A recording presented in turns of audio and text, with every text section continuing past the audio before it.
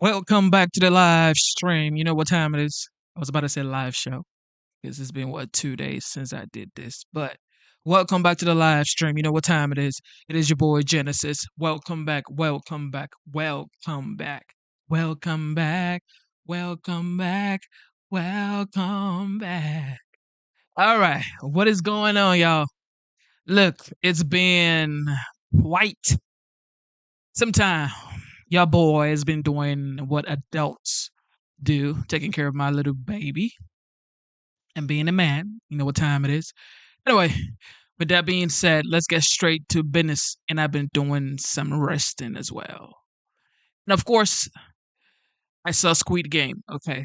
Saw Squid Game part 2 or season 2 or whatever 2.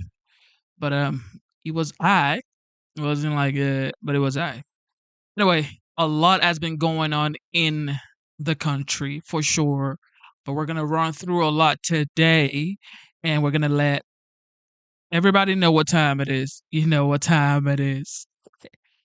All right, let's get straight to business. If you're here, double tap your screen, subscribe to the channel.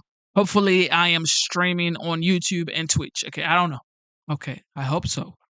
But yeah, let's get right straight to it. And what is going on with the border? Okay, we already know the border is in shambles. We know, everybody knows that. Okay, everybody knows the border is in shambles. But what exactly is going on? Check out Tom Holman. Let's get it. Joins me now. Tom, great to see you again. Appreciate you coming on. Let's talk about the border wall, first of all. We'll get to our foreign neighbors in a moment. But the idea that the Biden administration was selling off for pennies on the dollar border wall parts that we, the taxpayers, already paid for, and then presumably they'd be sold back to the Trump administration later on. In other words, taxpayers are paying more than double for this. It's infuriating people. Have we at least stopped that process? Yes, we have. And the courts have ordered them to stop. And, you know, it's disgusting that they're going to take that border wall, which, like you just said, we pay top dollar for, and selling it for pennies on the dollar. Now we got to rebuy it. It's ridiculous. However, a little bit of good news. One of the companies actually reached out to me, willing to give us that border wall products back at what they paid for it, the pennies on the dollar, giving us back for the same price. So I think Ken Paxton, the AG in Texas, took immediate action. I know I've been working with Lindsey Graham, taking immediate action. So right now I think we got them stopped. But it's insulting. They wait 4 years just before we take control to sell a main piece of our plan to secure that border. Nasty piece of work. I'm glad it stopped. Let's talk about what's happening with our neighbors, because Donald Trump certainly got the attention of both our northern and southern neighbors, both of whom have now been talking, reacting to what Trump's been saying. How's that working out? And in particular with regard to the old Remain in Mexico policy that Trump used very effectively in his first term to close the border. Look, the Mexican government's already taken some actions to stop some of the caravans coming up. I think it's very promising. The discussions with Canada and Mexico, they've already taken steps. And like Canada, I mean, within 2 days of the Trudeau meeting, the foreign minister got a hold of me talking about what they can do to, you know, make the northern border more secure. So I think President Trump's actions are doing exactly what he intended to do. Bring our neighbors to the table to talk about securing our border and saving lives, both on their border and our border. So I think President Trump is a genius for reaching out to these countries, even before he takes office, to address border security. Well, that's it's already the point. having an effect. I have never seen, you've got a lot of experience in the federal government. I've never seen a case where foreign policy has been arranged before a person has actually been inaugurated as president. Have you? Yeah. Look, we're not waiting. I've already been to the border several times. I've already met with Governor Abbott what we can do for Texas. I met with National Sheriff's Association when they can do it for us. I've talked to the Foreign Minister of Canada. You know, and I've been out to Arizona talking to the sheriffs out there. So we're not waiting for January 20th. We're going to try to secure the border as quick as we can. We're already started working on those plans. Now, you may have gotten the attention of our foreign neighbors, north and south, but you still haven't gotten the full attention of a lot of the cities, the sanctuary cities and states in the United States. And we just had a recent example of it with the the Brooklyn DA not dealing with a detaining order from ICE for this horrific crime that took place last Sunday, where a woman was burnt to death by allegedly by an illegal alien who's now the suspect in the case. ICE put a detainer on him, and it wasn't accepted by the Brooklyn DA. What's going on with that? You know, I had a meeting with Mayor Adams a few weeks ago. Mayor Adams says he wants to come to the table and work with us on public safety threats, and he's committed to doing that and getting us back into Rikers Island through executive action. He's also willing to help us find over 300,000 missing children, that many are in New York City. But, you know, he was very, you know, honest with me, saying he's got a city council he needs to deal with, and he's going to do what he can through executive order. But I'm hoping he's a man of his word. He's going and push for the actions that we discussed that day. Any elected official, even this district attorney, anybody in that city, you should want to remove public safety threats from your communities. That's your number one responsibility, is protect your communities. We want to help you do that. If you don't want to help us get out of the way, we'll come and do it for you. But we're going to do it. We're going to run this operation in New York City and every sanctuary city across the country. We're coming. Well, we've seen the worst of the worst. I mean, people who were accused of child rape up in Boston, because that's a sanctuary city. They wouldn't, the cops there couldn't cooperate with you. ICE had to go in and do it on their own. Thank God they got a couple of them, but who knows how many of them are still roaming around. Finally, I just want to deal with this question of unaccompanied children. Over 300,000 of them who just disappeared from HHS's rolls of unaccompanied children. Where they are, we don't know. We do know that there are these smuggling rings that essentially put them into slave labor, horrific. First of all, you gotta acknowledge Tom Homan, because Tom Homan has been hands-on for sure. But what I don't understand is the Biden administration selling the border wall or the border wall materials. It's like, what are you doing? Okay. What are you doing? Let's know. Okay. We just want to know. What are you doing selling the border wall materials? Okay. That's not even allowed. That's just bad news for Biden administration, because if they have to go buy the border wall materials from another company entirely, it's like, why did you have to sell the border wall materials in the first place when you know it's meant for the security of the border, to build a secured border? And you know there's no country without a border. Why would you do that in the first place? And that's just sad news for the Biden administration. Okay. A lot has gone on in this Biden administration. However, it's like this takes the cake. Okay. This takes the cake. And for the legendary, the 45th, now the 47th, Donald J. Trump, for him to be smart enough to reach out to Justin Trudeau, the president of Mexico, and of course Justin Trudeau, the Prime Minister of Canada, it's just what a commander in chief will do. This is what commanders in chief do. Like, if you're smart, if you're intelligent, if you're a strong figure or a strong character, this is what you're supposed to do. This is what you're supposed to do. This ain't no games. This is facts. And nobody has ever seen a play like this. This is a power play from the 45th, now the 47th president elect. You got to give this man his credit, man. A lot of people don't give Trump his credit, okay? People don't give Trump his credit. I don't know why, but this guy deserves the credit. Yeah, I'm trying to show y'all my bracelet, okay? But this guy y'all don't give Trump his credit. But you're going to have to understand that you're going to have to give this man his credit, man. Give him his credit. How many presidents have you seen that actually takes his country seriously and wants to protect his country this much? I don't know. Okay, I don't know. Okay, I do not know. But I know for a fact that this man has proven himself to be a legendary, an icon, a man that never quits.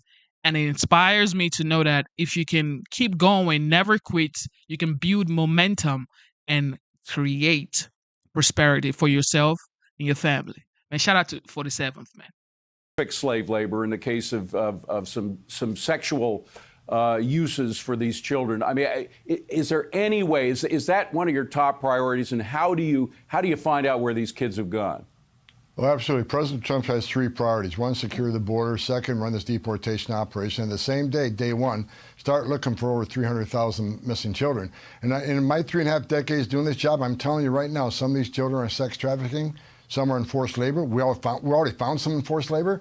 We got to save these children. But it's going to be a hard task because you and I both have a footprint, right? We have a digital footprint. We own homes, we own cars, we pay bills, we got utilities bills and so forth. We got a digital footprint. Children don't.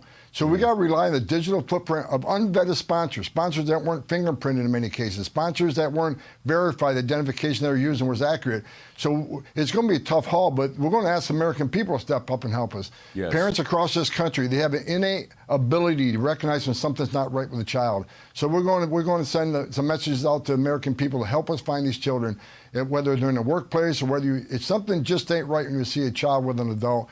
Let us know what you see. If that one phone call out of 1,000 saves a child, it's well worth it. So we're going to do everything we can to find these children. That is a major priority of the Trump administration, find and save these children. It should be a priority of every American. Again, if you see something that's suspicious, you got to let people know. And you have to, man. You have to, because when you see a child going through some type of BS, it is your responsibility as an adult, sensible adult, even if you're not related to that child. You should be able to say, you know what, man, this is total BS, bro.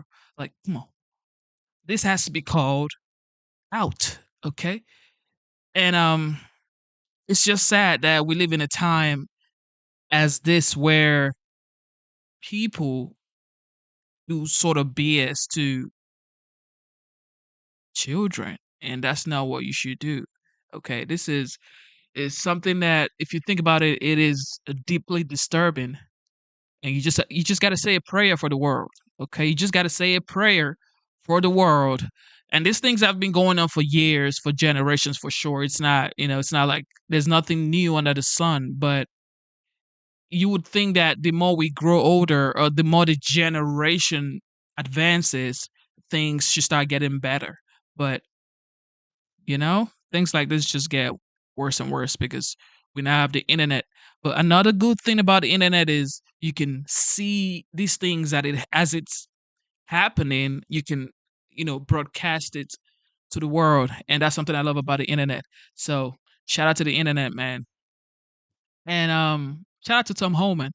I really believe Tom Holman is gonna do a great job. I believe that for a fact. I believe that for a fact. I believe that. And of course, everybody's trying to put Elon Musk against the legendary Donald Trump. But Trump is smart. Okay, Trump is smart. That's something I know for a fact. Trump is smart. Elon happens to be the wealthiest man financially on earth. And look, it is a plus for Trump to have Elon in his camp. Okay? It is a plus, and that's it. In his clash with the far right over immigration. And of course, CNN ain't going to give up. CNN is not going to give up. They're always going to try to put them against each other. Okay? This is something that everybody knows. Nobody's arguing this facts. Okay? Nobody's arguing this facts. But put it in the chat, guys. Put it in the chat. Do you think Elon Musk and Donald J. Trump, who happens to be the 47th president of the United States, do you think these guys are going to have some sort of clash? Like Clash of the Titans, okay? Do you think there's going to be some sort of Clash of the Titans in the next year or two? Let me know in the chat. Put it in the chat. My opinion, I would say maybe not, because, a president is a president, okay? The richest man in the world is the richest man in the world. And this is what I predict, okay? In the next 4 years, Elon Musk is probably going to be the first man to reach $1 trillion. This is what I predict, okay? It may be wrong, it may not, but even if he doesn't get to $1 trillion, he's damn near going to get it. Like, damn near almost going to reach $1 trillion, because Tesla is going to the moon for sure. Everybody knows that. This ain't no new news, okay? Everybody knows that. But this man is almost going to get to $1 trillion. So let me know in the chat. Do you think this guy's gonna have some sort of clash with the OG Trump? Let's know. Elon Musk is now going after the hardliners, the very heart of the MAGA base, labeling them just a few hours ago as, quote, contemptible fools who must be removed from the Republican Party root and stem. Musk now finds himself pitted against the likes of Steve Bannon, however, Trump's former White House aide, who came out against Musk's push for H-1B visas, which allow highly skilled foreign workers into the U.S. and has long been the lifeblood of Silicon Valley. H-1B visas, that's not what it's about. It's about taking American jobs and bringing over essentially what become indentured servants at lower wages. This thing's a scam by the oligarchs in Silicon Valley to basically take jobs from American citizens, give them to what become indentured servants from foreign countries, and then pay them less. Simple. To let them into through the golden door. Now, Bannon's comments align him with people like the far-right activist Laura Loomer, who has been bashing Musk for days now on this and is even accusing him of censoring her on his own platform. She is the anti-immigrant Trump ally who is now claiming Of course, that her here blue we check go. mark was removed, her subscriptions were deactivated, her character limits for tweets and posts on X were limited for what she says is, quote, raising concerns and speaking the truth about the technocratic takeover of our country in the White House. Now, that was after she posted racist messages like this, saying our country was built by white Europeans, actually, not third world invaders from India. More on what she is saying about why she lost those privileges on X in a moment with Donny O'Sullivan. But all of this began after Trump named Shriram Krishnan, a tech entrepreneur and investor who was born in India, as his senior policy advisor on artificial intelligence. He's not an immigration advisor for Trump, but this started this entire backlash. And it's culminated today with Elon Musk not backing off of his stance, despite the backlash that he is facing from the MAGA right. Instead, he's writing tonight, anyone of any race, creed, or nationality who came to America and worked like hell to contribute to this country will forever have my respect. Noticeably silent in all of this infighting in his party, the president-elect himself. My political sources tonight are the former Deputy Assistant to President Biden, Jamal Simmons, Editor-in-Chief of The Dispatch, Jonah Goldberg, and CNN Okay, senior here we go. correspondent Donny O'Sullivan. And it's great to have you all here. Jonah, I'm sure you've been watching, just like I have, as all of this has been playing out, only getting worse today with really just seeing these people at each other's throats on lines. What does it say to you that Trump himself, who is the king of weighing in on things online, has not done so? Because he doesn't have a good answer to this problem, right? He's got a very tight, small coalition as presidents go, and there's just not a lot of give in it. I mean, it's symbolized by the fact he's going to have, what, a 2-seat, maybe with this new defection, a 3-seat majority in the House. If you have 3 or 4 or 5 congresspeople who agree with Laura Loomer and Steve Bannon, then you can't get any legislation done that Elon Musk wants. And so he's stuck in this hard place where he hasn't quite yet figured out how to get peace amongst the various Trumpy tribes back together. And I don't think this is going to be the schism that tears apart MAGA, but it is the first sign of what is probably going to be a good number of schisms and fault lines that divide people who have irreconcilable positions. Yeah, it is remarkable to see this because some people who have studied Elon Musk for a long time were saying that when this friendship was blossoming, that inevitably there are major differences between Trump's base and them on this issue. And Donny, just on how all of this started was with Trump's pick for an AI advisory role that's going to be sitting not in the West Wing, but in the building next door. And, this has caused such a huge issue where Laura Loomer, we'll get into that in a moment, but was accused of posting his address online and sharing documents like that, which is why some people said was the real reason she was taken away from those things on Twitter. Yeah, I mean, I think, look, a big part of the reason that this advisor in question is being targeted is because he's not white. He's Indian. You can just go on to X and see the vitriol around this conversation. I mean, they try and say it's about visas and everything else, but really you do not need to scratch the surface too far just to see the level of racism and hate and just really ugly stuff that's happening on that platform. And that is in part, right, because a lot of the white supremacists and racists and others who had been suspended by Twitter for spreading hate under the previous ownership were all brought back onto the platform under Elon Musk. I don't know why. I just don't understand why every single time something like this comes up, especially immigration, the next thing is racism. It's like, no, okay, no. If you have a country, you want to make sure the citizens of the country are what? Secured, safe.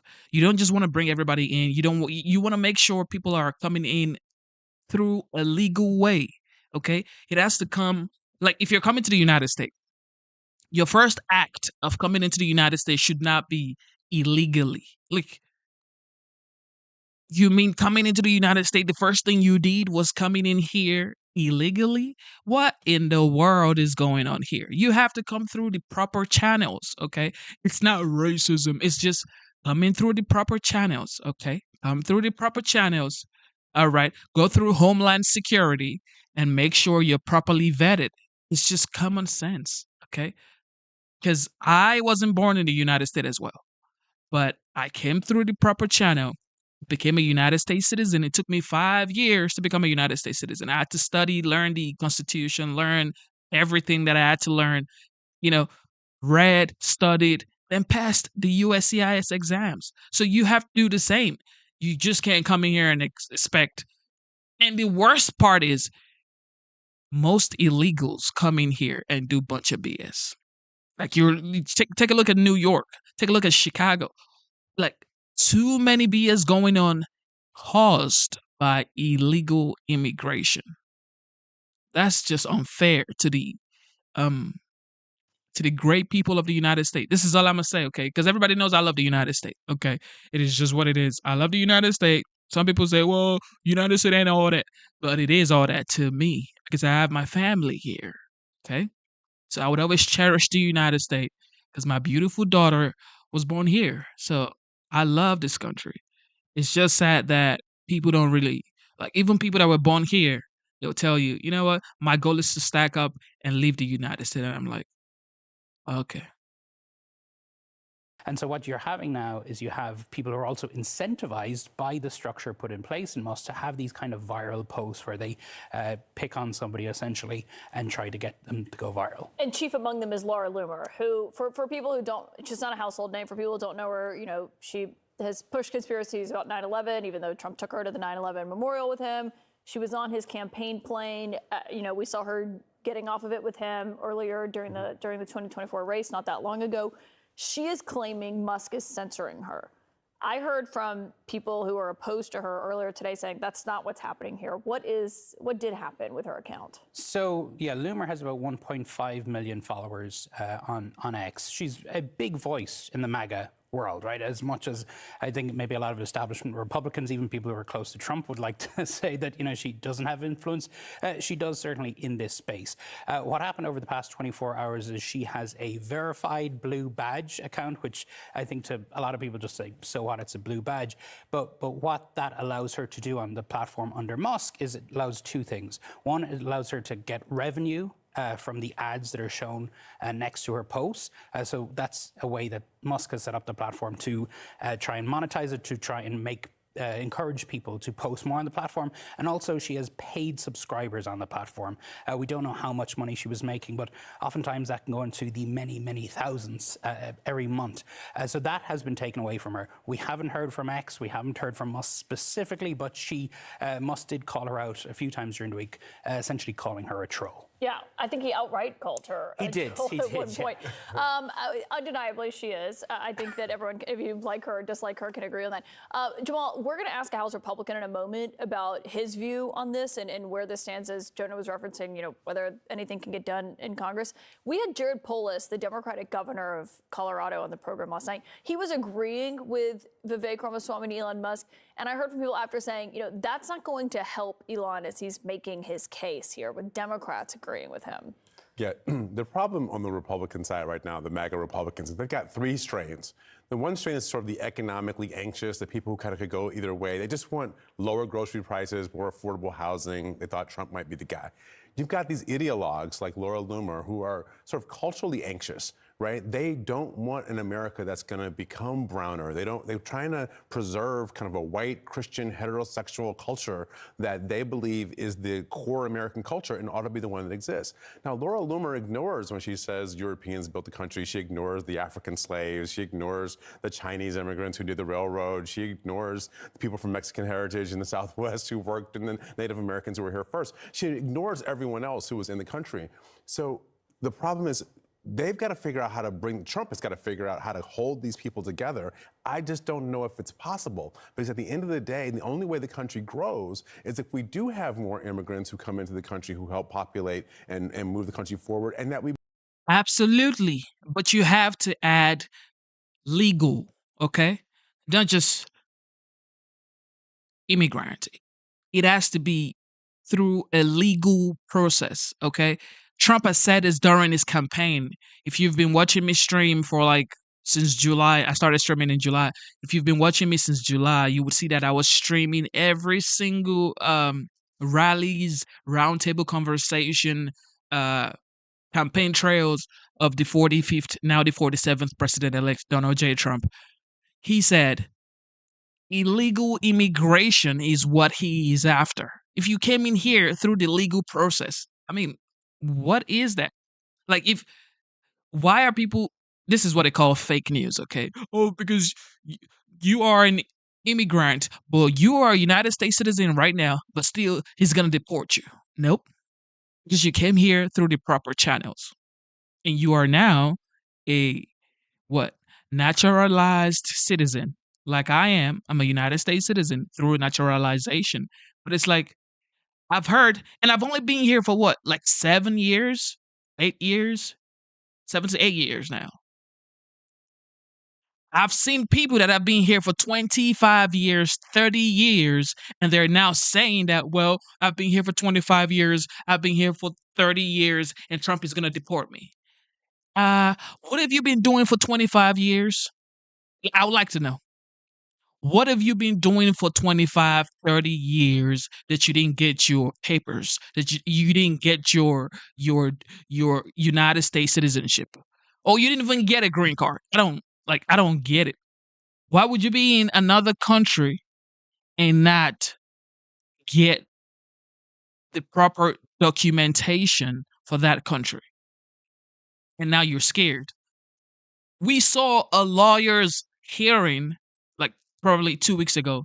And this guy said he's a lawyer, he's been here for like 20 years now, or 25 years, and he's married. He has a 9-month-old boy or something like that. And he's not a citizen. He's been here since he was 7 years old. Now he's married, he has babies. He's been here for over 20 years. 20 years, guy. Over 20 years. And you've been working, paying taxes, but you didn't figure out how to become a United States citizen. Like, the United States wants you to become a citizen. This is just facts, okay? People don't know this facts, but the United States, they want you to become a United States citizen, okay? If you go through USCIS, there's so many ways to become a United States citizen. Like, people just don't know. If you go through USCIS, you would see there's so many ways, legal ways, okay? Right legal ways to become a United States citizen. But it's like, people are like, I've been here for 40 years. Bro, what have you been doing for 40 years, bro? Man, you need to go back home. Make it more diverse, where we recruit and retain people from different backgrounds into these tech industries so that we can have an economy that can compete with everybody in the world. Yeah, well, and Jonah, on that front, we heard from Loomer earlier today saying, still pushing her position. Obviously, as I read just a moment ago, Elon Musk is very much still advocating for his, despite the immense backlash he's been facing. But listen to what Loomer said about what she plans to do with her position on this earlier. I'm going to escalate it all the way up to President Trump. I'm going to take it to advisors, and I'm going to take it to people I know who have been appointed to cabinet positions. And I'm going to ask them, is this the type of America that we're going to be living in? Are these the campaign promises that were made to MAGA and the American people? I mean, she does have. And look, when people say to MAGA, MAGA means make America great again. It's not to MAGA base and American people. No, every American actually wants to make America great again. I don't think there's a MAGA people and then there is American people. I think there is like one type of people, which is the American people. Every American person that is, well, that has common sense should want to make sure America is great again. Okay, it shouldn't be the MAGA people and then the American people. So what? There are two different types of people. No, every American wants to have a great country.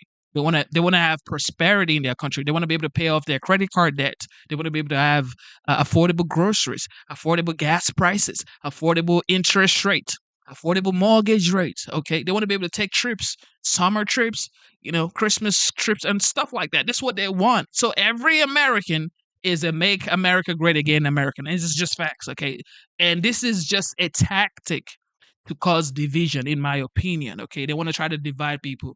And even some Republicans do this. It's like, well, we are the MAGA fan base. No, you're just causing division. It's the same thing with the Democrats. When the Democrats say, you know, we we are what do they call themselves? Progressives or whatever. It's like you guys are just causing division. And shout out to the media, they just make it even bigger. Have a direct line to Trump, obviously. We've seen that. Trump has said he doesn't control her, but Elon Musk is someone who's basically living at Mar-a-Lago. And I think that is a real question of whether or not, as you were saying, maybe it's not the full rift, but it's the start of one potentially in this scenario. For sure. I think it's one rift among a bunch that will probably come down the pike as we move forward. But look, I mean, it would take a heart of stone not to laugh at this situation that they've gotten themselves into. Trump, is this classic, what do I have to do to put you in this condo today kind of salesman. And he makes promises to the Musk faction. He makes promises to the Laura Loomer faction and a bunch of other factions in between that cannot be reconciled with each other. And look, I'm much closer to Elon Musk on the policy issue here than I am, even remotely with Laura Loomer about any of this stuff. But one of the ironies of all this is that all of these people across the spectrum, they rode this populist tide in, claiming that establishment Republicans and conservative establishment and the old Reaganite crowd, the old National Review crowd, they don't know anything and all the answers are super easy and we know exactly what to do. And then it turns out they come in and it turns out this stuff is really complicated. H-1B program is complicated for how you reform it, how do you expand it, what do you do about chain migration? And the serious people were all pushed aside in favor of all of these populist yahoos from Steve Bannon on down. And now they're the dog that caught the car and they don't know how to do any of this policy because they haven't done any of the legwork on it. Somebody said in the chat, if you're watching on YouTube, I'm streaming on Twitch too as well. So you guys go follow me on Twitch, Genesis Madhouse Live. Okay, Genesis Madhouse Live if you want to watch me on Twitch. But anyway, somebody said here on the chat, they said that America is already great. I think America is the greatest nation in the world, okay, when it comes to military, when it comes to opportunities, when it comes to just freedom, okay? This is just the facts. You can argue back and forth, okay? You can say, well, you haven't been to Australia. You haven't been to Japan. You haven't been to Switzerland. I get it, okay?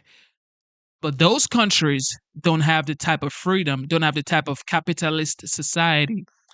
Anybody can make it in the United States, okay?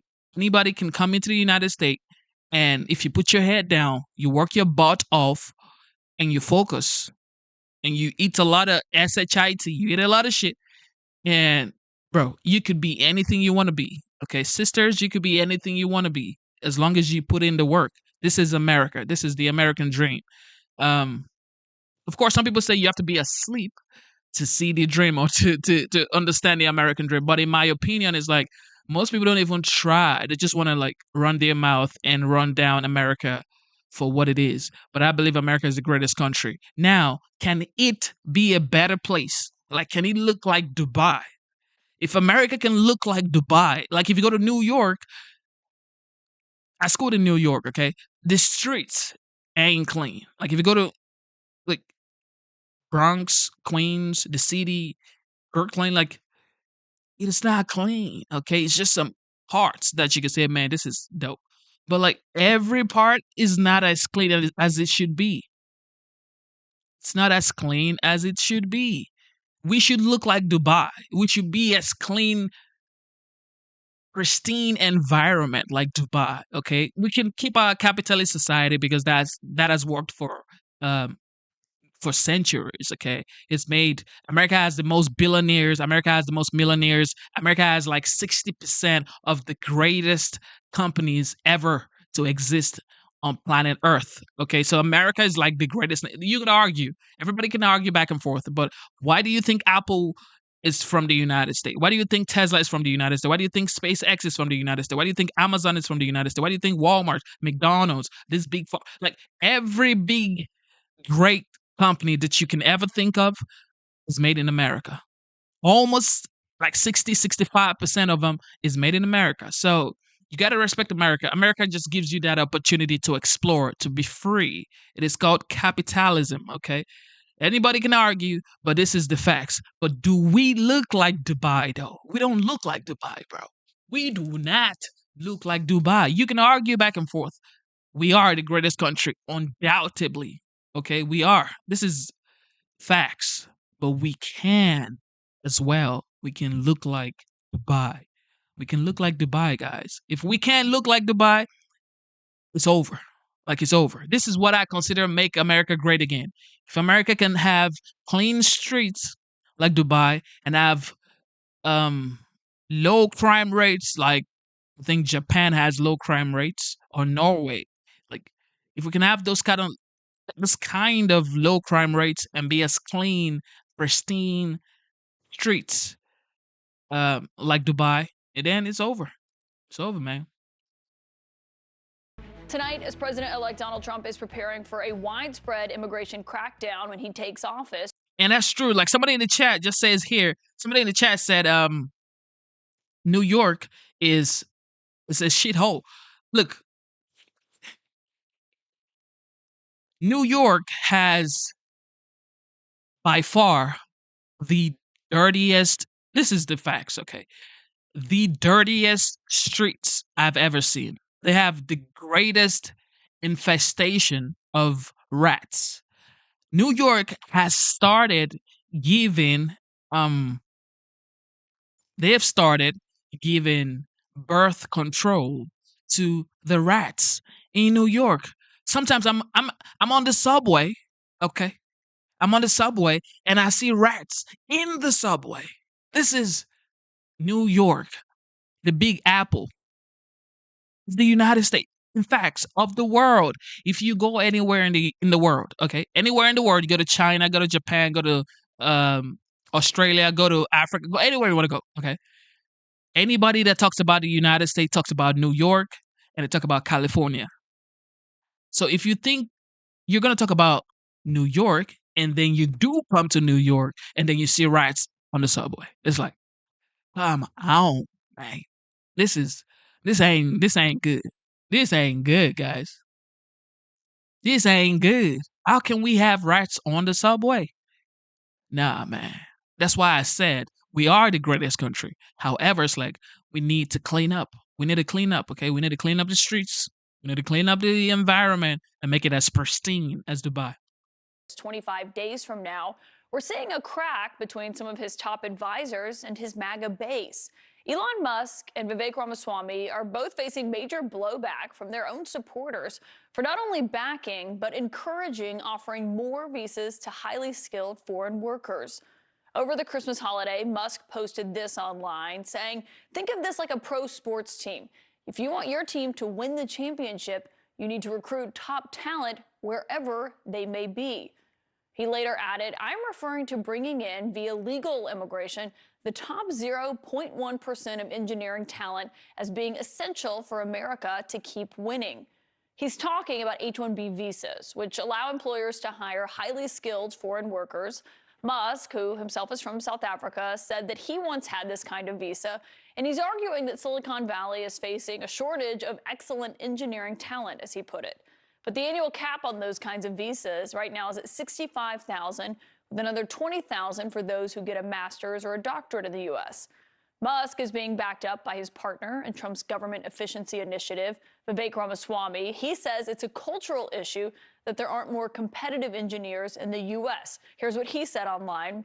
A culture that celebrates the prom queen over the math Olympiad champ or the jock over the valedictorian will not produce the best engineers. A culture that venerates Corey from Boy Meets World or Zach and Slater over Screech and Saved by the Bell or Stefan over Steve Urkel and Family Matters will not produce the best engineers. But that argument is not going over well with Trump's MAGA base, certainly not online. Some of them saying, we did not ask them to engineer an immigration policy. Tech wants indentured servants, not high-skilled workers. You don't even know what MAGA immigration policy is. Now, Trump himself, who I should note restricted H-1B visas in his first term, has said on the campaign trail this time around that he did want to make it easier for educated foreigners to work in the U.S.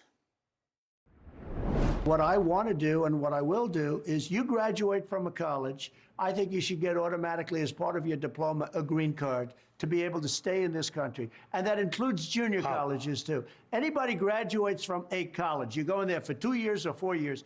If you graduate or you get a doctorate degree from a college, you should be able to stay in this country.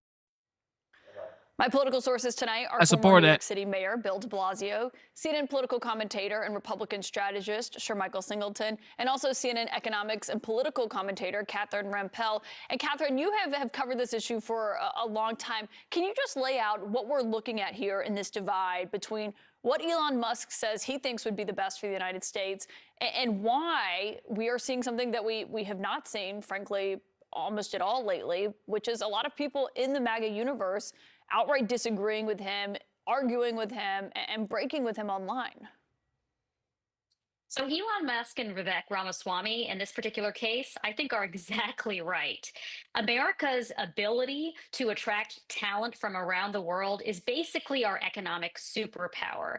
The fact that in particular, we've been able to attract high-skilled immigrants quite reliably in this country over the past century or so is why we have this enduring leadership in science, tech, and business. So just as an example, of all Fortune 500 companies, about half of them were founded by immigrants or the children of immigrants.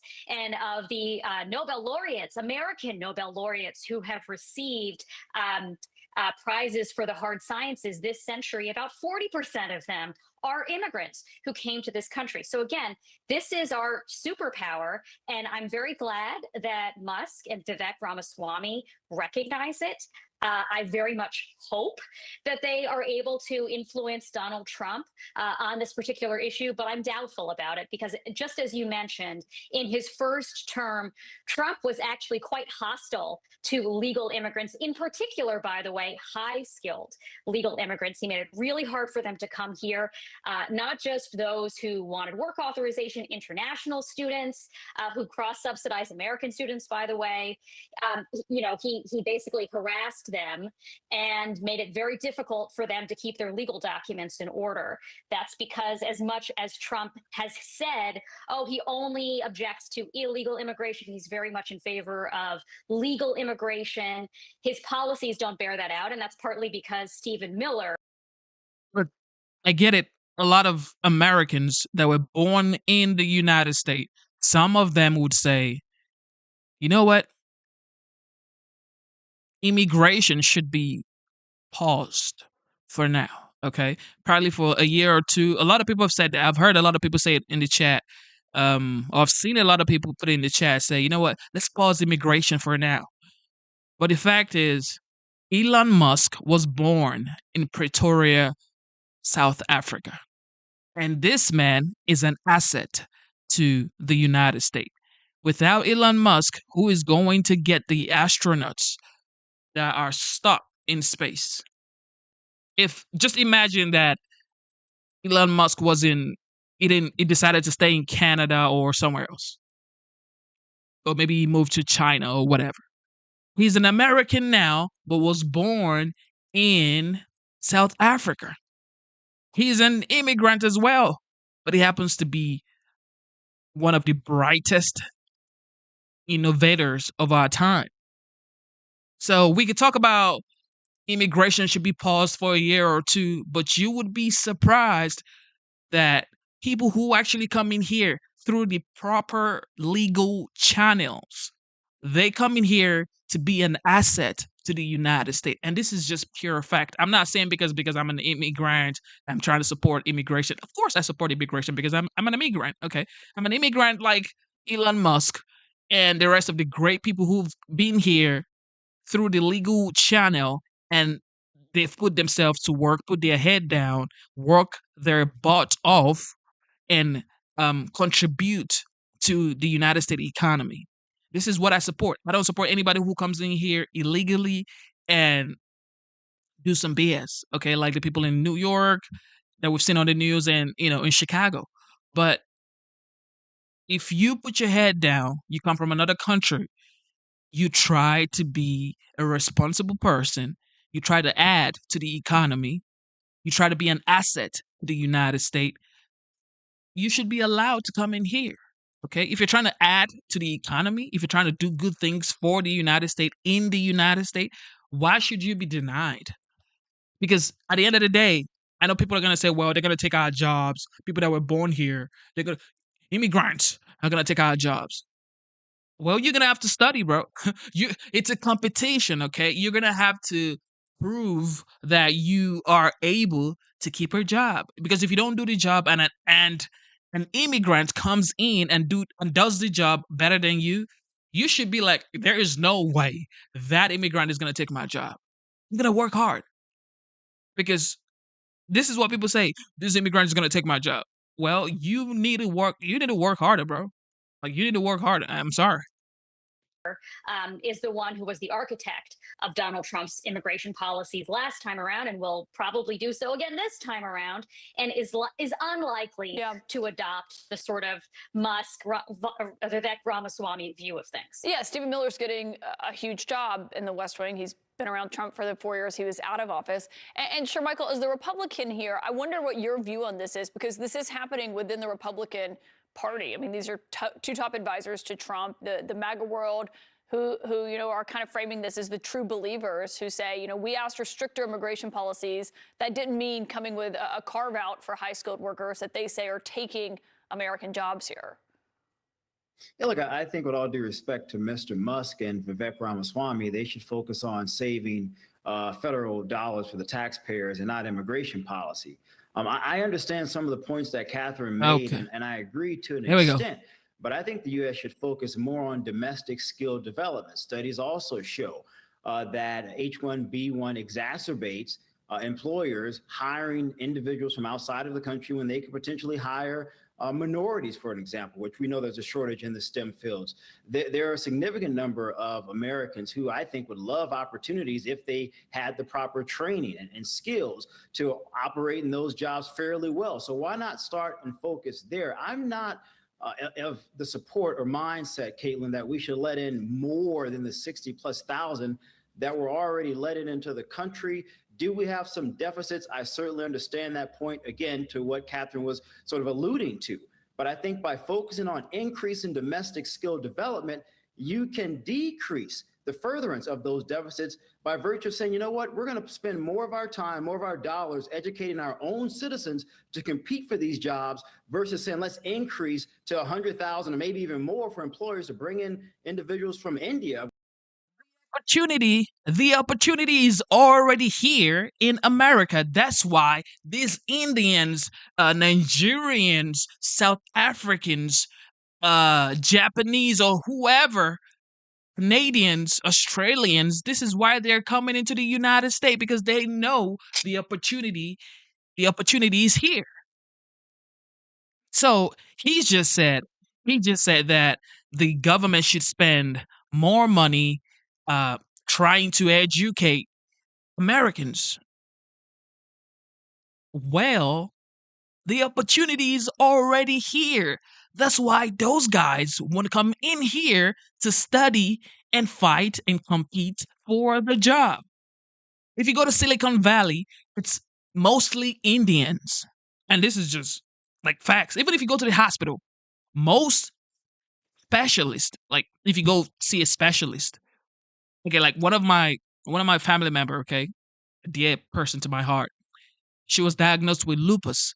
Her lupus doctor was a Chinese person. Her kidney doctor was from Ghana or Kenya. So it's like, because these people work hard, they're willing to put in the hours, they're willing to do as much as they can, study, study, study. They hardly get tired. They never say no. Like they want to learn, they want to serve. It's like, it's basically like they want to serve the United States. So what? Are we gonna not hire the best people for the job because you are a legal immigrant? You should not be hired. Oh no, we want to give it to someone who was born here. The person who was born here maybe not qualified for the job, sir. We want someone who is qualified. If you had to change a kidney, would you worry if this person was American or not? You just want to know if this person is capable of replacing your kidney. Who cares where they're from? You just want to know, are you capable? Okay. This is the same thing as DEI, in my opinion. Okay. Diversity, equity, and inclusiveness, or whatever, inclusion. It's about capabilities. Are you capable of doing the job? Don't matter. But you have to come in here through the proper channels, through the legal way. Okay, you can't be in here illegally, then you're gonna have to go. But if you come in here through the proper channel, you study, you put your head down, you work hard, and you fight and you compete for a job, you deserve it. which is a predominant country where many of them come from. I don't agree with that at all. And I think folks in the MAGA world have every right to be angry with Vivek and Elon Musk. Yeah, well, that's an interesting point because I saw that argument being made, but also I saw Mark Cuban, Mr. Mayor, responding to that saying, well, and I think we have what he had posted, quoting to Elon Musk and Vivek, saying, well, everyone, argue college is overrated. If you're arguing we need to have more homegrown engineers, don't we need more kids who are going to college? I mean, I think he's being a bit sarcastic there, but that is kind of the dual arguments that you see sometimes from this political orbit. Look, I see a couple of things going on here. First of all, I have to say I agree with Elon Musk and Vivek Ramaswamy. I think they're pointing out the reality that we're living. You could say, and I hear Shermichael's point, I disagree with it though, because I think it misses the fact we want to get to the place where we can maximize the use of our own talent in this country. Let's bring in the best and brightest from all around the world. Let's really make our economy stronger. Let's become even more tech dominant. That's the way, in fact, to elevate the whole country and to create more opportunity for Americans of all kinds in the tech field. So I don't know why on earth we wouldn't want to grab all the talent out there, especially because if we don't, our competitors will. I think it's also fascinating that we're seeing this kind of open conflict. I think it's going to be the first of many. And of course, that speaks to the question of Elon Musk's role. I think really soon we're going to see more divergence between Elon Musk and Donald Trump. It's natural, given each of them having the power they have. I think that's going to be a very, very important storyline in 2025, that these two people who appear to be allies but really have very different interests start to diverge issue by issue. We saw it also during the recent budget fight. I think we're going to see it on issues like artificial intelligence and climate, where Musk has been in a different place than Trump. That's Going back and forth, okay? People are going back and forth in the chat. I get it, okay? I get it. Mixed feelings. However, Elon Musk, that everybody likes, okay? You want to drive Tesla.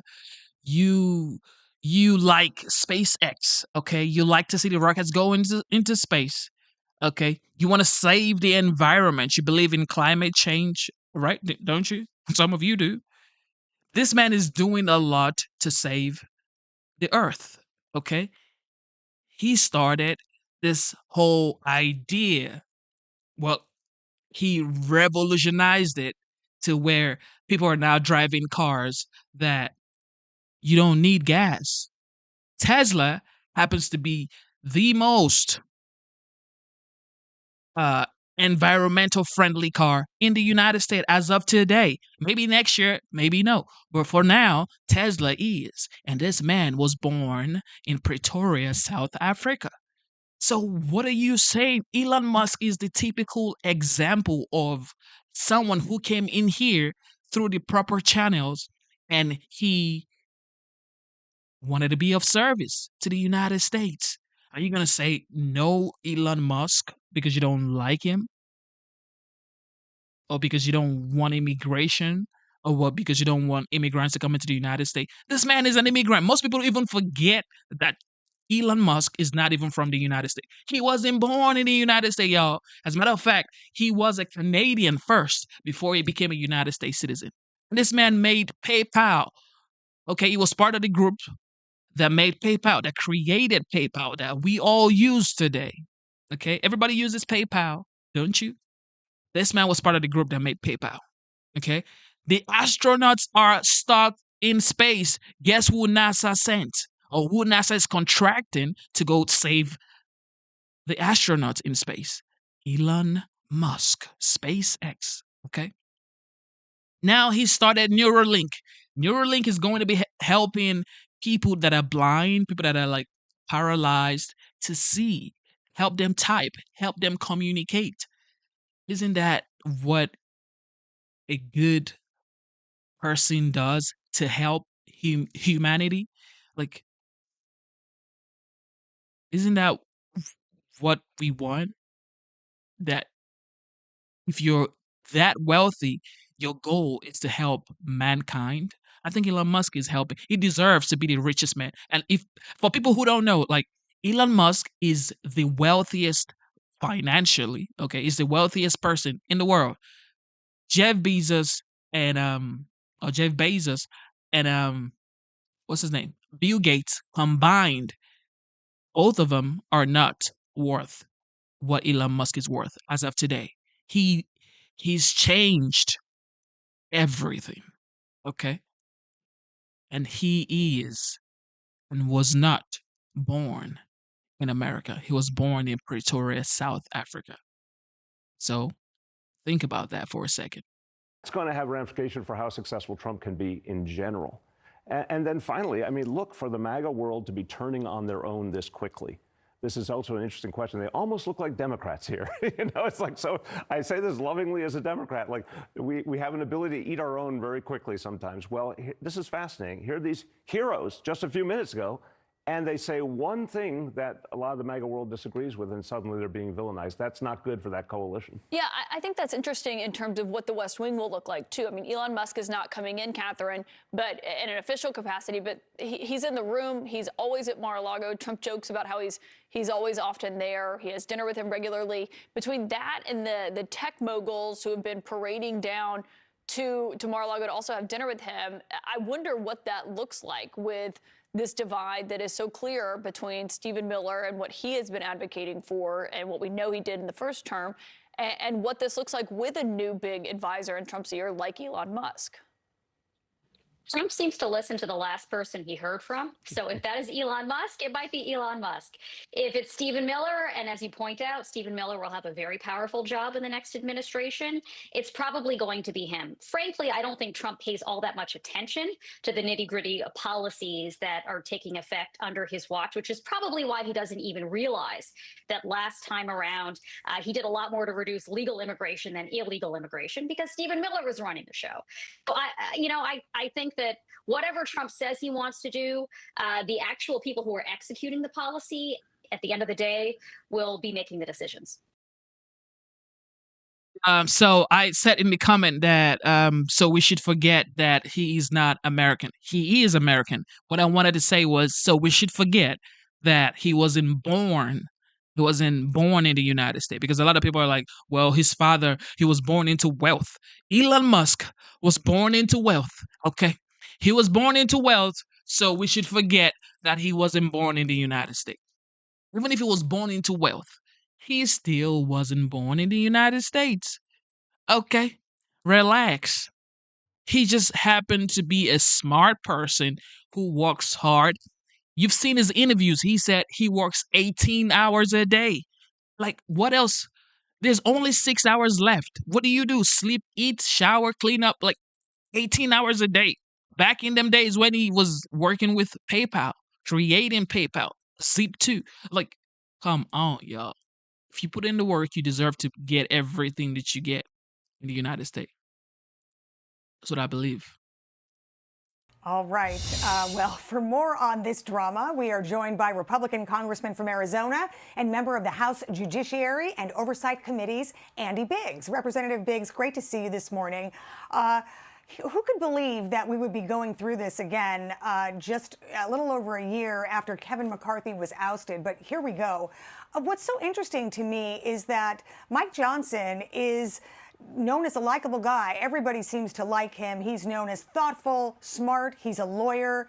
He gets along with both sides. But as Madeline just mentioned, he did not get that debt ceiling deal that President-elect Trump wanted. So what happens to him here? Is he able? He needs 218 votes. Does he have those votes? Can he get them? It's pretty darn close right now, Anita. You've got one member, and actually two members, who said they're not going to vote for him. One has said under any circumstance he's not voting for Mr. Johnson. And so for Mike to become Speaker again, he's going to have everybody else. And there's a lot of discontent, particularly with what happened last week in the spending fight. But beyond that, the fact that we did that kind of spending fight 3 months ago, and then 3 months before that, and it just continues to go on. And maybe things were not done as openly and transparently. We were promised no omnibus bill. Last week's first bill sure looked like an omni. We were promised no last-minute deal on the eve of Christmas. That's what happened. I mean, there's a lot of things that people have disapprobation with Mr. Johnson about, and so he's going to have to assuage a lot of those concerns if he's going to become Speaker again. Yeah, for sure. And like you said, he's going to have to do some assuaging. I want to take a listen to Congressman Andy Harris. He is chair of the Freedom Caucus, and what he has to say about this impending vote on Friday. Let's listen. We're working with the Speaker's office to, change the way things are done to make sure that we can advance President Trump's agenda for the American people, and we'll see if those commitments can be made. If they can't, then next Friday could be a long day. Wow. A long day. So Madeline and Griff were talking about what could really seal this deal is President-elect Trump coming out and giving him his firm stamp of approval. I mean, remember, the Speaker vote is January 3rd. Just 3 days later is the certification of the presidential election. I can't imagine President-elect Trump wants anything to go wrong that day. I mean, that day needs to go pretty smoothly, right? Yeah, January 6th is the X day for us. We've got to make sure that goes about as smoothly and perfectly as it can as we rev up and get ready to go. The question, I think, and what Andy Harris was talking about is Mr. Johnson, the Speaker, has got to get it together and determine whether he's the guy who can really deliver the agenda. And there's some important things on the agenda. I mean, you've got the reconciliation bill you want to have up there as close to President Trump's swearing in, which is the 20th of January, as possible, Anita. And so the question is Mike Johnson capable of doing it? I mean, there's a lot of people who feel that he's not. But I'm getting back to your original point. I do think that the way President Trump comes in or doesn't come in, or whether he stays silent, all those are signals to the members of the conference. Mm-hmm. And quick answer here. Are you a yes vote for Johnson? I have not committed publicly one way or the other, and I'm not committed privately either, too, Anita. I just kind of kept it to myself and hoping that we get this thing ironed out before January 3rd. Okay, well, we'll be watching that. And while I've got you here, I want to ask you about another topic. There's a lot of talk now about the H-1B visa. This is a visa that sort of clears the way for highly skilled foreign workers to come into the country. That's the key word. Y'all forget about the key word, okay? It's just like when Trump says he's going to deport a lot of people. People forget about the key word, illegal, okay? Illegal immigrants. Same thing here. You're forgetting the key word, highly skilled people, for H-1B visas. Okay, they're saying highly skilled. Nobody's talking about the highly skilled parts. Okay, highly skilled. That's the key word. Same thing with the illegal and legal immigration. Y'all always forget about the proper term and the proper keyword. Okay, the keyword here is highly skilled. All right. Elon Musk is calling for more people to have access to the H-1B visa or change the process, make it easier for them to come in. Let's listen to a tweet that he had about this. So Elon Musk says the number of people who are super talented engineers and super motivated in the USA is far too low. Think of this like a pro sports team. If you want your team to win the championship, you need to recruit top talent wherever they may be. That enables the whole team to win. Your thoughts on that? Well, first of all, an H-1B visa isn't limited to STEM graduates. People are going to come out in computer engineering, those types of things.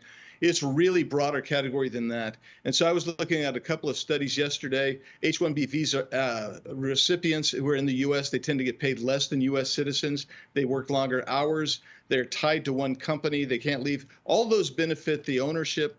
And so I understand why people who own companies want the H-1B visas. But the other aspect of it is when you do skills test and assessment, another report I was looking at said, well, you know, USA STEM graduates, of which there's a surplus right now for jobs, and they can't get those jobs because they're competing with H-1B visas, they do better. And the last point to make here is this isn't just... You see, I didn't say it.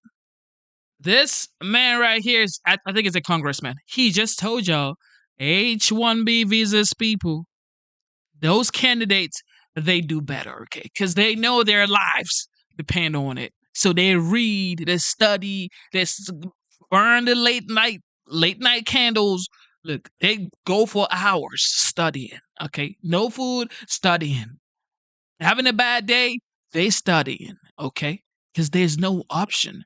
They're trying to be an asset wherever they find themselves. So you got to give them props, man. Nobody's trying to say no more H-1B visas. What Elon and others are trying to do is they're trying to expand the number of H-1B visas and not necessarily even limit it to categories. And we have to really look at that possibly at some point. But right now, let's get a hold of our border and the millions of people who've come into this country illegally and try to resolve that first. Yeah, well, that is the thought of a number of people in Congress who say, you know, America first, right? Representative Andy Biggs, so good to see you today, and thanks for all. It is what it is, man. It is what it is. It is what it is. You got to give respect to, you know, the people that deserve it, man. But let me know in the chat. What do you think about Tom Homan, the border? What do you think about Elon Musk and Trump? Because the media is gonna put them against each other for sure. What else? And Vivek Ramaswamy, his parents are immigrants. He is like the first generation here. So, like, people forget. I think there's one more for this. I should start by saying Elon Musk is right about the nature of the problem, that there is a problem with high-tech skills in the United States. His solution is to immigrate more of these people, and that has got him on the outs with a lot of people on the right in Trump's coalition who say Trump, he ran on this idea of cracking down on immigration and also building up American workers, not foreign workers. Right, and I think that this issue, like so many that I expect we're going to see in the next few years, really illustrates the gap between these two blocks in the Trump coalition. I would put tech bros and Wall Streeters in one corner and the MAGA folks in the other corner, and there is going to be this juxtaposition. Now, I think that you can actually have it both ways. I mean, there is a way to crack down on illegal immigration, secure the border, those things a lot of people are for, and also make it easier for high-skilled immigrants to get into this country. Because the fact of the matter is, and I think folks on both sides would say, there are a lot of labor shortages that are actually the biggest problem to growth, productivity, and really the future of the country. And that is going to require more immigration. It's always been America's at benefit, at value add, particularly compared to Europe or a lot of other places in the country. It's why we have had historically higher growth. Yeah, I mean, I'm curious, Congressman. I mean, why, I can never figure out, why is it that when on the right, some of these anti-immigrant folks talk about this, they're not also talking about what it actually is going to take to bring American workers to these jobs, whether it's raising their skill levels, et cetera, because I guess they don't want the government to be involved in that, but don't you think it has to be at this scale? Look, this, I think, is one of the biggest issues that we have to tackle in this Congress. Yes, we need to secure the border. We need to stop the massive influx of illegal immigration. But the fact is we have a population decline in this country, and we have a workforce shortage. We have a shortage of doctors, nurses, engineers, home health aides, ag workers, construction workers, hospitality workers. We need to not only have an immigration system that works, that has a legal process that people who want to come here and enrich our community, our culture, our economy can do so.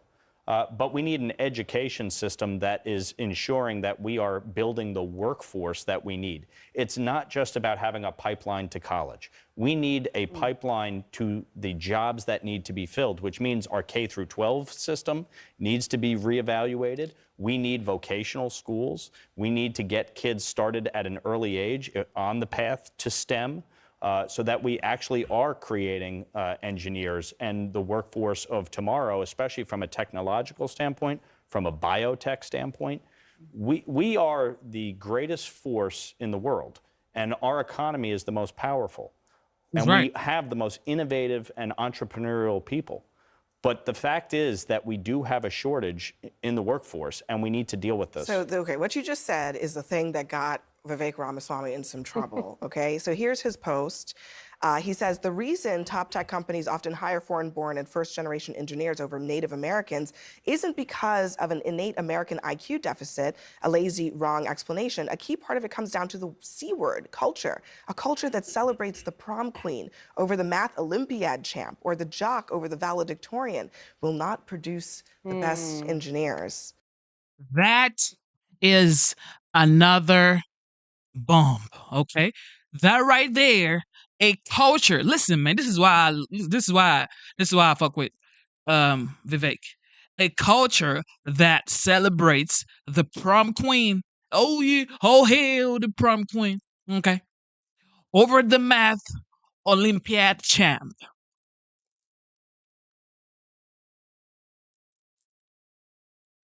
This is it right here. This is the problem right there. Because people celebrate everything else but the genius. They celebrate the sports guy. They celebrate the person who can sing, entertainers or whatever. But then if you're smart, if you're a genius when it comes to engineering, nobody's talking about you. Okay? You're not seen. The cute girl in high school is seen. You that read, study, nobody cares about you. Okay? They care about the guy who is 6 feet 7 inches tall who can hoop. As long as you can hoop, you got the attention. And it's just culture. Okay?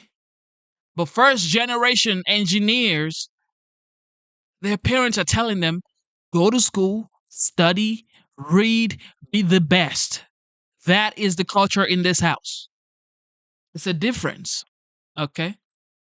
Sounds a little embittered, maybe. Is it American culture that's the problem? Somebody got stuffed in a locker. I'm not going to say who. Look, I think there's a way to solve this and talk about this that doesn't denigrate all of American culture. I mean, I'm now understanding more and more how he got 100 votes in Iowa or whatever it was he got during the Iowa caucus. The reality is, and Elon, by the way, clarified or further explained his position later and was talking about saying, I want to bring in the top 0.1% of engineering talent from around the world. It's like bringing in a Jokic or a Wembyana to help your whole team if you want to make a comparison to the NBA. So I think we... This is a typical American. He just used the NBA as a comparison to what to what Vivek was talking about. Like, his only comparison had to be sports. His only comparison, that's a typical American born, because this is the only way to interact, to talk to see a similarity, to make an American who because if you were born here, this is what you know. It's a cultural disaster, in my opinion, because if you're trying to make the next generation of um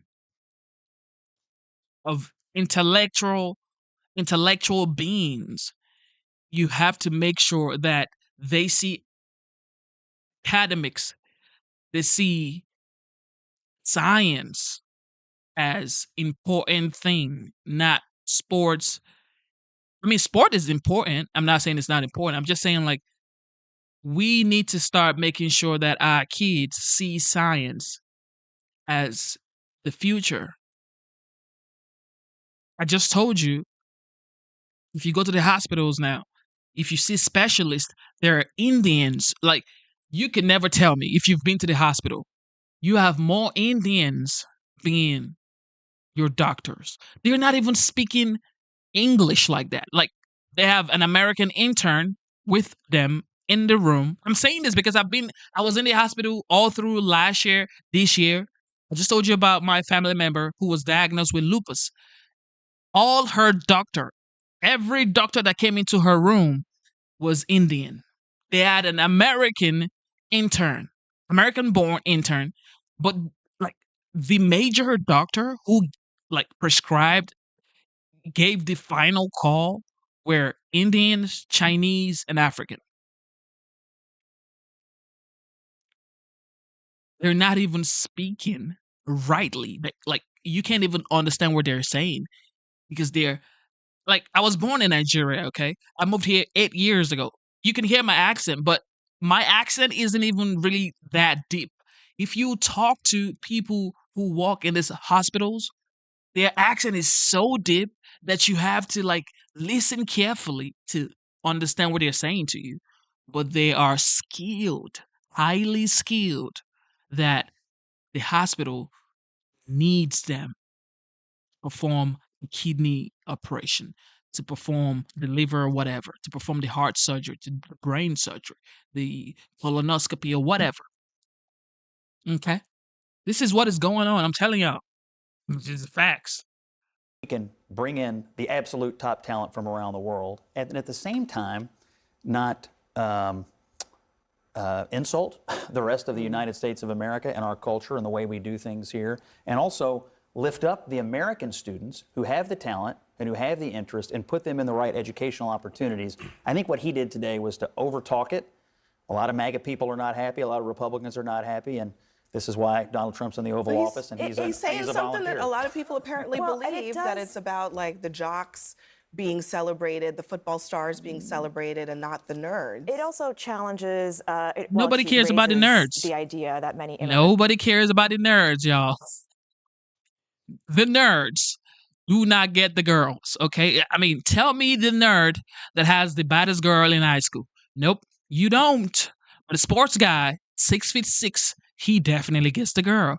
But you with the recommended eyeglasses, okay? You got a prescription glasses, you ain't getting no girl, I tell you that much. You smart, okay? You probably write the assignments or the notes or whatever for the girls, but you don't get the girls, okay? The top boys in school, usually the nut jobs, okay? families have when they come to the United States, that if they just get the right grades and they follow this meritocracy path, everything's going to work out and they'll be great. And the reality is that innovation, creativity, emotional intelligence are a huge part of success and innovation in the United States. American innovation is what sets us apart from the Communist Party of China. But this idea that immigrants often come with also has a baked in racism to it. It's this idea that, well, we as immigrants are the right kind, we're educated, we're not like those other minorities in America. And that distinction What are is you made saying? very clear within minority communities. So, for example, you have, most people would not know that the richest and most educated immigrant population is Nigerian Americans. People would think it's Indian Americans. Oh, you heard that?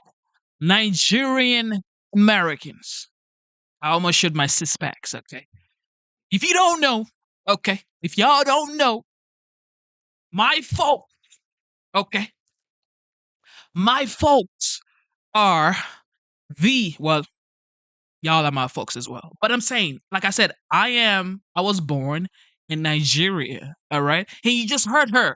She's saying, check the stats, y'all. Nigerian American, who I am, okay? I happen to be Nigerian American. We are the most, I'm gonna let her say it. Listen careful. Communities. So, for example, you have, most people would not know that the richest and most educated immigrant population is Nigerian Americans. People would think it's Indian Americans, yet Nigeria was put on the Muslim ban list, right? There is this idea. Dang, who put us on Muslim ban list? Who did that? Who did that? Oh no. Who did that?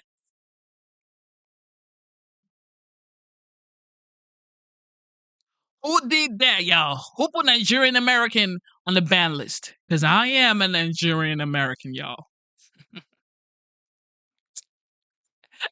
Telling y'all, man. I'm telling y'all, man. We smart.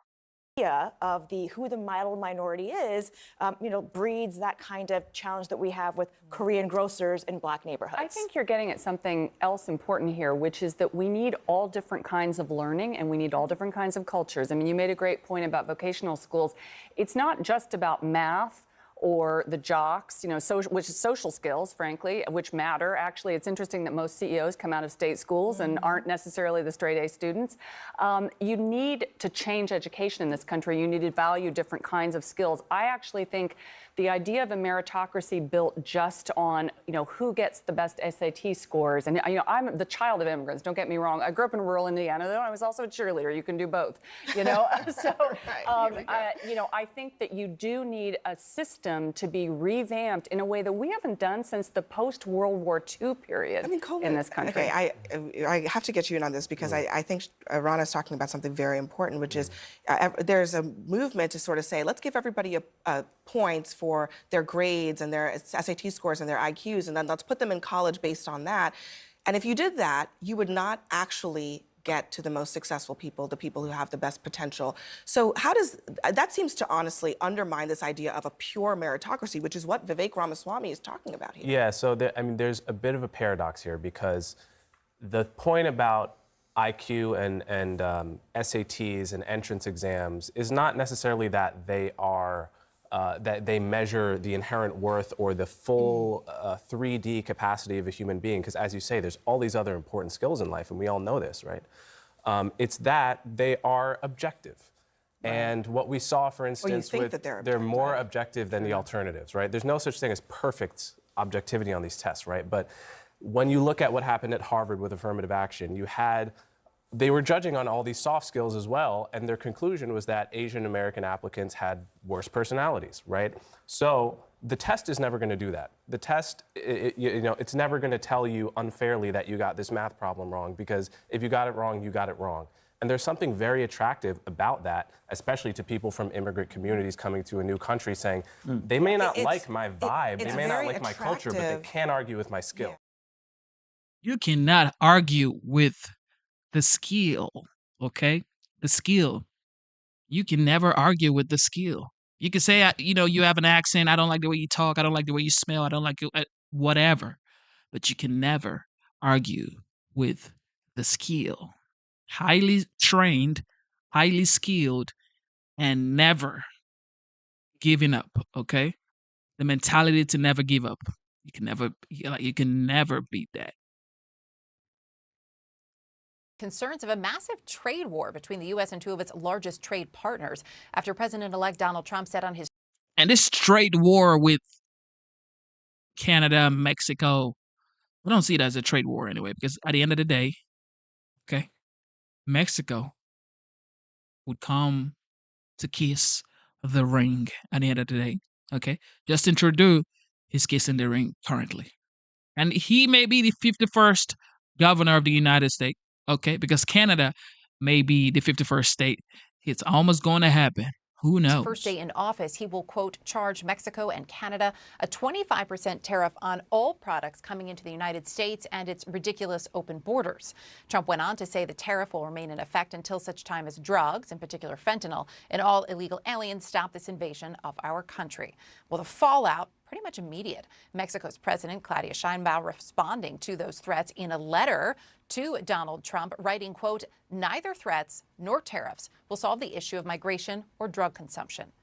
As for the markets, U.S. stock markets remain largely unfazed by that announcement from the president-elect. But we are hearing some real concern from the CEO of a trade group that represents dozens of major retailers, including Walmart, Nike, and DSW, saying, quote, such measures would place an unnecessary burden on American families when budgets are already stretched thin. CNN's Vanessa Yurkevich has a look at how this could impact your bottom line. A trade war is brewing. We're going to tariff the hell out of them. The casualty, the American consumer. We're going to see higher prices. On his first day in office, President-elect Trump says he's putting a 25% tariff on all imports from Mexico and Canada. China will get hit with an additional 10% tax on top of existing tariffs. The reason, Trump says, incentive for these countries to stop the flow of migrants and illegal drugs coming into the U.S. I suspect we'll encounter some new headwinds that our industry will have to navigate. Mexico, Canada, and China are the United States' key trading partners. The U.S. imports the majority of cars and car parts from Mexico, so the price of your car could go up. America's top import from Canada is oil. The tariffs could send gas prices up 25 to 75 cents in some regions. And the U.S. imports a lot of electronics from China, in addition to sneakers, toys, sports equipment, and furniture. For example, China makes a sneaker. A U.S. company buys it, pays the import tariff, and then makes a choice: eat the cost or pass it to you. Before the higher tariffs announced Monday night, Americans could expect to spend $2,600 more each year on... Except, of course, CNN. CNN would never tell you, would they? Tariff is not a one-way trip, okay? Just the same way the United States is putting a tariff on China, China is putting a tariff on the United States. It's both ways, okay? And this is just, in my opinion, this is something that I think the OG, the 47th, is doing to make a deal, okay? I don't know if you've read his book, The Art of the Deal, by Donald Trump. This is what he does, okay? He finds a soft spot. He tries to attack you from that spot because he knows you're going to cave, okay? And people may say, well, China ain't going to cave. Mexico ain't going to cave. Canada definitely ain't going to cave. I can promise you something. They will cave because at the end of the day, the world, all of this country, especially Mexico, just go kiss the ring, y'all, because there is no way. Almost 75% of Mexico's exports goes into the United States. So it's like they need the United States. Mexico needs the United States. Same thing with Canada. Okay, the only person may be China. Okay, but at the end of the day, they're still going to have to make a deal. And all this guy is asking, all Trump is asking is secure your border. Don't let people come in here from your side, okay? And give us a fair trade deal. Easy. That's all he's asking. Easy stuff. But it is what it is. And save the children. All right? Under Trump's original tariff proposal, inflation is expected to rise by 1%. U.S. retailers like Steve Madden are already moving production out of China to beat the tariffs and keep prices low for U.S. consumers. Small businesses don't have that same option. There isn't really an easy solution beyond passing that cost onto consumers. Small businesses are very much uniquely challenged. I don't have the option of calling up Jamie Dimon at JP Morgan to do a bond offering to build a factory. And then there are retaliatory tariffs, which could also impact U.S. businesses who export to other countries. Mexico's president hinted at that very notion Tuesday. One tariff will be followed by another in response, and so on, until we put common businesses at risk. Man, you gonna kiss the ring. There are supporters of President-elect Trump's tariff proposals, mainly in his inner circle. One such person is Elon Musk, who calls tariffs highly effective. Billionaire Bill Ackman says that tariffs are a good weapon to achieve political and economic outcomes, as well as negotiate foreign policy. And President-elect Trump's pick for the Treasury Department, Scott Bessent, has said he believes that tariffs can be very effective if they are targeted. He doesn't believe, though, blanket or excessive tariffs are good for the economy, Erica. We'll see if that message makes it back to President-elect Trump. Indeed, we will, Vanessa. Appreciate it. Thank you. Also joining me this hour, Esteban Moctezuma Barragan, who is the Mexican ambassador to the United States. Mr. Ambassador, we appreciate you taking the time to join us this afternoon. As Vanessa just laid out, President Sheinbaum had warned that this could really result in a tit-for-tat tariff. I see in the chat that people are saying that Trump wants to end education in general. No, he says he wants to close the Department of Education. And people like Vivek Ramaswamy, they support it. You know why? Because he also said he wants to sign into law school choice. Okay? Because right now, if you say you live in the ghetto, all right? We're just going to say the way it is, all right? You ain't got money, okay? Like most of us, okay? It is what it is. Like, you ain't got a lot, okay? And you live in an okay area, okay? You don't live in the great zip code in your, I guess, your city or your neighborhood or whatever. If you live in a bad area, the schools in that zip code would be whack. And you know that, okay? You know that if you live in a bad zip code, okay, which is the ghetto, aka, the schools in that zip code would be whack, not up to par. Now, this man is saying, I want to give you an opportunity for school choice. Are you going to say no to school choice? I don't want to say no to school choice. Okay, every person needs to get the opportunity to send their lovely children that they work hard for every single time to a school of their choice, not to be conformed to the zip code that they live in, because that's what is happening right now. If you live in a zip code, you have to go to the schools around the zip code. But with school choice, you could move out of your zip code and go to a school that you think is good for your children. Isn't that a good deal? I think that's a good deal, okay? Because if that means that the Department of Education needs to close down or needs to shut down, I mean, look, shut it down, okay? They already failed 3 audits, okay? In case y'all didn't know, the Department of Education already failed 3 audits. And these are the people that are supposed to be in charge of our children's well-being when it comes to learning.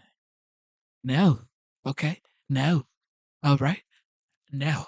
If you have to shut it down to give opportunities to these children to attend schools outside of their zip code, so be it. All right? Give the money to the parents. All right? Let them do what they have to do. All right. I support school choice, and that's me.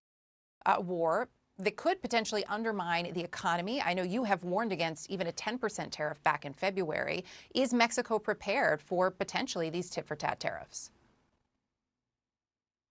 Thank you very much, Erika, for having me. And, I think that we have to see our relationship as it is. It's a win-win relationship because we have been in the free trade agreement for 30 years. And what has happened is that both economies really grew up because we are exchanging each other and producing together.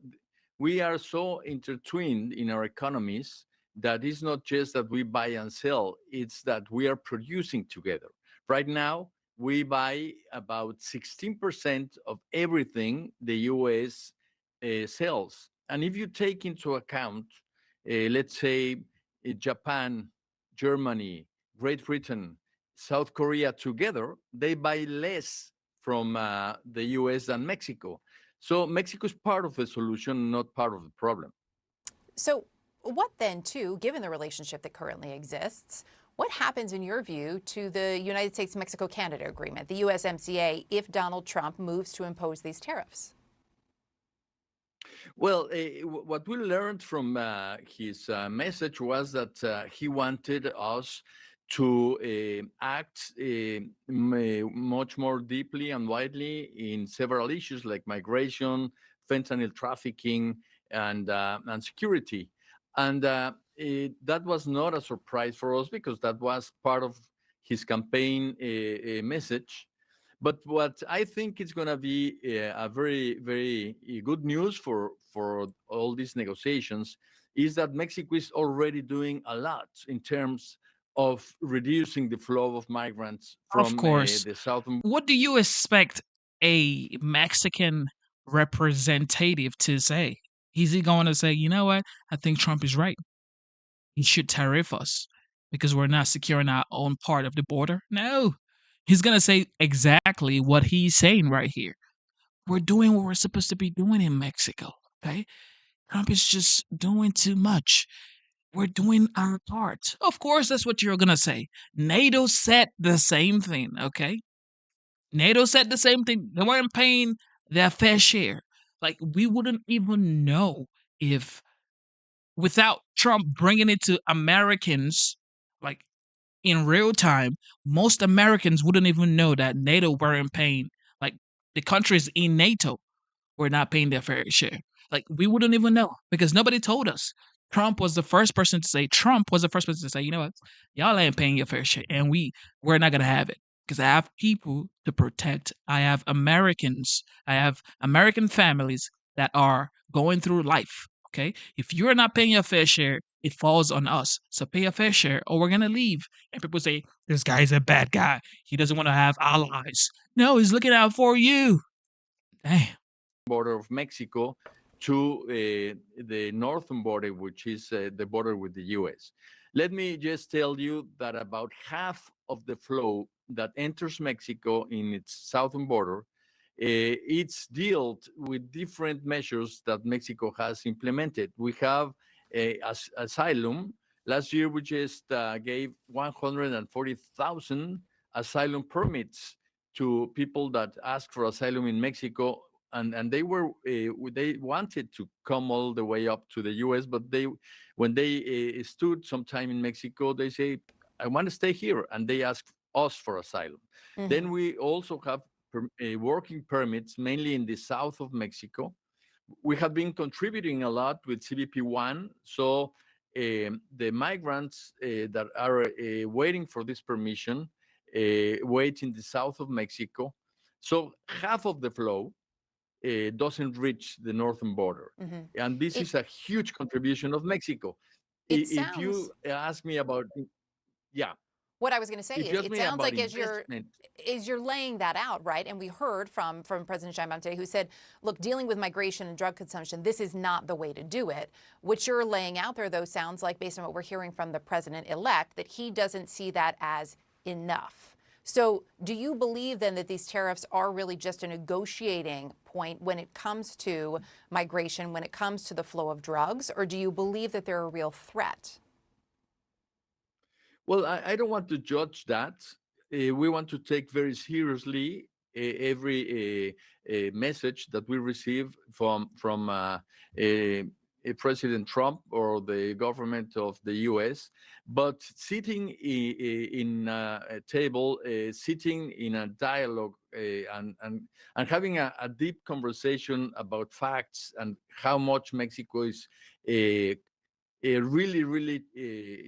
making these challenges and facing these challenges with a very, very important commitment. That's what I think that the new government will see, that our effort, our coordination with the U.S. is very, very important.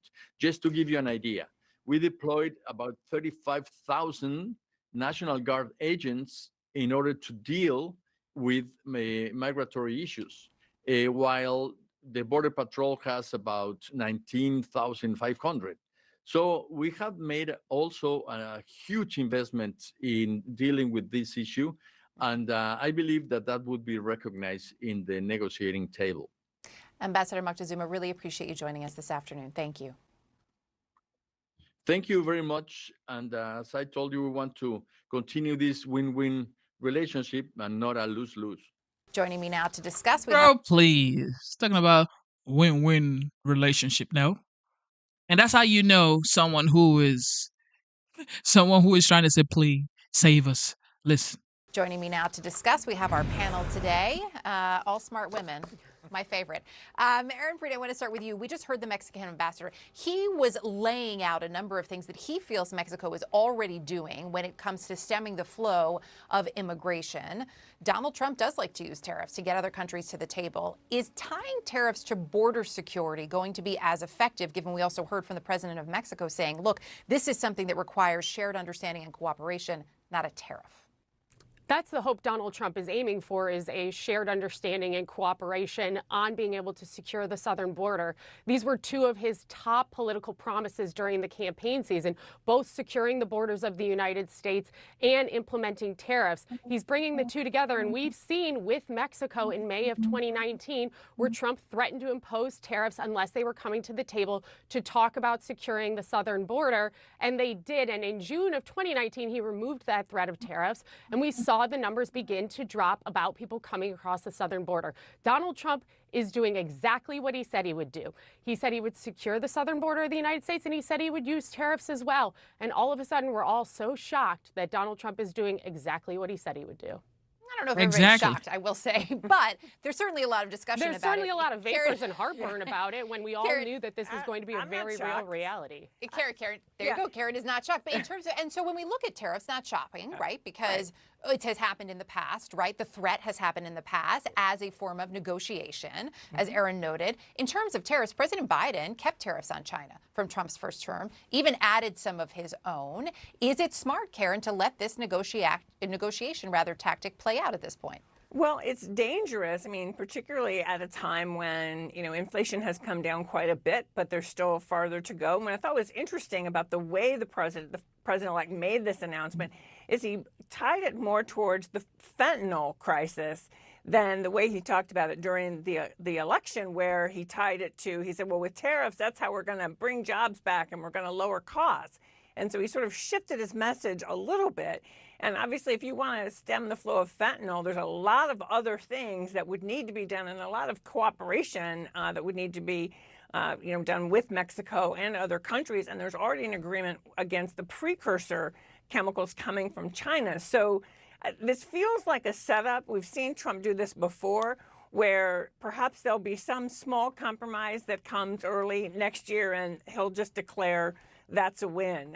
It doesn't feel yet like this is the full-throated economic policy, but we'll see. And I'm going to hold him to his word that he wants to lower costs. Catherine, when we look at the impact here, Vanessa laid out a little bit of what could happen. What's your take on the big picture? Which industries in the U.S. could be hit the hardest? Basically, everything consumers buy is going to have some impact. So we import a Fear lot of mongering. produce, for example, from Mexico. Huge amount of produce. That's part of the reason why we're able to get year-round raspberries and so many of those delicious avocados that Americans love to eat.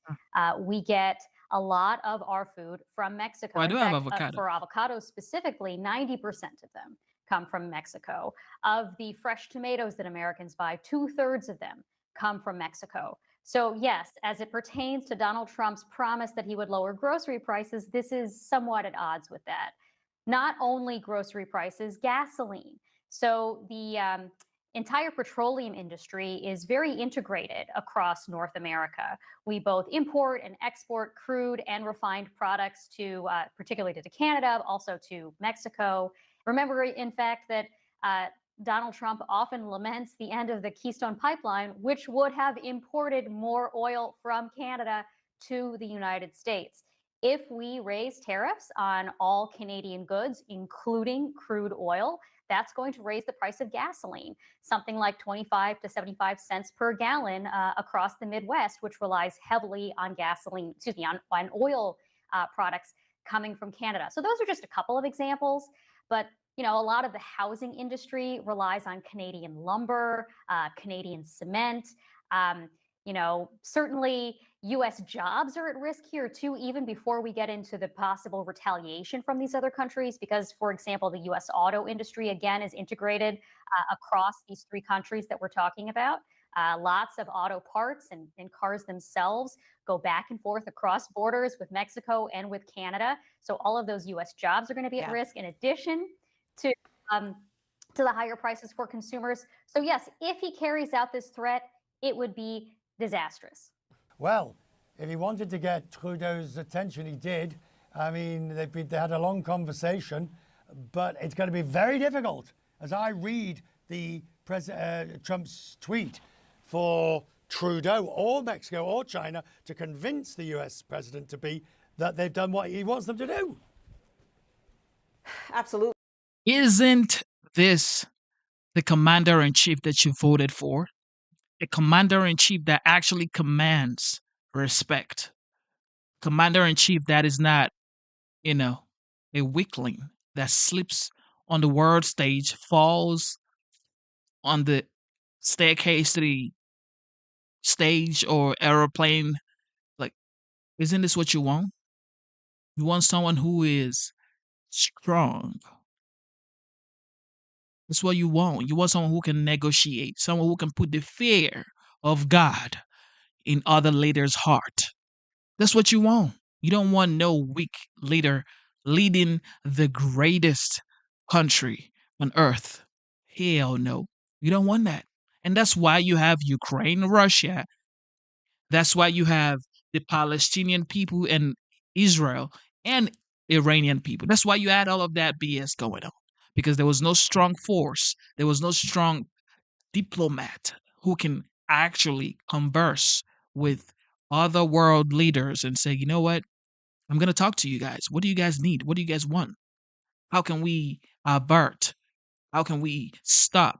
How can we eliminate anything that is going to cause destruction? How can we prevent war? Biden said he's not even going to talk. Like, he never spoke with Putin. He said, we're not going to talk to dictators. You are the leader of the free world. Why wouldn't you talk to Putin? What are you doing? Yeah, we're glad he's going. Yeah, we're glad. Because if you are the leader of the free world, you should talk to everybody. I don't care if they say this person eats alligators for breakfast. You talk to him, okay? You are the leader of the free world. You go down there and you talk to him, or you invite him over. Like Trump went to Kim Jong-un. People were like, why is he talking to Kim? Because that's what a commander-in-chief of the United States is supposed to do. You're supposed to talk to the people that people think they're like the devil. You talk to them. You converse with them because you're a diplomat. You try to find a solution before there's a problem. This is what you do. But guess what? Biden, all he did was send billions of munitions. And they just approved another billions to Ukraine. I know you guys saw that, right? Crazy. And I think everyone's trying to parse negotiating strategies at this point. I mean, the Trudeau government's posture so far is to take this very seriously, even though, as you just pointed out, Richard, it would be incredibly disruptive for all those economies, not just Canada and Mexico, but obviously the United States as well, if a 25% tariff were to be put on all imports into the United States. But that's not the point, right? The point is, what is the negotiating tactic here? And as I said, Canada taking a completely different approach. And one that may remain controversial is whether or not, despite the fact that there's a little bit, about 2 years left on this current trade deal between Mexico, Canada, and the United States, do you just say, bye-bye, Mexico, Canada, the U.S., we're negotiating our own deal, and we'll see what kind of terms we can come to, and Canada and Mexico can negotiate their own afterwards. The one change here, Richard, which I really want to make clear from speaking both to business leaders in Canada, people in the government of Mr. Trudeau, but also to Trump aides after he won, that this is different. This is not bluster. Perhaps the 25% figure is, but no, they want to negotiate, and they are very serious about negotiating. And that might mean that targeted tariffs will remain in place. And the Trump administration wants to go forward with those. Okay, Anna, let's ponder the Chinese thing. If you look at the top imports from China and the range of things that we are talking about, there's quite considerable tariffs. You've got all sorts of manufactured goods that come across, huge. Same with Mexico, same with Canada. Clearly, nobody wants there to be massive disruption with problems to economies. Yeah, so let's tackle China. What's interesting here is actually 10% additional tariffs isn't actually as bad as President-elect Trump had threatened during the campaign. It was at one stage up to 60%. You also have to remember that there are... And you could tell, like, this guy is the 47th president-elect. Okay. The 47th president-elect already acting like the president. People are going to Mar-a-Lago. Leaders. The Prime Minister of Canada, Justin, went to Mar-a-Lago to do what? To kiss the goddamn ring. You're going to have to kiss the ring. He went to Mar-a-Lago, to his private residence. If he respected Biden, he wouldn't have gone to Mar-a-Lago. This is facts. He would not have gone to Mar-a-Lago. But he knows the fear of God is coming down real fast. Real fast. On January 20, every leader on earth will feel the fear of God. Because this is not a joke. Okay? This ain't a joke. It's real life. You cannot keep doing total BS and expect things to slide. Nothing is going to slide, okay? Putin and Ukraine, they want Trump, okay? Shout out to Mr. Busky. He just said it in the chat. Putin and Zelensky, they want Trump because you think Ukraine wants to keep the war going? You think Ukraine actually wants to keep getting money and keep sacrificing people? No. No, they don't. They don't. That's why Zelensky also met with Trump, because he wants to end the war. He doesn't want the war. This is just facts. You think he wants to? He doesn't want the war. He doesn't. It's just the facts. But by the time the Biden administration keeps on funding the BS, he has no choice than to keep going. But now he doesn't have to keep going anymore because a new commander, actually, the commander-in-chief is back. Okay? Adults are back. Because adults don't fight over nothing. Okay? Adults don't, no. Adults, only the strong, this is what I've learned in life. Only the strong advocate for peace. Okay, anybody that you see that is advocating for war or some sort of chaos, they're weak people. Strong folks always advocate for peace because they know if it's time to actually declare chaos, it's over for who the chaos is declared upon. It's just facts. Already tariffs imposed on Chinese imports at the moment, actually dating back to the first administration. Some of them were even increased under President Biden. For instance, electric vehicles from China have a 100% tariff on them, so you can't really increase that. More interesting, Richard, of course, is Mexico, perhaps the biggest trading partner, the neighbor here. And of course, this will impact, as trade wars do, not just Mexico, but obviously the US consumer with cars and so on. Paula, is anybody worried, or, I mean, constitutionally, essentially Donald Trump has already starting to run US foreign trade policy before he's taken office. In essence, that conversation he had with Trudeau last night was a negotiation when he's not even president. Exactly. And very openly here, Richard, there are ministers of the government here in Canada that in the last few hours have said, we've got 2 months to negotiate. It's been as if President-elect Trump is actually already president.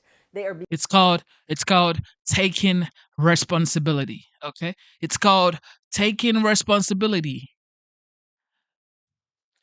None of these leaders respect Biden. I'm sorry to the Democrats who voted for Biden, or even the Republicans who voted for Biden, or independents. They don't respect Biden. And it's sad to see and to come to the realization that they don't respect this though. Okay, they don't. Trump was shot at. He got up and yelled, "Fight, fight, fight." What? What? Of course, that's the man you want to talk to. That's the man you want to negotiate with. That's the man you want to go talk to. You don't want to talk to nobody falling upstairs. You want to talk to the one that had an attempt on his life and he got up, jumped up, and said, "Fight, fight, fight." That's who you want to talk to, okay? That's who Putin wants to negotiate with, because he don't want to negotiate with no person falling off bikes, looking for his way off stage. Yeah. They ain't negotiating with Biden for sure. There's no way. Beginning to negotiate the terms right now, and this is the way they're going forward with this. Perhaps this is because they've seen a Trump administration before. They feel more comfortable with going forward, and I'm saying that in terms of the cabinet picks here. I don't know exactly how this is going to turn out, but I do know that the Canadian government is ready to negotiate today, this afternoon, this evening, any time that the president-elect wants to. With the president-elect and anyone that will speak to them. You can start with the Canadian ambassador with the U.S. ambassador to Canada that's already been appointed, and you can go right to the next Treasury Secretary as well. They will take all comers in terms of conversations. I agree with you, Richard, completely unprecedented.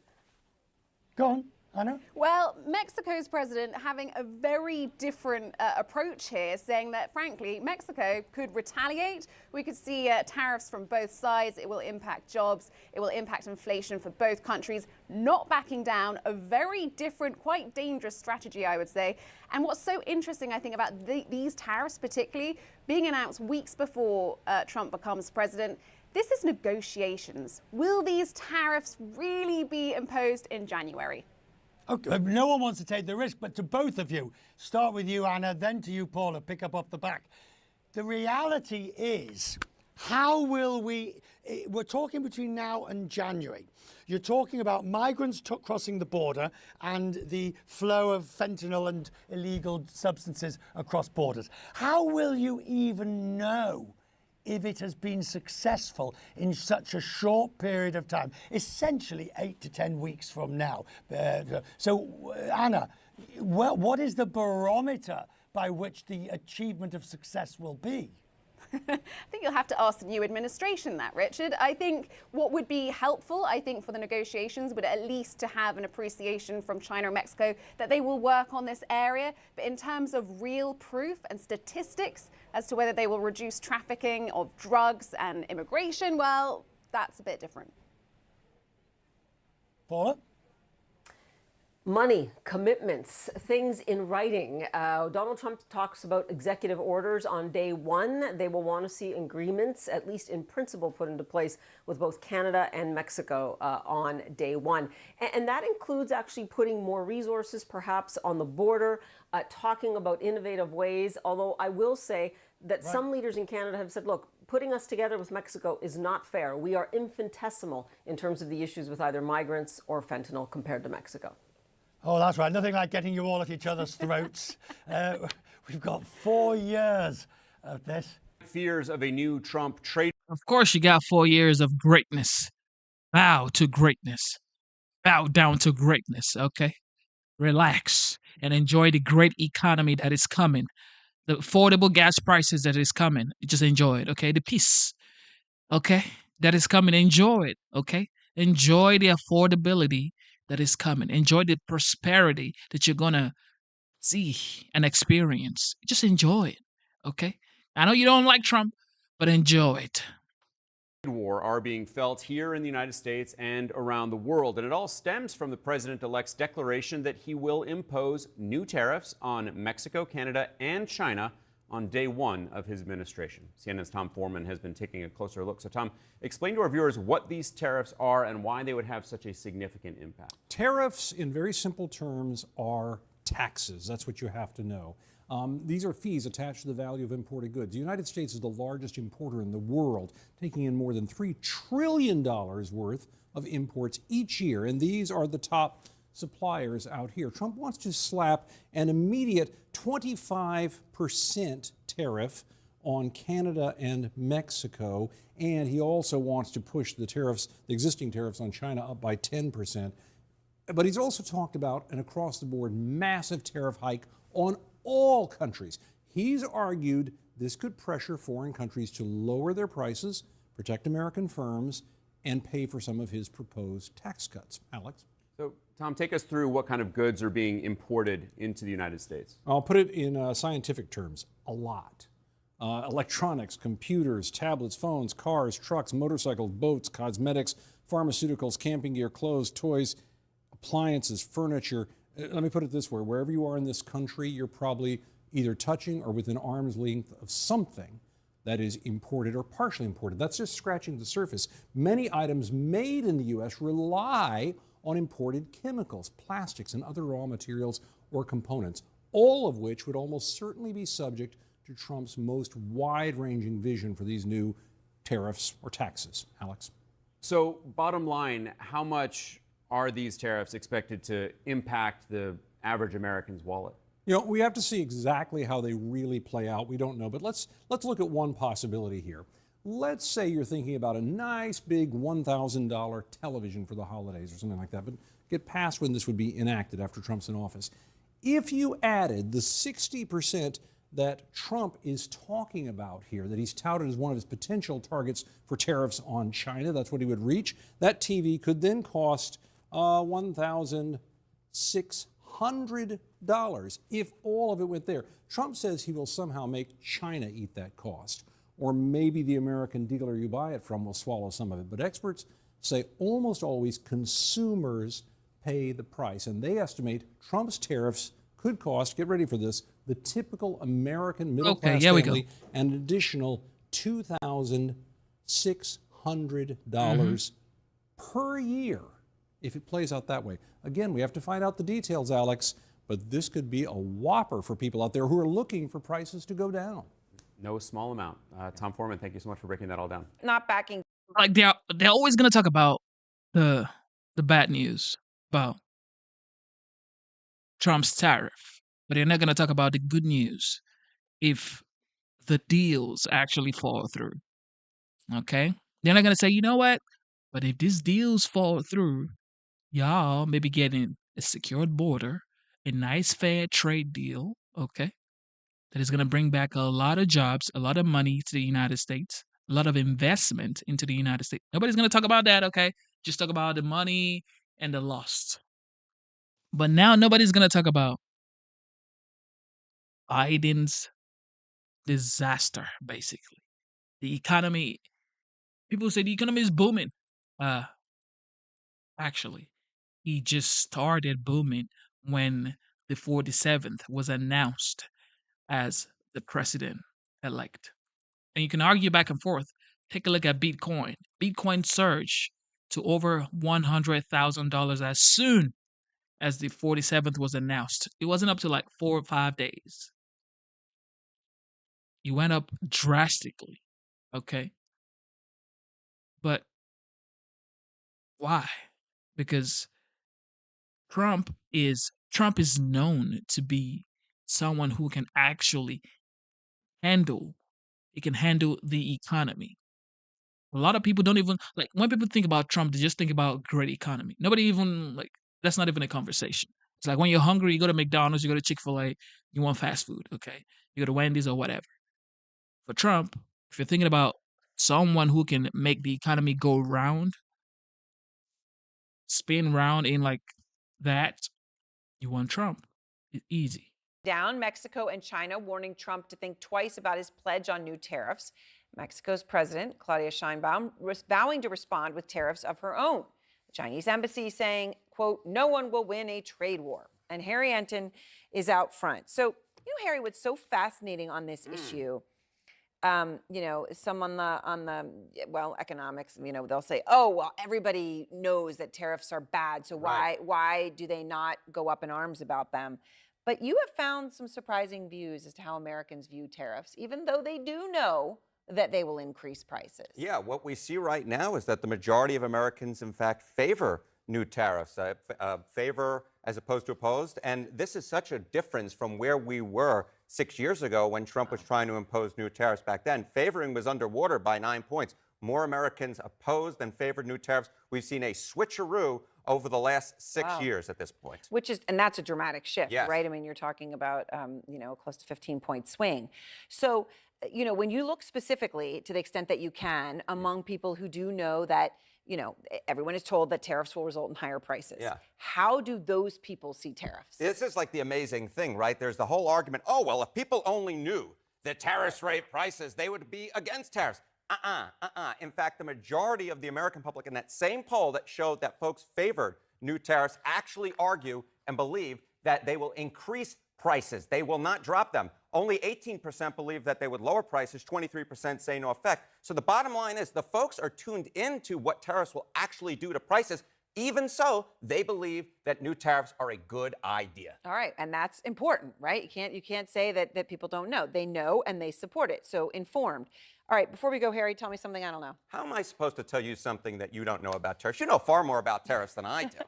But I went to Google, and this is so interesting. So I looked at how many people were searching on Google for tariffs. We have reached a 20-year high in November of 2024 compared to the 20-year average. Look at that rise, up nearly 1,200%. So the bottom line is you may think that tariffs are a bore if you're out there, but the American people think that tariffs are quite hot at this point. Wow. I mean, that's hot. That's a huge increase. And it's not just off a small base. It's a 20-year high. Correct. Wow. All right. Portugal's central bank governor says the US tariffs against Europe would only backfire.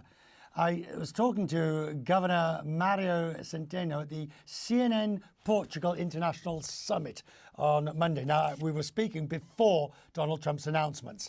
The governor says the US would be the first to feel any effects of tariffs. Before impacting Europe, it will impact the US. And as an economist, I don't believe in the set of policies that have been put forward.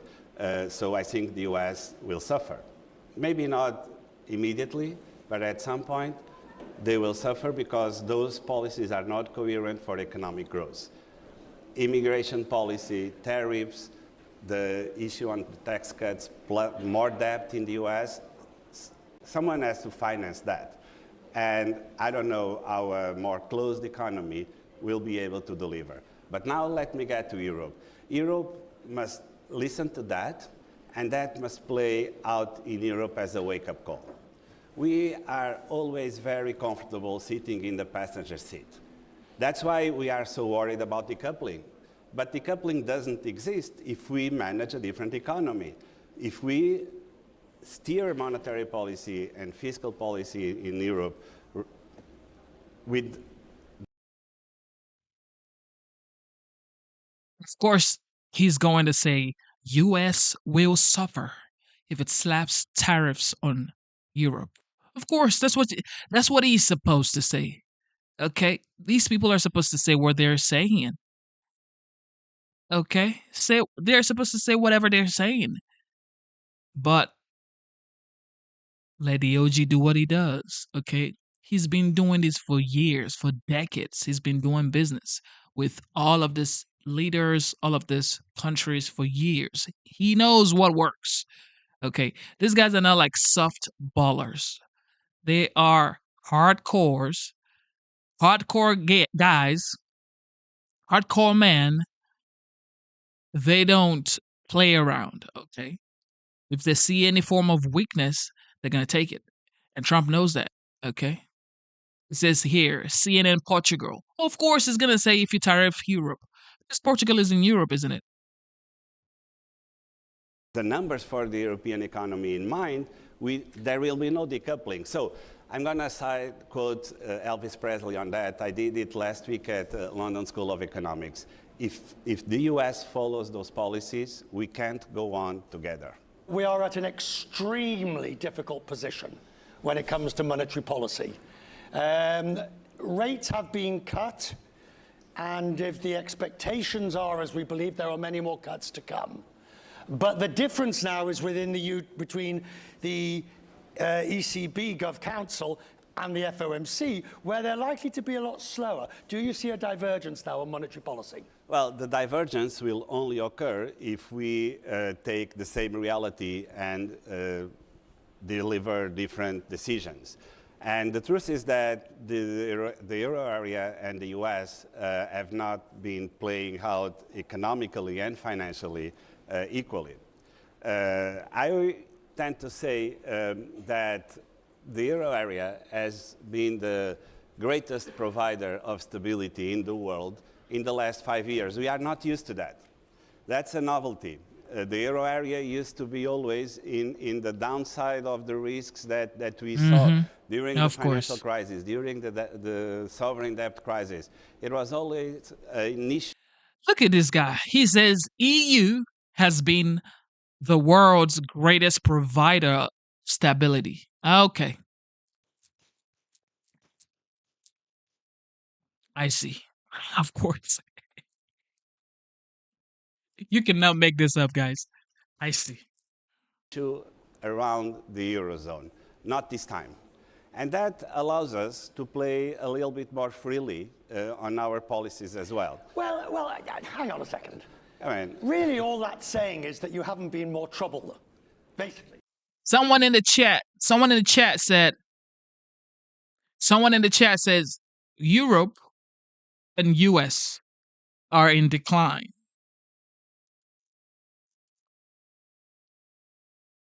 Fake news.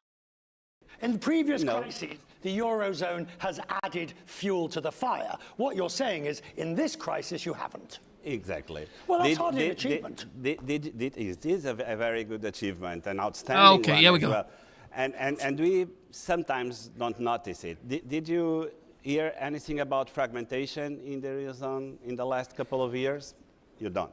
Were you surprised that as rates went up as fast as they did, that there wasn't a greater downturn in the economy? The economy is not playing as strong as it would be if we did not have to hike 450 basis points in interest rates. That's our sacrifice ratio. I'm not saying that we are not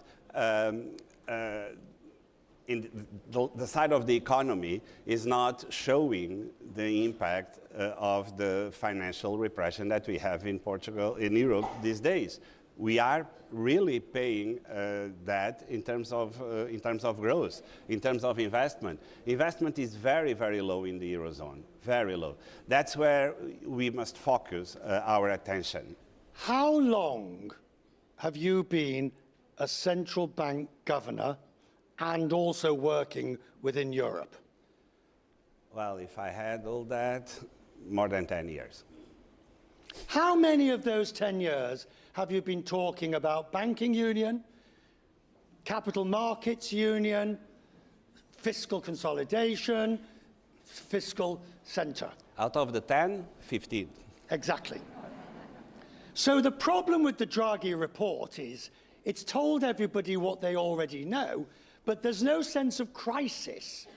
There's no sense of the house is on fire for anybody to do anything about it.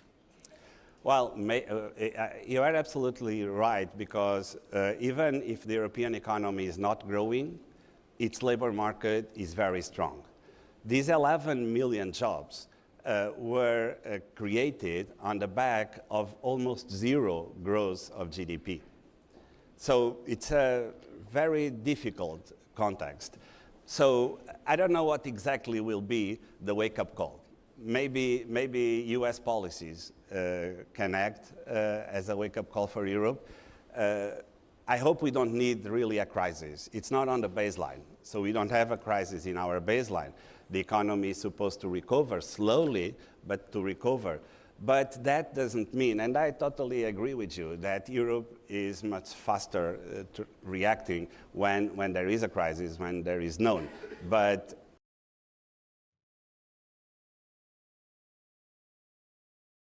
what is he even talking about? Europe respond to crisis than when there is not. Fix your economy.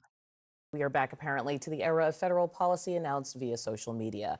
The president-elect on Truth Social, of course, promising to penalize both neighbors. Can you imagine this guy right here? Like, he was banned from Facebook, Meta, and Twitter back then, Jack Dorsey, and Instagram. He was banned. He had to start his own social media. You tell me this guy doesn't know anything about business? This man is a genius. He got banned from Facebook, Twitter, and Instagram, and guess what he did? He started his own social media called Truth Social.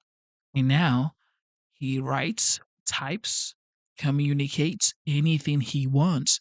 And guess what? You can, as an individual, this is in like a investment advice. Okay, this isn't an investment advice. But you as an individual, you can invest in Trump's technology company. Isn't this crazy? That a man who was once the president of the United States, now the 47th president-elect, started his own social media because he was banned from social media and put that on the stock market for people to invest in. OG status, y'all. To the north and to the south with a 25% tariff on all products entering the U.S. starting on day one of his second term. Trump also vowing financial vengeance on China with a 10% tariff on top of all the other tariffs already in place against Beijing.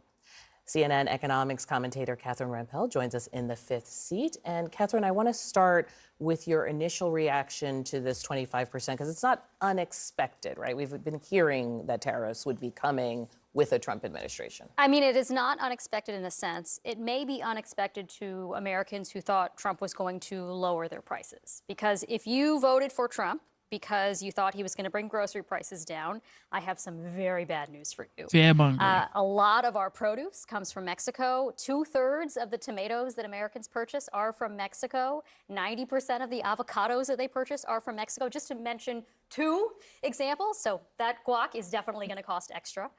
If you voted for Trump because you thought he was going to bring down the cost of housing, a lot of our lumber, cement, other materials comes from Canada, which means that construction costs are going to go up. Not to mention all of the ways he's going to roil the U.S. auto industry, because a lot of autos cross borders in North America multiple times before they're ultimately finished and sold to consumers. Not to mention the fact that a lot of U.S. manufacturers purchase inputs, intermediate goods like metals and cement and other things from Canada, from Mexico, and not to mention even the retaliation that we should expect. All of which is going to be very bad for consumers, not to mention, again, many of the U.S. workers that Trump allegedly wants to help. What about tequila? Tequila, I would bet that that's going to suffer I'm out. too. I'm out. Count me out. Can I ask our Republicans at the table? I know there's a love-hate relationship with tariffs, with some people sort of saying, like, yes, they can be a cudgel against other countries when you want to have influence over their policy. And we should say in these Truth Social tweets, he was talking about immigration and the border and fentanyl. But that's a long economic laundry list. You know, the last time Catherine and I were on, you were saying that if Trump deports illegal immigrants, our groceries are going to go up because who will pick our crops? Now you're saying if he does tariffs, you're saying, well, the groceries come from Mexico and Canada. Yeah, so we do produce quite a bit of you have now officially yeah, have it both all of the ways. groceries. But, no, these things are not mutually exclusive. The groceries you that just we said consume you just said all the produce is coming from Mexico. But before we were on together, you were saying no, it's all picked by illegals here in the U.S. I said nothing of the sort. I think we do actually have a sense of what this could affect in terms of goods. For instance, from Canada, oil is one of the things. Also, when it comes to China, technology, machinery, you've got that from Canada here. Vehicles is another one. Look, you know, the reason why I wanted to start the show with this is because, like, it's shopping time. I mean, we are literally heading into the season, and it's shopping time. Avocados aside, there's a lot of stuff that's going to come up. Gas prices are going to go up Jim, too. you've said in the past that you did not like across-the-board tariffs. So when someone gets on and says 25%, check everyone, you feel what? I would point out that Mexico did violate the Mexico-Canada trade agreement earlier this year when they enacted AMLO's judicial reforms. So technically, Trump could say this is in retaliation for that. What he did say is every time Trump rattles the saber, and he's been calling for tariffs on just about everything since the 1980s, he always gives the other country an out. He always says, this is what I want to see. I want to see fentanyl response from China. I want to see closing the borders. I want to see immigration. And we went through a lot of this in the first term. And Trump would always say, we're going to have the biggest, the most terrible tariffs you've ever seen. We're going to tariff the hell out of you. And inevitably, there'd be some sort of, everyone would panic. And then there'd be some sort of sense of, okay, can we get a fig leaf? Can we get some sort of policy change that Trump can point to and say, this is a win? USMCA was not dramatically different from NAFTA. But Trump acted like he had completely reinvented it and finally gotten Americans this much better deal.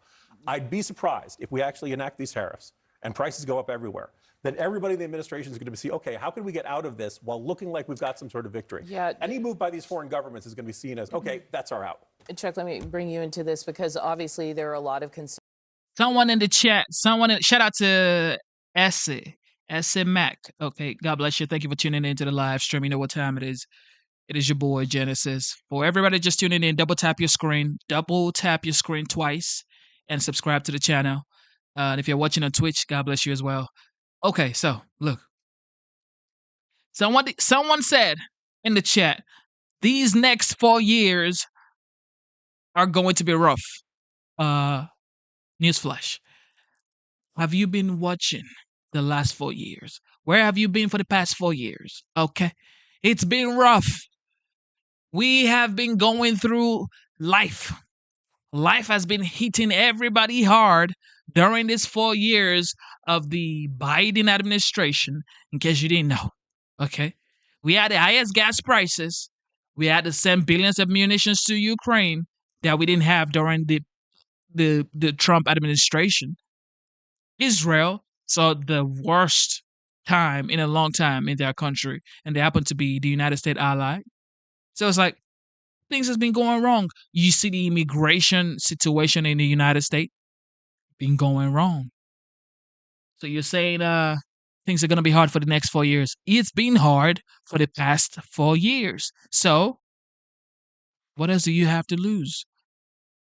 Adults are back in the White House, okay? And you're seeing already that this next 4 years is going to be better because this man is already trying to secure the border. He's bringing in capable hands like Tom Homan. He's talking to world leaders that Biden wouldn't even talk to. So what do you mean this next 4 years is going to be hard? No, I don't think so. I think it's going to be better because he's willing to have a conversation and he's willing to stand on business. He's one of the only people that is actually willing to stand on business. So, yeah, I don't think it's going to be hard. I think it's going to be better.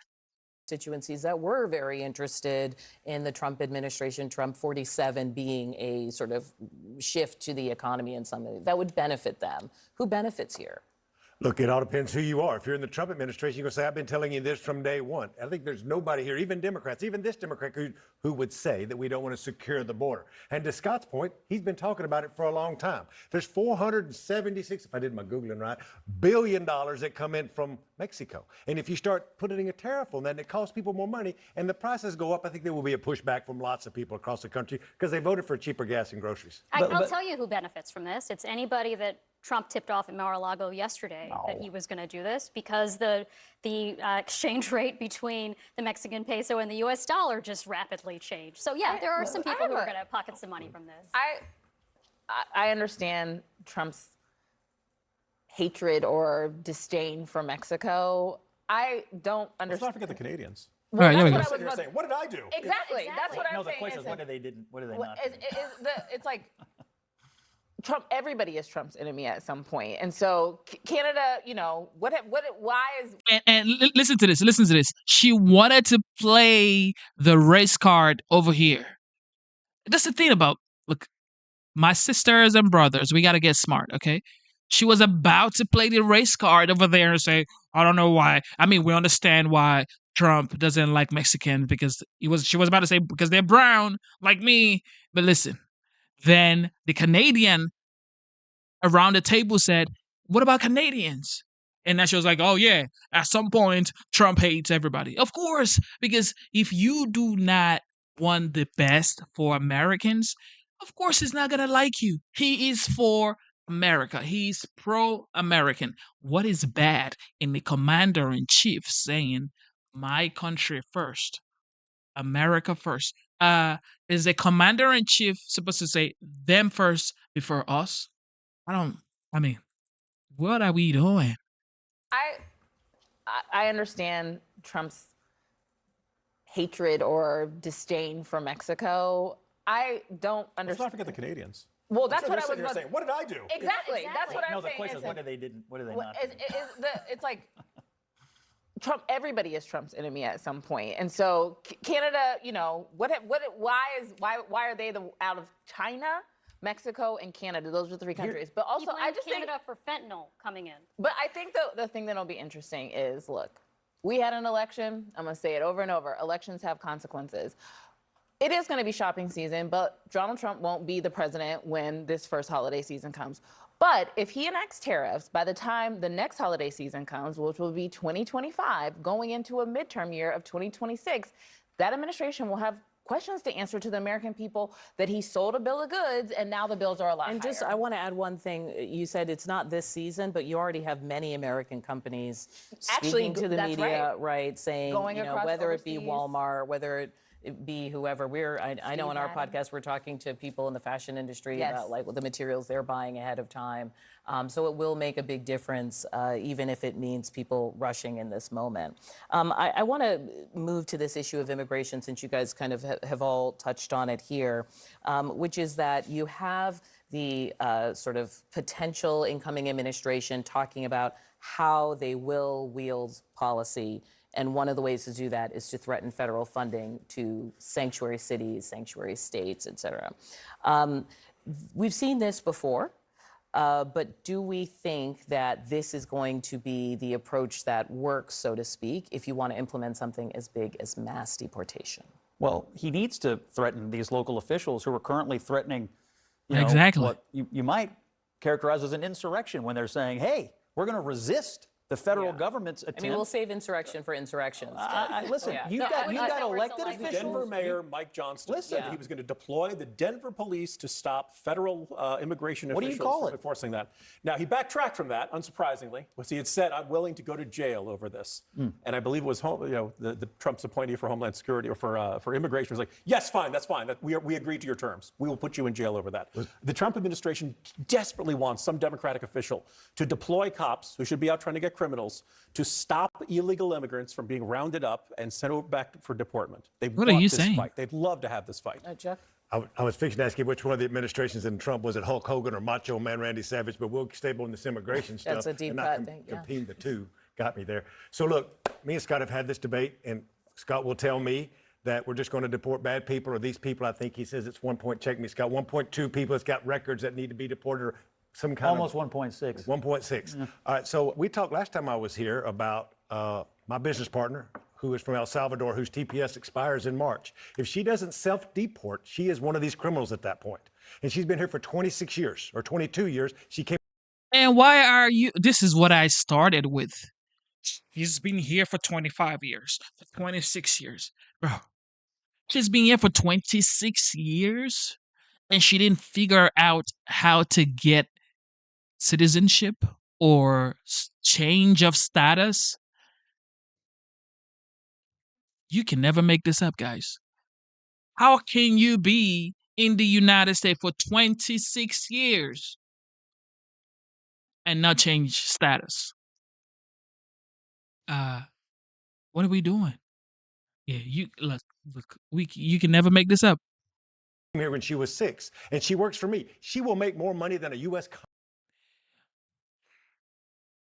She's been here since she was 6 years old. And he's so proud.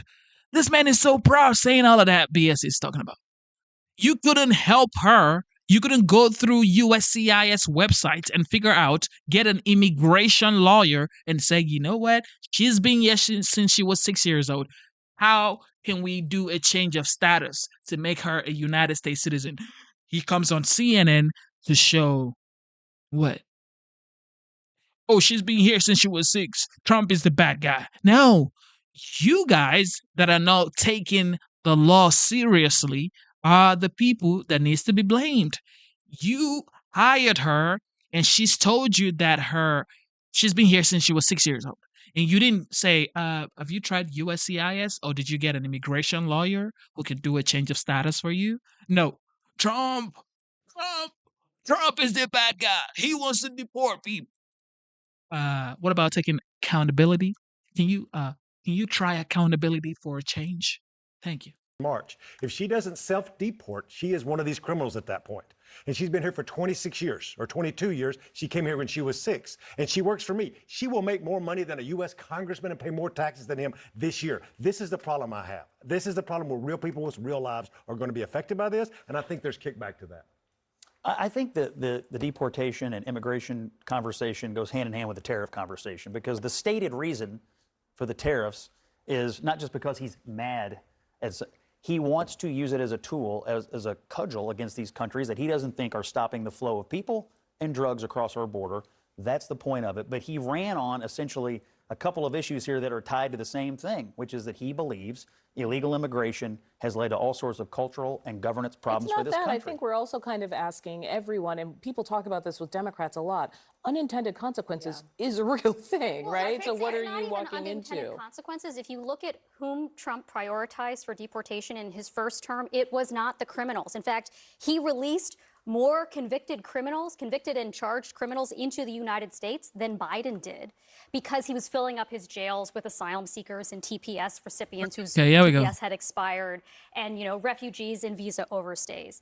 They can say all they want that they're planning to prioritize criminals, which I think is great. In fact, Obama did that. Obama, remember, was the deporter in chief. Yeah, but deporter that is not what Trump did. He literally rescinded a Trump-era order that prioritized detaining and deporting criminals in favor of having no priorities, which means everyone, which means your business partner, which means an asylum seeker. Ashley, the thing that will be which means is that you're Okay, here we right. go. We debated over and over. I don't agree with Donald Trump's immigration policies. You don't like He also him. has never really explained how he's going to execute the deportations, which gives a lot of people fear, alarm, and concern. But when the deportations start to happen, and people see children going home from school and a parent not being there anymore, we're all human. There's an emotional toll that takes place on our society, and that is why governing is hard. I don't agree with it, but when he starts to implement his policies, it will have real implications on people's lives, American citizens and people who are living here that are not documented. And we'll see with the American public. I suspect that very soon in the Trump administration, people will remember. what those 4 years used to be like under Donald Trump, and some will regret their choice. You can never make this up, guys. Like, you can never make this up. Never, ever can you make this up. That Americans are in support of illegal immigration. It's incredible. I think we've seen this before. I don't really understand why he keeps going back to this well of more and more and more tariffs. Let me explain why. Let's take China.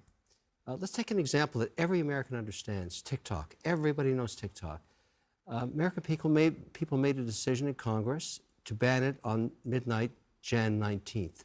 The supreme leader of China said, no, we're going to use your court systems to litigate the American people so that doesn't happen. I can't do that in China. The supreme leader would never let me do that. I can't protect my IP there. Chinese have been screwing my 45 businesses for 35 years. I like the idea of going to war with China with tariffs to change behavior. But it didn't change behavior. All it did was hurt Because we've American had companies. weak leadership that doesn't know how to implement. This is the same leadership.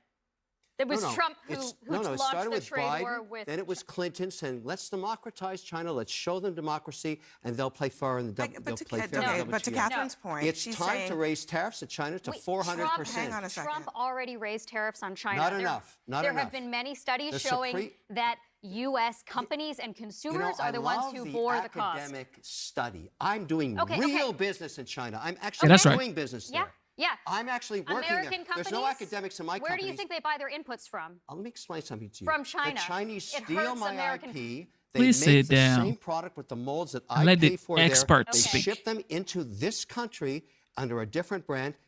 I don't like it anymore, and I've been trying to solve this for If you 30 tariff years. everything from China at There's no 60%, academic in my world. I'm you're going to be doing business paying in more America. for the stuff let you Catherine buy. finish You're her going to be thought real paying more for the stuff you buy. They knew even in the 1600s No, you're wrong. that you should I'm not tariff buying it. inputs. Kevin, Let's just let her take a No, yoga don't let her mat. finish. American. Put a Kevin, just let her 400% finish. tariff on a yoga mat. We'll make it in Vietnam or make it in India or make it in America. We won't buy anything from China. And the It will Supreme still Leader be will more come, expensive. He'll come It to New will York. be more expensive. No. Absolutely, it We would won't be. buy it from there. Wait, What do you mean we but won't buy also, it from there? Hold on 1 second, because I get the Why back are you and raising forth, the price? But Kevin, you're having a different. This is always what happens when we talk about Trump and the economy. People come Nothing on to do here. with Trump. Hang on. We're talking about No, China. just hang on. People come on the show. And then they defend a different economic policy than the one that Trump is advocating. He says in the clip, what am I going to do, negotiate with China or Mexico? He doesn't want to negotiate. He says, you're not going to get anything from them. Okay, that's what he says. He does not want to negotiate. Also, the question I asked you is, where is the rest of the plan? Where is the rest of the economic plan? Well, why don't you just look at his track record for the last... I mean, when inexperienced people like this talk about where's the rest of the economic plan, just sit back and relax and watch the legends work. Okay, people who actually have done business for decades. This man has done business for decades, and he's been talking about China for decades. He's been talking about China for decades, y'all. This isn't new. This isn't like something that he just started talking about. He's been talking about China for decades. So it's like, this isn't new. That's why he has buildings with his name plastered on it. Trump. You think that's by mistake? No, it's not. You know, the term that he had, no inflation, fantastic wage growth. I mean, look, he actually sat in the seat at the You White forget House. 2020. You may not like what he did, or you may President not like Trump him, was president in but 2020. I don't remember 9% inflation when he was... I Exactly. remember 18% unemployment. I mean, I remember... What happened when that was going on? Just Oh, out a of curiosity. pandemic that he bungled. Are you saying he created the virus? No, but he absolutely made it worse. How?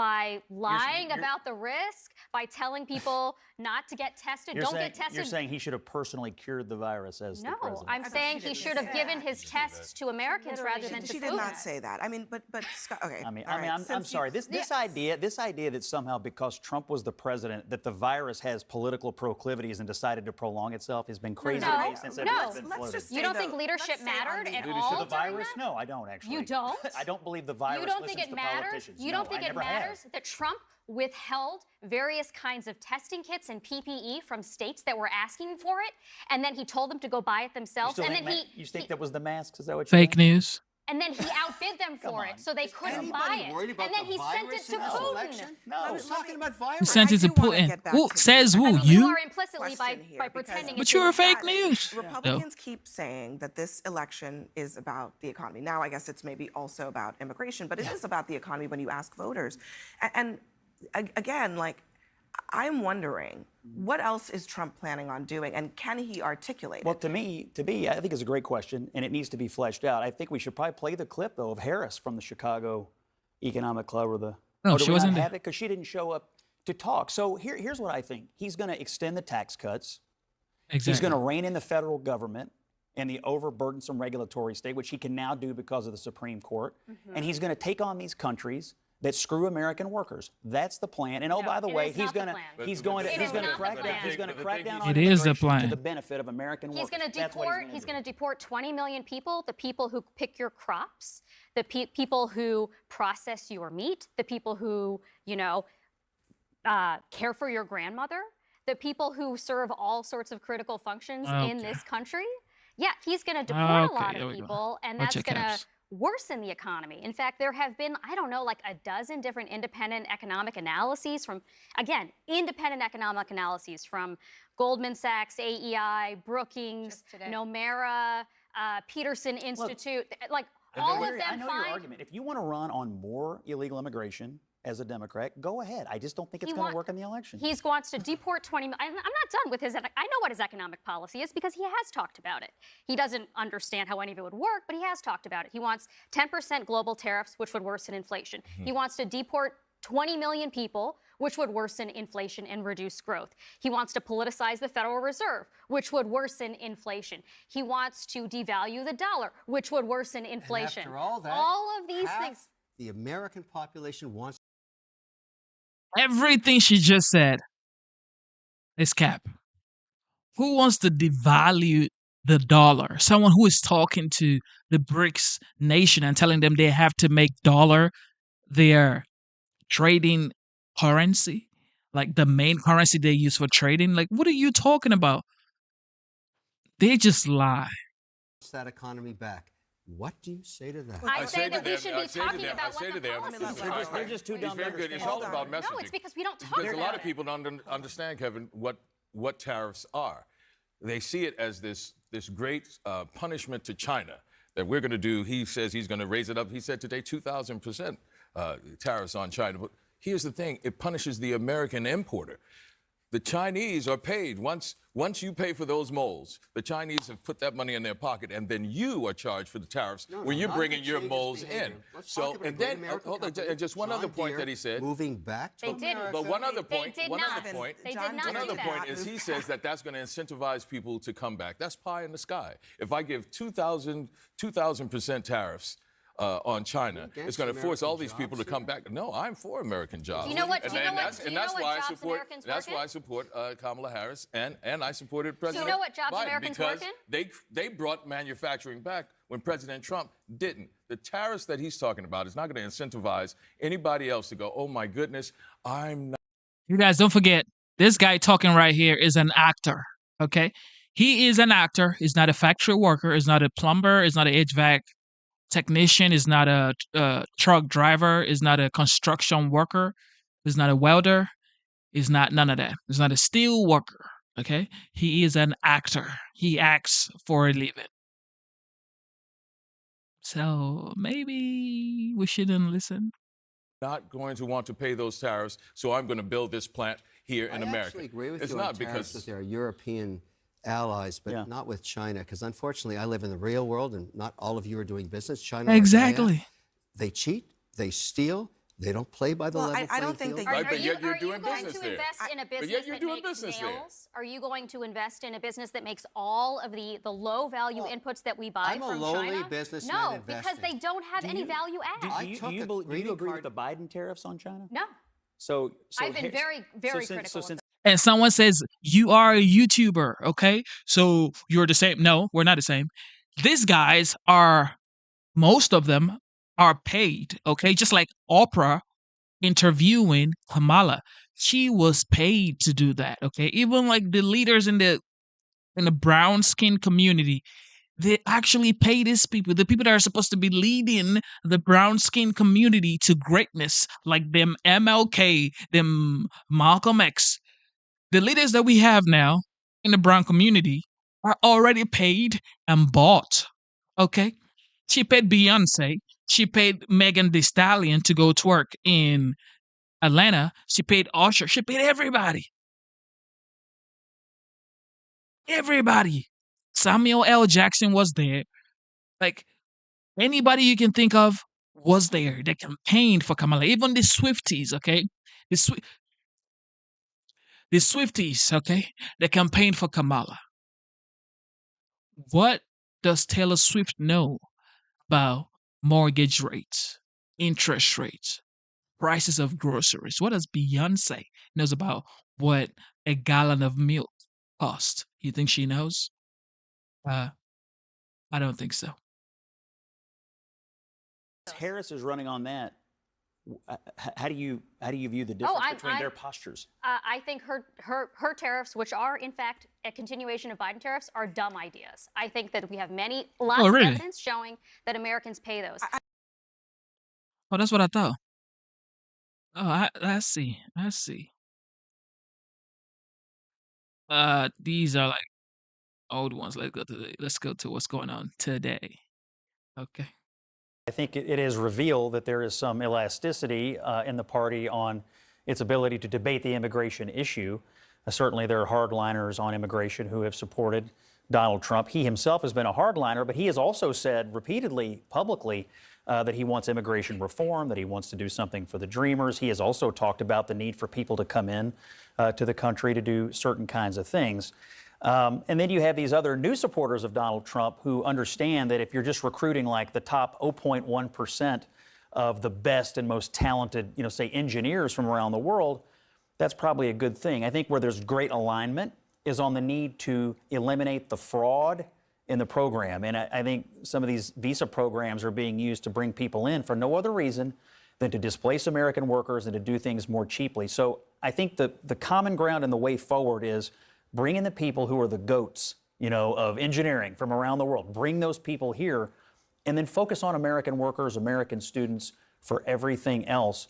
And that would be a good blend of how I think this is going to move forward. That might be the case, but Laura Loomer is saying don't bring Indians into America. I mean, she's pretty clear about what she's I don't know if she's watched many Bollywood movies, but not only are they very good, but they're actually a lot more modest than Hollywood films. So that comment was a little bit off base, but I think Bollywood. What we're calling the tech right versus the MAGA right is really a long-standing split in the Republican Party between libertarians and conservatives. The Republican Party has been holding together those two groups for a long time, and they agree on about 70-80% of stuff. This is a thing they've always disagreed on. Libertarians value economic growth and efficiency and free markets above all else. Conservatives go halfway there, but at the end of the day, will side with protecting American workers from foreign competition. So, you have to give credit to Donald Trump for holding those two coalitions together throughout the entire campaign so that this fissure didn't actually come to light until after they won. And now you're seeing it come to light. Where did the significant contingent of ethno-nationalists fall within the conservatism and libertarianism frame? I mean, to me, that doesn't necessarily fit within either of those two. And I think it is a significant thing within the MAGA coalition. But it also, this debate reveals something broader. You've got, I think, a very incoherent MAGA coalition for years now, where you've got business elites driving the policy discussion, setting the policy agenda, as working class people are oftentimes getting screwed. I mean, the top priority for this incoming administration is going to be tax cuts for the wealthy. And we now see this conversation about immigration not even taking shape the way that white working class people thought it would. So, if I may ask a question, Madison, so you think working class people have been screwed by the immigration policy of the last 4 years where people are coming into the country and displacing American workers? No, so I don't agree with the framing of that, actually. Well, I'm just asking because you said it. I just wonder I didn't. how they're being screwed. No, I didn't. I said white working class people are being screwed by the Republican Party, whose top priority is tax cuts for billionaires and for billion-dollar corporations. But you would agree that the flood of immigration has also screwed working class people. Opposing minimum wage increases, opposing universal child care, and efforts to expand health care. We're talking about immigration. But hang on, if I may, Scott and Mondare, I mean, I actually think we're veering way off course here because the thing that Donald Trump apparently ran on predominantly is stopping the flow of illegal immigration into the country. When we talk about H-1B visas, we're talking about 85,000 a year of legal immigrants, okay? Legal immigrants. So there are plenty of Republicans right now who are waging an internal war within their party, not about illegal immigration, not about millions of illegal immigrants, but about fewer than 100,000 legal immigrants a year. I mean, I think that is what is catching people off guard. Who have, I guess, more recently joined the MAGA coalition. Right, and I think President Trump has been very supportive of legal immigrants. I mean, his wife's a legal immigrant.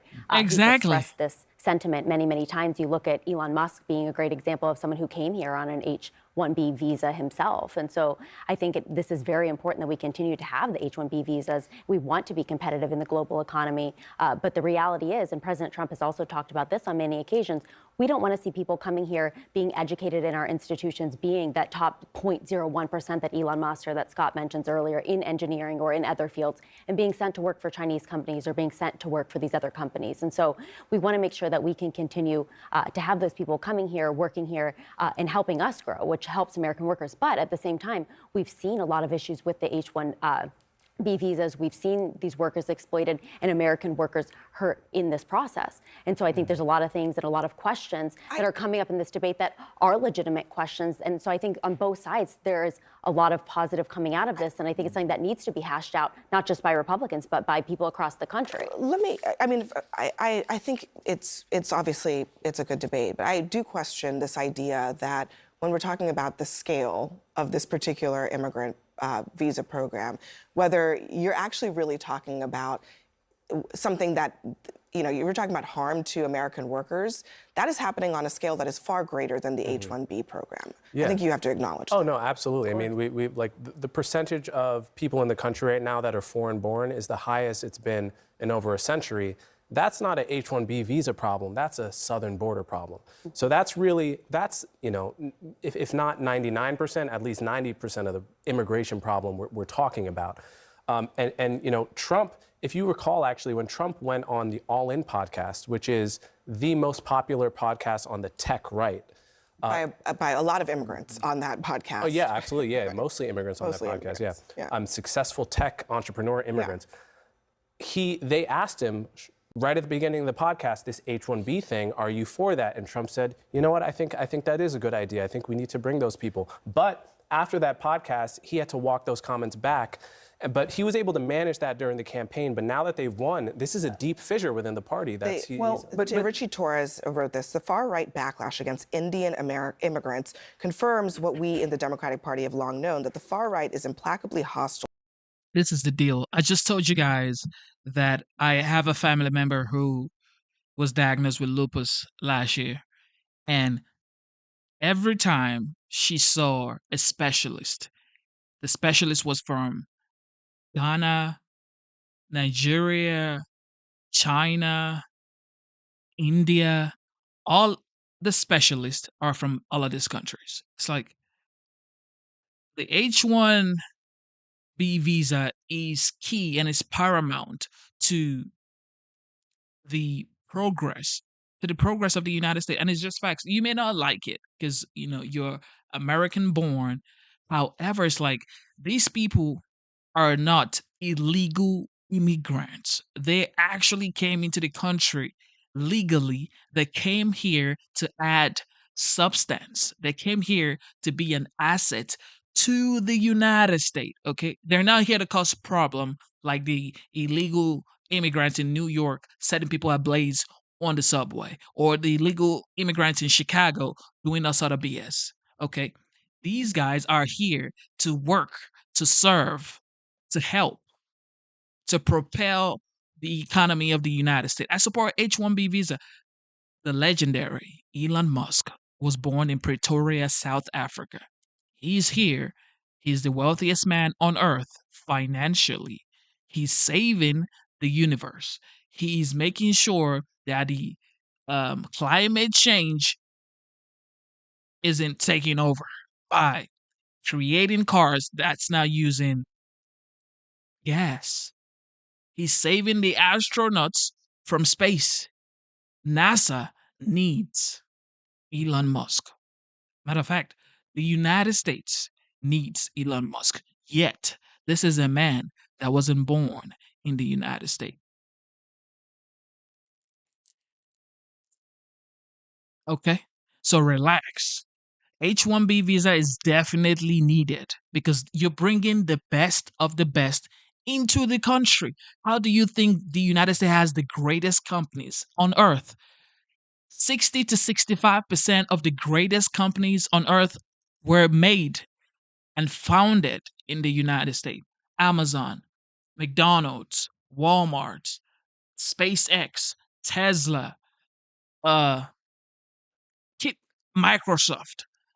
Every one of them, Facebook, Meta, every one of them are American companies. Okay, there are other companies that are made in other countries, but the greatest the greatest companies are American founded companies. America has the largest number of billionaires, largest numbers of millionaires. This is the greatest country in the world. So you need great minds. And I'm not gonna cap immigrants who are actually specialists at their field or in their field. They need to be given the opportunity to come in here and showcase their talent and prove themselves and use their skills to become useful in the United States. It's just what it is. To all forms of non-European immigrants, regardless of legal status. It's not about status, it's about race. The far right prefers purity over prosperity. That's totally false. And I think on any of these visa programs, what any Republican ought to be looking for here is, are they being abused? You mentioned the number of people coming in on H-1Bs. I'm pretty sure not all of them were coming here under the auspices of the program as we would want it, meaning are we using it in other visa programs to get the absolute best and brightest engineers? That's the occupation that keeps being thrown out. So to me, the way forward for Trump is very simple. I want to eliminate the fraud in any of our visa programming. I want to absolutely control the southern border because I think Coleman is right. That's where the major problem is. We can walk and chew gum at the same time here. If we're recruiting top talent from around the world and eliminating all of the illegal immigration at the southern border, my suspicion is everybody would be quite happy with this after the next couple of years. Not everybody. I think that's the point, Scott. I think you're continuing to ignore that there are plenty of people who are saying pretty clearly they don't want immigrants to come to this country, whether they are legal or not. They're just, I'm not making that up. Well, we're going to have, look, I hate to disappoint it. We're going to have some legal immigration. Trump has said we're going to have some legal immigration, and he's the commander-in-chief, and that's what we're going to do. That's what I'm saying. Like, legal immigration must happen. Like, you cannot just not do legal immigration. I mean, what do you... Come on, man. Come on, y'all. All right, let's talk about money. Let's talk about money, everybody, because everybody needs money, okay? Because you got to pay the bills. Let's talk about money a little bit. And we go to Putin. Check this out. And with only a few days remaining in 2024, you might want to think about getting your financial house in order before the new year. From reviewing your monthly bank and credit card statements. I'll be the first person to throw myself out there. I have credit card debt, okay? I got credit card debt. I know it's not good to have credit card debt, especially when you didn't use the credit card debt to buy asset that can bring back some income for you to pay off the credit card. If you use your credit card to pay off bills and stuff, it's just total BS. Except you have some way to pay off that credit card before the end of the month, I don't think you should be using your credit card anyway. But if you use your credit card for business, okay, great. But I got credit card debt, and this guy, Trump, says he's gonna cap credit card debt, credit card interest rate at 10%. I think it's smart. I think that's something I support. But if you got credit card debt, if you have credit card debt, put it in the chat. And what are your plans to pay off your credit card debt so you can take advantage of the economy that is coming? Because the economy coming right here for the next 2 years. The next 2 years is gonna be the bomb. Okay. If you don't have your credit, if your credit is in shambles, if your credit is in shambles, y'all, you cannot take advantage of this next 2 years. I'm not even talking about the 4 years now, because the next 2 years is gonna be booming. But if you cannot clean your credit and then take advantage of the opportunities around you, because if you have good credit, you could do business with the bank, with whatever. Okay, good credit is key. But this is not financial advice. This is just me telling y'all what time it is. Figuring out the biggest tax return, we've got you covered on the financial tips to help you thrive in 25. Joining us now is nationally syndicated personal finance columnist at the Washington Post, Michelle Singletary. Michelle, it's great to have you here. Perfect time to do this. Someone just said they took a loan out for a car. Look, anybody who still takes out loan for a car in 2024, 2025, that is a bad financial deal. Okay, I'm not even gonna cap. It's a bad financial deal. I used to take out loans for a car in 2021, 2022, and then I paid off the car loan, sold the car, and then I bought a very affordable Toyota. Okay, this is in like an endorsement deal or whatever. I bought a very affordable Toyota car that is gonna last me for as long as I drive. And if I decide to buy another car, I'm gonna buy a very affordable car, cash. Okay, cash. Don't be buying cars with credit, and then you are stuck. You got to pay monthly bills, and you have to pay high premium insurance because it's not your car. The bank is essentially the owner until you pay it off, or car dealership. Like, nobody should be buying a car with credit. Okay, you can buy a house with credit. You can buy property with credit. You can start a business with credit, but don't be goddamn buying a car with credit. I mean, if you use your car for business, okay, great. But I wouldn't buy a car with credit in 2024, 2025. Hell no. What is the first thing people should review when they're thinking about their finances headed into 2025? Yeah, well, happy holidays to everyone. Listen, you need to go back and review your bank and credit card statements. And I know people are, especially now that the Christmas is over, people are like, they're maybe afraid to do that. Yes, exactly. You can't be afraid to do it. I look at it as when you're driving, there's a rear view mirror and you're going to look back, but you also need to look forward. But you still need to keep an eye on what happened or what's happening behind you. That's why I said I am not a financial advisor. This isn't financial advice. Okay, I already said that. Somebody said if you have good credit, you would have good rates. Why do you want to subject yourself, your income, your life to paying monthly bills on something that you could just pay cash for? It's not going to bring you money. Like, that's why I said this is not a financial advice, okay? You should only take out loans for anything that is going to bring back money to your pocket and pay itself off. If you have to go to work and pay off that car loan, it is just, come on. That's why I say if you want to take advantage of, in the next 2 years, if you want to take advantage of the economy coming forward, you better make sure you don't have any type of crazy loans, okay? And some people have good jobs, some people, whatever. But I wouldn't take a loan to buy a car, except you have a business and you have business credit, because there's business credit and there's personal credit. But that, like I said, I'm not a financial advisor, but it is what it is. And somebody said in the chat, say, well, I can't wait for this to age. Just like y'all were watching the stream before the election, and you were like, when I said Trump was going to win the election, people were here. Kamala supporters, Democrats, they were in the chat. They were saying, well, I can't wait for this to age. I told y'all Trump was going to win. They said they were going to come back here. If I'm still streaming, they were going to come here and they were going to tell me, I told you so, that Kamala was going to win the election. No, that's the same way you're going to come back here in the next 2 years and I'll tell you, I told you the economy was going to be booming, just like I told you Trump was going to win the election. So sit back and relax and enjoy the great economy that you're going to experience very soon.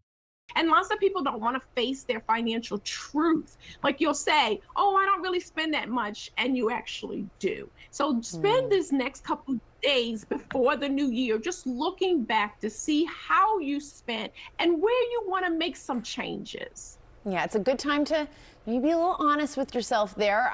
I also learned that according to the Federal Trade Commission, identity theft numbers, they received over 141,000 reports of identity theft in 2024. And the most common type is credit card theft.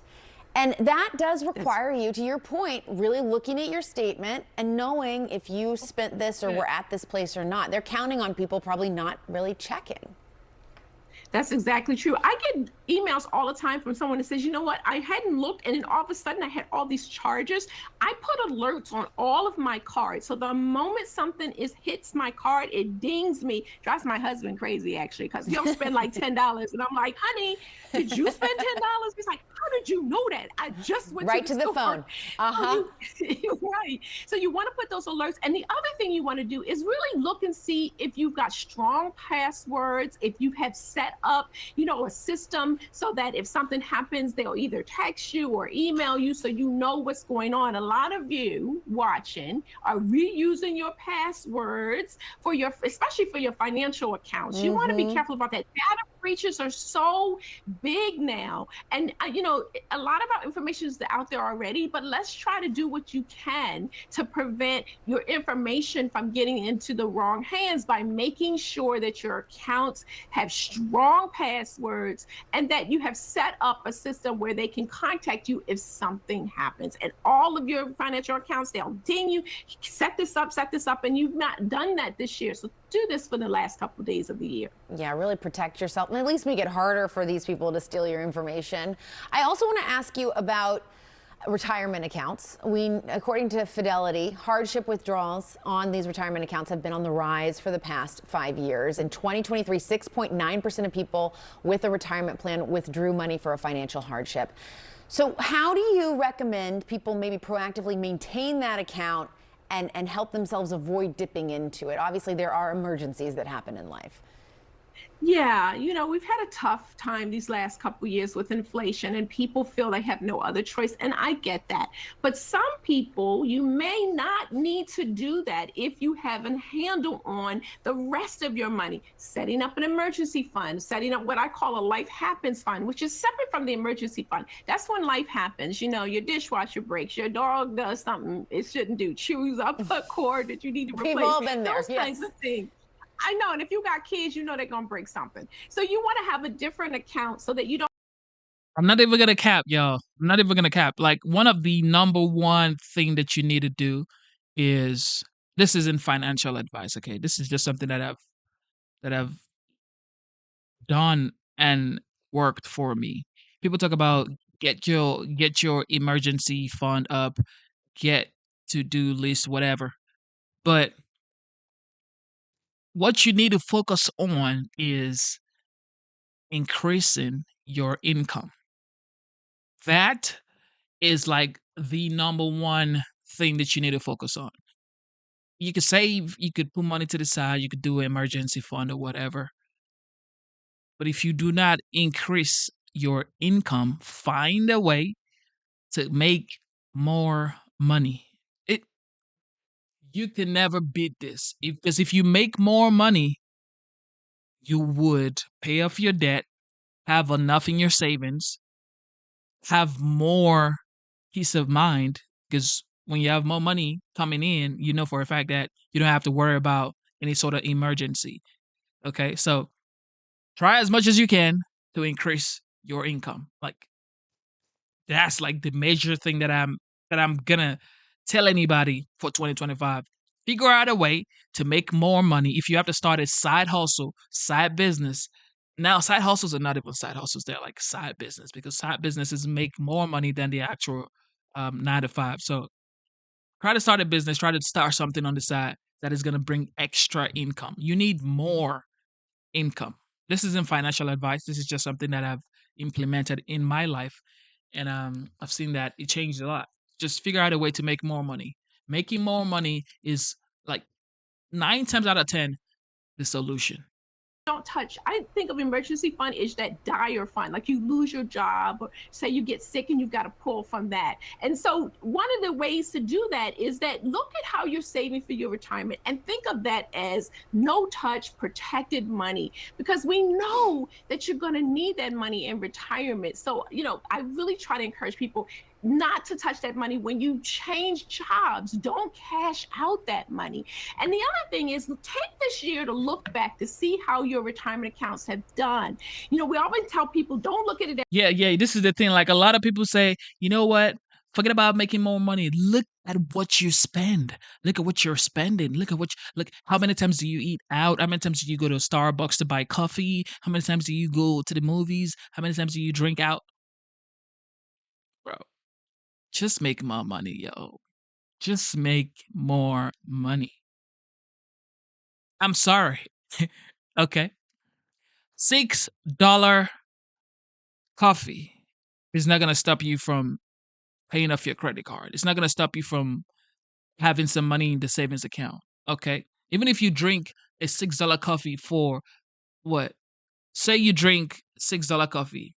Let's say you drink $6 coffee 3 times a day, 3 times a week. So 6 times 3, 18 times 4, that's $72 a month. So you're telling me $72 a month on coffee is going to stop you from saving, from having some money in your account and paying off your debt? Nope. But if you're making more, if your attitude is I have to make more, I have to increase my income, I have to make sure I figure out a way 2x, 3x, 4x my income currently, you're gonna be Gucci. Stop spending too much attention on, oh, I gotta make sure I don't eat out, I don't drink coffee, oh, I don't trip myself. Spend more energy on how can I make more money? And your problem is like going to be solved. Spend more energy on making more money. This isn't financial advice, okay? This is just something that I've seen that worked for me. Um, spend more energy on making more money. Every month or every day because it'll freak you out. And lots of people think, oh, I've lost money because they're looking at the most recent time that the stock market went down. But look at it over the year. I looked at the numbers. The S&P is up almost like 27%. The Dow Jones is up 14%. So don't just sort of react to the last market numbers that you saw. Look at how it's been for the last year. And if you're not happy with that contribution level, spend the next couple of days looking at that and take it up a little bit, even if it's just 1%, so that you can make sure that you're saving enough for the time when you don't want to work full time.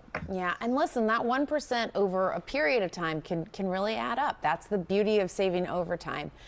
Michelle Singletary, great. And this is what they always tell you: save over time. Okay, 1%. You save it for 20 years. You're gonna have something in your savings account, bro. That works for people, okay? But you don't even know when you're gonna go to the other side, which means when God is gonna say, my son, my daughter, it is your time to come over here. You don't know, okay? So for me, this is what I've always done. I always think that there's no time, okay? Save. I'm not saying don't save your money, but I heard Elon Musk say, instead of saying, what can I achieve in 10 years, in 7 years, say to yourself, what can I achieve in 7 months, in 10 months? Stop thinking about the next 10 years, the next 20 years. I'm not saying don't think about it, but are you even going to be here in the next 10, 20 years? We don't know. I don't know if I'm going to be in the next 10, 20 years. I mean, nobody knows. We just hope to be here. But even next 7, 10 months, we don't know. But it's almost like sure you're gonna be here. Okay. So think about the next 7 to 10 months. What can I do today to make sure that the next 6 months from now I will be in a better financial condition than what I am now? And it's like people keep talking about 10 years from now. What about 6 months from now? 10 months from now? Work like that. Like walk like that. This is why I respect people like Elon Musk because they tell you the facts. They tell you save your money 1% for 20 years. I'm not saying it's not fair. You could do that, but these people are making money in bundles, like in bulk. And you want to be man, you're gonna figure out a way. You got to figure out a way. There's so many ways now with the internet. There's so many ways you can start a business. You can start e-commerce business and make like you could if you grind, if you put your head down and focus, you could do a lot. You on your taxes, right? You know, like Totally, if you're yes. saving in a tax preferred account, you can actually pay less taxes, so you don't have to give the government so much of your money. And just listen, I know the end of the year you don't want to do this, and you're looking forward to the New Year's Eve party, but I want you to spend the next couple of days looking at your finances, and particularly as it relates to protecting your accounts. Like I just did a huge series for the Post called "Scammed" about this Maryland woman who lost all of her retirement money, almost $600,000. Oh my gosh. And I don't want that to happen to you. No, we do not need that happening. Great advice. Michelle Singletary, happy holidays to you. You are and have been. There you have it. I was just talking about leasing a car, financing a car. This is just, this you can never make this up. I'm not some sort of financial advisor or guru or whatever, but you can read right here. It says, finance expert, leasing a car is a waste of money. Let's listen. Been for decades a big deal in the world of personal financial advice. You've written 10 New York Times bestsellers. You've had a series of TV shows and specials for more than 20 years. Am I right that it's not so much that you have had some revolutionary idea, but it's rather the fervor of your message about personal financial responsibility and the practicality of your ideas about how to achieve it? It's actually more than that, in my opinion. I don't look like your typical financial advisor. Never wore pinstripe suits, never wore a suit. Like my outfits have always been leather and cowboy boots and all of these things. I'm not going to a financial advisor for their wardrobe. No, but you're going to a financial advisor, especially if you're a woman that you can relate to. So they can relate to me because I speak, Susie speak, a language that they can relate to. I never make them feel bad if they don't understand something. And when they see me, they see hope. If Susie can do it starting at the age of 30, I can do it. Look at her. Look at me. She didn't grow up with money. All the excuses that people give themselves, I take away by who I am. Let's take a look at some of your greatest hits over the years. Anybody who's ever watched a PBS Pledge Week has seen your ultimate retirement guide. Here's a clip. It should be mandatory that if you own a home, that you own it outright by the time you retire. If you do not, and you plan especially to stay there, you are making one of the biggest mistakes in my ultimate retirement playbook. All right, let me ask a question, and don't make me feel stupid. You said you won't. Why, even if you're retired, wouldn't you want to keep some mortgage so you can get the, well, wait, let me get it out, so you can get the tax deduction? Here's what most people don't understand. The bank knows, the mortgage companies know, that maybe you'll keep your house 7 years. So the greatest tax write-offs for that home mortgage is within the first 7 or 10 years. Do you know that if you have a 30-year mortgage, let's just say it was for $200,000, that in the first 20 years, you've only paid down $100,000 of principal? Why? Because all of that money went for interest. Because if you then sell the home, the mortgage company has gotten their interest up front as if you kept it for the entire 30 years. So in the last years of a mortgage, there is hardly any tax write-off at all. So wouldn't you rather, and the mortgage payment's the same. So wouldn't you rather pay off a mortgage where it's not giving you a tax write-off anymore and not have the mortgage payment? I didn't know any of this. I'm serious. That's very useful information. You were on CNBC for more than a decade, and Yes. one of your most popular segments was something called Can I Afford It? Here you are. Tom, what do you want to buy? I want to clone my beautiful Great Dane. I'm like, $100,000? And how are you going to pay for this? We would wipe out our savings. You would you? You are so denied. It's not even funny. Don't you dare buy this bag. Are you kidding me? Denied one more time. You are approved. You have done such a great job for somebody 28, saving almost $100,000 already. If you look at everything, boyfriend, go and have a good time. You know, you really need to come out of your shell. I know, right? You're such a shrinking flower. But one of your biggest messages is the difference between what you call a need and what you call a want. Yes. But that's not, I mean, the Gucci bag, I get it, but some things, aren't they a little bit fuzzy, whether it's a need or a want? If you have all the money in the world, you have a lot of savings, you have no debt, you're ready for retirement, and you want to spend $100,000 to clone your dog, I approved him, by the way, right? Go ahead and do it. I remember when I didn't have a pot to pee in, and all I wanted to do was go out to eat or do this or whatever it is. Now I have all the money in the world, and I could, who wants to go out to eat? I don't want to waste money like that. So how would you define the difference between a need and a want? All right, so a want, for instance, is going out to a restaurant. A need is buying food at a grocery store for you to eat. Want is putting gasoline in your car just so you can drive around. A need is putting gasoline in your car so you can go to work. A need is medicine for your sick kid or you. A want is you go into a store, you see something, you weren't even thinking about buying it. You want that? I don't think so. But Susie, let me show you a headline recently from the Wall Street Journal. Take a look at this.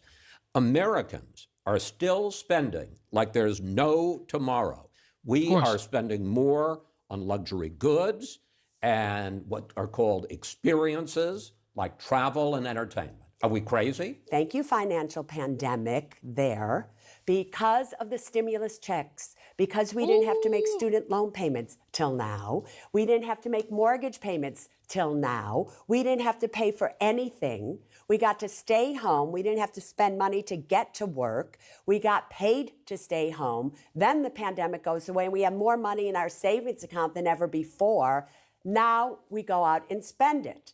Now we've spent it all, but we've got used to spending it, so now we have $1 trillion of credit card debt, and very shortly, you're going to see, in my opinion, people aren't going to be able to pay their payments on that credit card debt. Up will go bankruptcies and everything else. So people are spending because they think they... Let's end this with some practical advice. What percentage of Americans would you say are financially illiterate?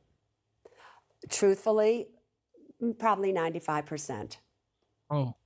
What does financial illiteracy mean to you? Means that maybe you're interested in retiring one day, and I tell you to do something, and you don't have a clue what I'm talking about. I tell somebody to do a Roth IRA, they don't have a clue what I'm talking about. I ask somebody what's in your retirement account, they go, well, it's in a traditional retirement, don't have a clue. They don't have a will, they don't have a trust, they don't have a durable power of attorney for health care and an advance directive. They don't know what a 529 plan is, they don't understand. Well, now you're just getting personally hurtful to me. No, as some of these things I realize, I don't know. Should financial literacy be taught in school?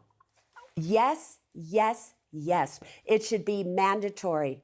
That you can't graduate high school and not understand how student loans work. It should be That's facts. mandatory That's that you facts. understand what compounding interest means and how your youth contributes to millions of dollars in the long run. How should you decide whether to buy or to lease a car? You should never lease a car, right? Leasing a car is the biggest waste of money out there. You only get to drive at 12,000 miles. You have to have a lease gap insurance. Why don't you do what I do? I bought a car, even if you have to finance it. Finance a car after it's paid for in full. Keep it. My car's going on 12 years old. I lease a car. So why? I know what you're going to tell me. Don't even finance a car, y'all. Write-off, Susie. No, I think that I want to not have to deal with an older car, and I can lease it for a few years. It's cheaper. I don't drive it very much. I don't go over the limit, and I can turn it in and get a brand new car in 3 years. So you're renting a car. Do you own a home? Yes. Why don't you rent an apartment? Because Owning? no, see, that's different because real estate goes up and the value of my home has increased a lot, but a car is a depreciating asset, as you just said. Yes, but if you keep it the entire time and you look at the money that What's the entire time? And the life of it, if you take good care of it, like my car's going to be good for another 5 years. I just think it's better to buy. Whole life or term insurance? Term. Whole life is the biggest waste of money possible. Good. I get term insurance. And that's another thing when it comes to insurance. I mean, like I said, I'm not a financial advisor, but like people talk about whole life and term insurance. Like I've heard this my entire life. It's like whole life or term life. And every successful person that I've listened to, read their books, always says term life. It's like, but So, and this is probably the most important question I'm going to ask you. You talk about people living paycheck to paycheck, and we're now in an inflationary period. How do you save? Well, make sure your boss gets the cure save. Right? You save by automatically having some amount of money taken from a check every single month and putting it somewhere like a savings account. You have a paycheck for $3,000, you're going to spend every penny. You have a paycheck for $2,500, but $500 has gone to savings, you'll make it on $2,500. If you do save some money and you got it, where should you invest it? Now, rather than investing, the first thing you have to do is make sure you're out of credit card debt. Right. Because at these interest rates, with the Fed raising interest rates so high, many of you are paying in your 20%. So you first get out of credit card debt. Okay. Next, any money market fund, any credit union, any savings account that's paying you now 4%, 5%, right? Whatever it may be, that's where you would be saving it right now. he's right. She's definitely right about that one. Pay that much. What did you say? Right? Whatever it may be. We have brand new CNN polling this morning, and those numbers are looking rough for President Biden. Could be a troubling sign for Democrats and the president's hopes for re-election in 2024. Biden's approval rating sinking to 39%. Nearly 60% of voters think Biden's policies are making the economy worse, and close to 70% of Democrats want somebody else to run for president. His overall approval rating among... Oh, this is old news. Gone. President-elect Trump has announced his pick to become U.S. ambassador to Panama. This as he spends more time in his Christmas Day post, focusing on his desire for the U.S. to... Okay, guys, what do you guys think about the Panama Canal? Panama Canal situation that the French started building in the 1800s and the United States took charge in the 1900s. And they completed it, commissioned it, and Panama now does business with China when it comes to the Panama Canal. And Trump is saying, look, we're not having that BS, okay? We're not having that BS because 38,000 people passed away in the building of the Panama Canal. And people are like, well, it's for Panama. Well, the United States built it, though. take back control of the Panama Canal. In the same post, Trump suggests the people of Canada and Greenland would be better off if their countries became part of the United States, something that the citizens of those countries, we should note, are not asking for. CNN's Elena Trine is live in West Palm Beach, Florida, with more details. Elena, one of the claims Trump is making without presenting evidence is that Chinese soldiers are controlling the Panama Canal. I wonder, based on your conversations with Trump administration officials, is he serious about this? Is this a negotiating tactic? I think that is the big question, and from my conversations so far, it's been unclear. I think what is clear is that Donald Trump is really trying to assert his dominance right now as really, a leading figure in the global stage, and trying to show these different world leaders that he wants to have, fair trade. He wants to make sure the U.S. isn't being taken advantage of, something he believes that the U.S. is being taken advantage of as it relates to the Panama Canal. He said explicitly that he believes U.S. vessels are not getting their fair shake out of the Panama Canal, going back to how it was U.S. made, even though Panama has controlled the canal for more than 25 years. All to say, it's really unclear why, as of now, he is so fixated on this. But it's very similar with the way that he's been responding to what we saw a couple weeks ago with his threat against Mexico and Canada to put a 25% tariff on all goods coming into the United States if they do not crack down on how they handle the border and crime and the flow of drugs into the United States.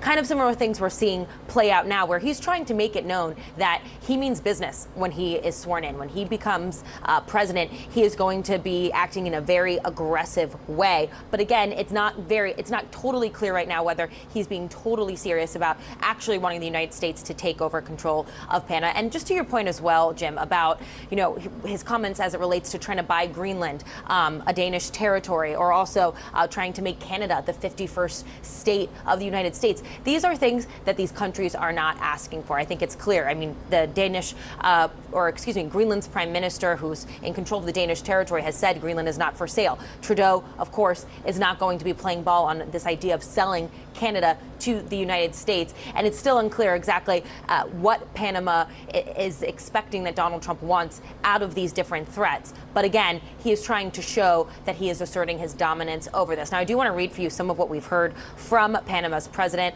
Jose Molino. He said this morning in response to these claims about Chinese soldiers operating the canal. This is what he said. Quote, he said, "There are no Chinese in the canal. It is as simple as that. Neither Chinese nor any other power is in the canal." So again, trying to make clear that pushing back on Donald Trump's claims here. Now, I do also want to just briefly talk about what Donald Trump also posted yesterday, because again, he is very much fixated on the Panama Canal right now. He announced that he is naming his pick for the ambassador to Panama, Kevin Moreno Cabrera. He is someone who is currently the Miami-Dade commissioner. He's someone who has worked on the Trump campaign before. Back in 2020, he helped run Florida's director for Donald Trump's campaign. But he also has been someone who's very much in Donald Trump's corner, who has very clearly wanted to boost Donald Trump. I think it's clear that he's going to be aligned with Trump. He's very Exactly. Some people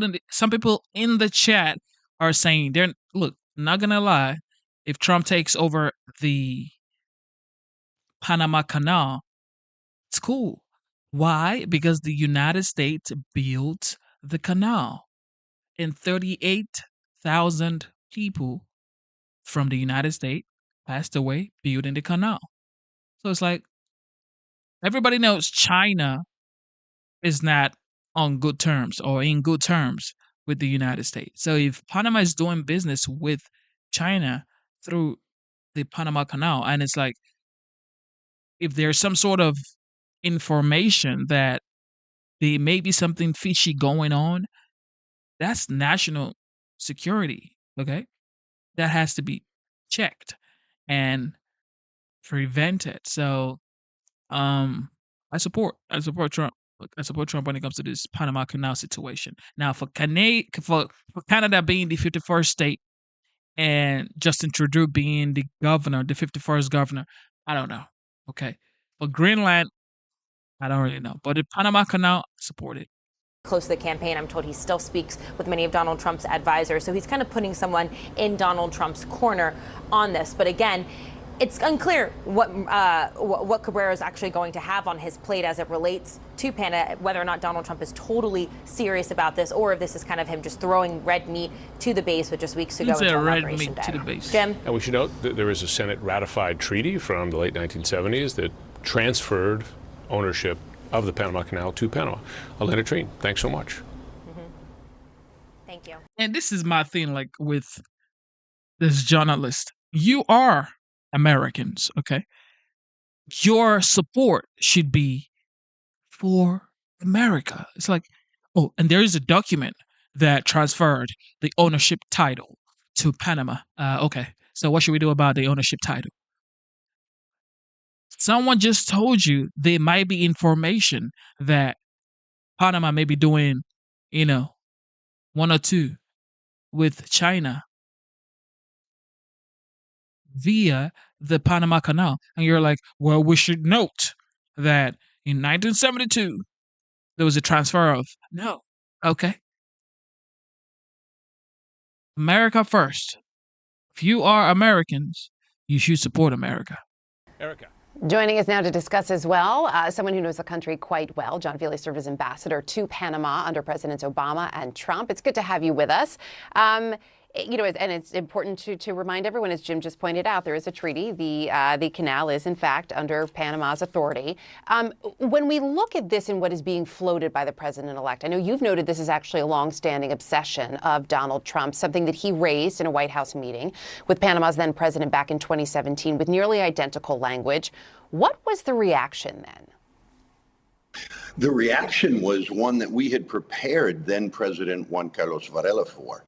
I and another Trump advisor at the time had met with Varela the night before, and we basically told him, look, this is going to be unlike any meeting you've ever gone in. We had no idea that President Trump was going to raise the canal or canal fees.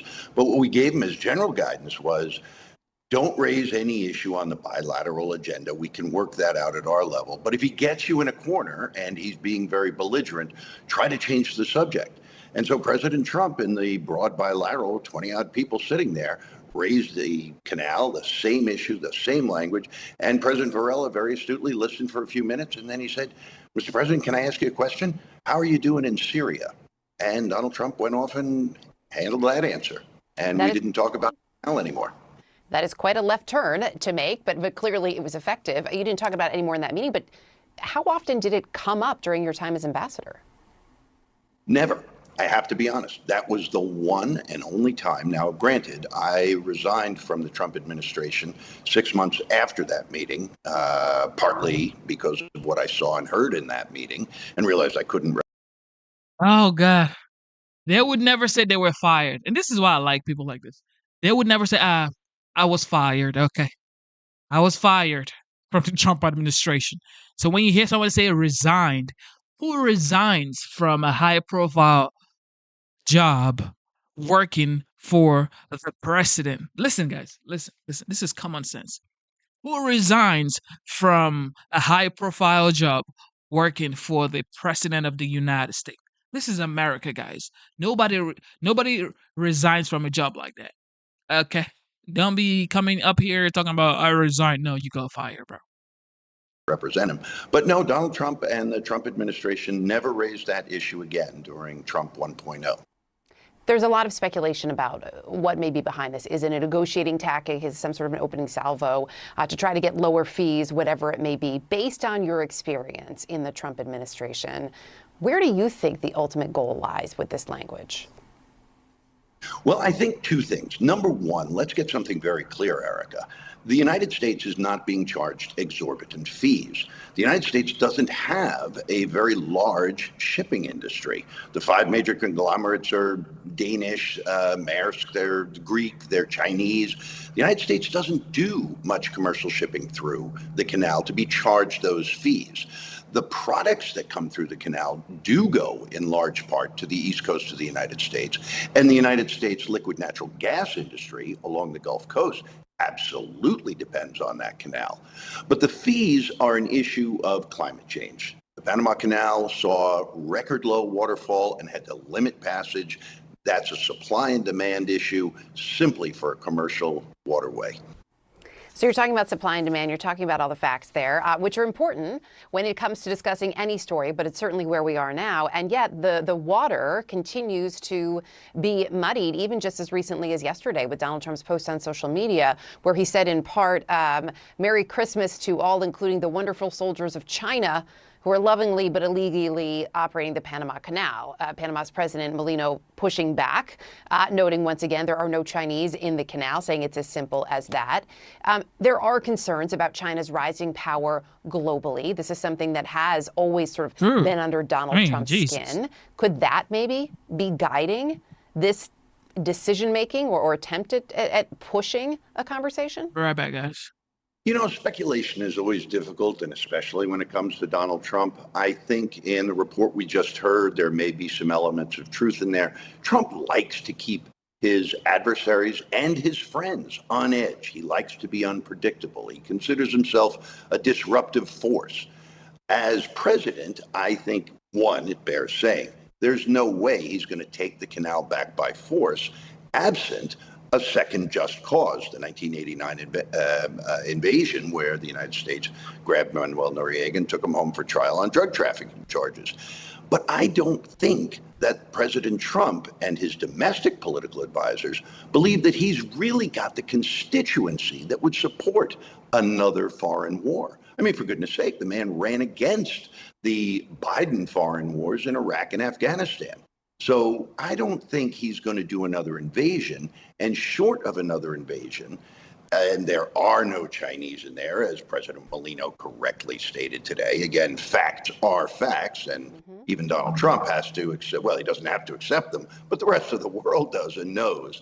I don't think he's really doing anything other than positioning himself, perhaps with the threat of economic warfare and tariffs, which he very well could do, to put Panama and truly everybody else around the world on edge, worried about what he can come in with.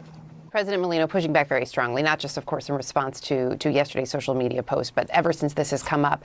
Before I let you go, President-elect Trump announcing Kevin Marino Cabrera is his pick for your old job, U.S. Ambassador to Panama. Do you have any relationship with him? How do you think he is in terms of a choice for that role? I don't have any relationship with him. And because I'm a former career ambassador, we have an unwritten rule that we don't comment on nominations until the Senate of the United States has an opportunity to do so, and the very host country. Let's keep in mind that President Trump's named nominee has not received what's called agrément, the diplomatic approval of the Molino government, for him to even proceed forward with a Senate confirmation. So I really don't have much to add there. Well, you did actually add a lot, because it's an important reminder for everyone in terms of how the process works. Ambassador John Feely, really appreciate you joining us today. Thank you. Bunch of folks saying a bunch of stuff. But, you know, this is why I love the United States. Everybody has an opinion. And if you do your research, maybe, you know, you can get a very valid opinion and people can chime in and you can have a conversation. Okay. What else? Real estate. Let's check this out. U.S. mortgage rates climbing to the highest level in 5 months. The 30-year fixed rate now at 6.85% as of yesterday. Do you guys remember when mortgage rates, okay? Do you guys remember when mortgage rates was 2.5, 2.8%? Man, shout out to the OG, yo. That's all I can say. Shout out to the OG, Donald J. Trump. That's it. Mortgage rate was like 2.8% in 2021, 2020, 2019. Like,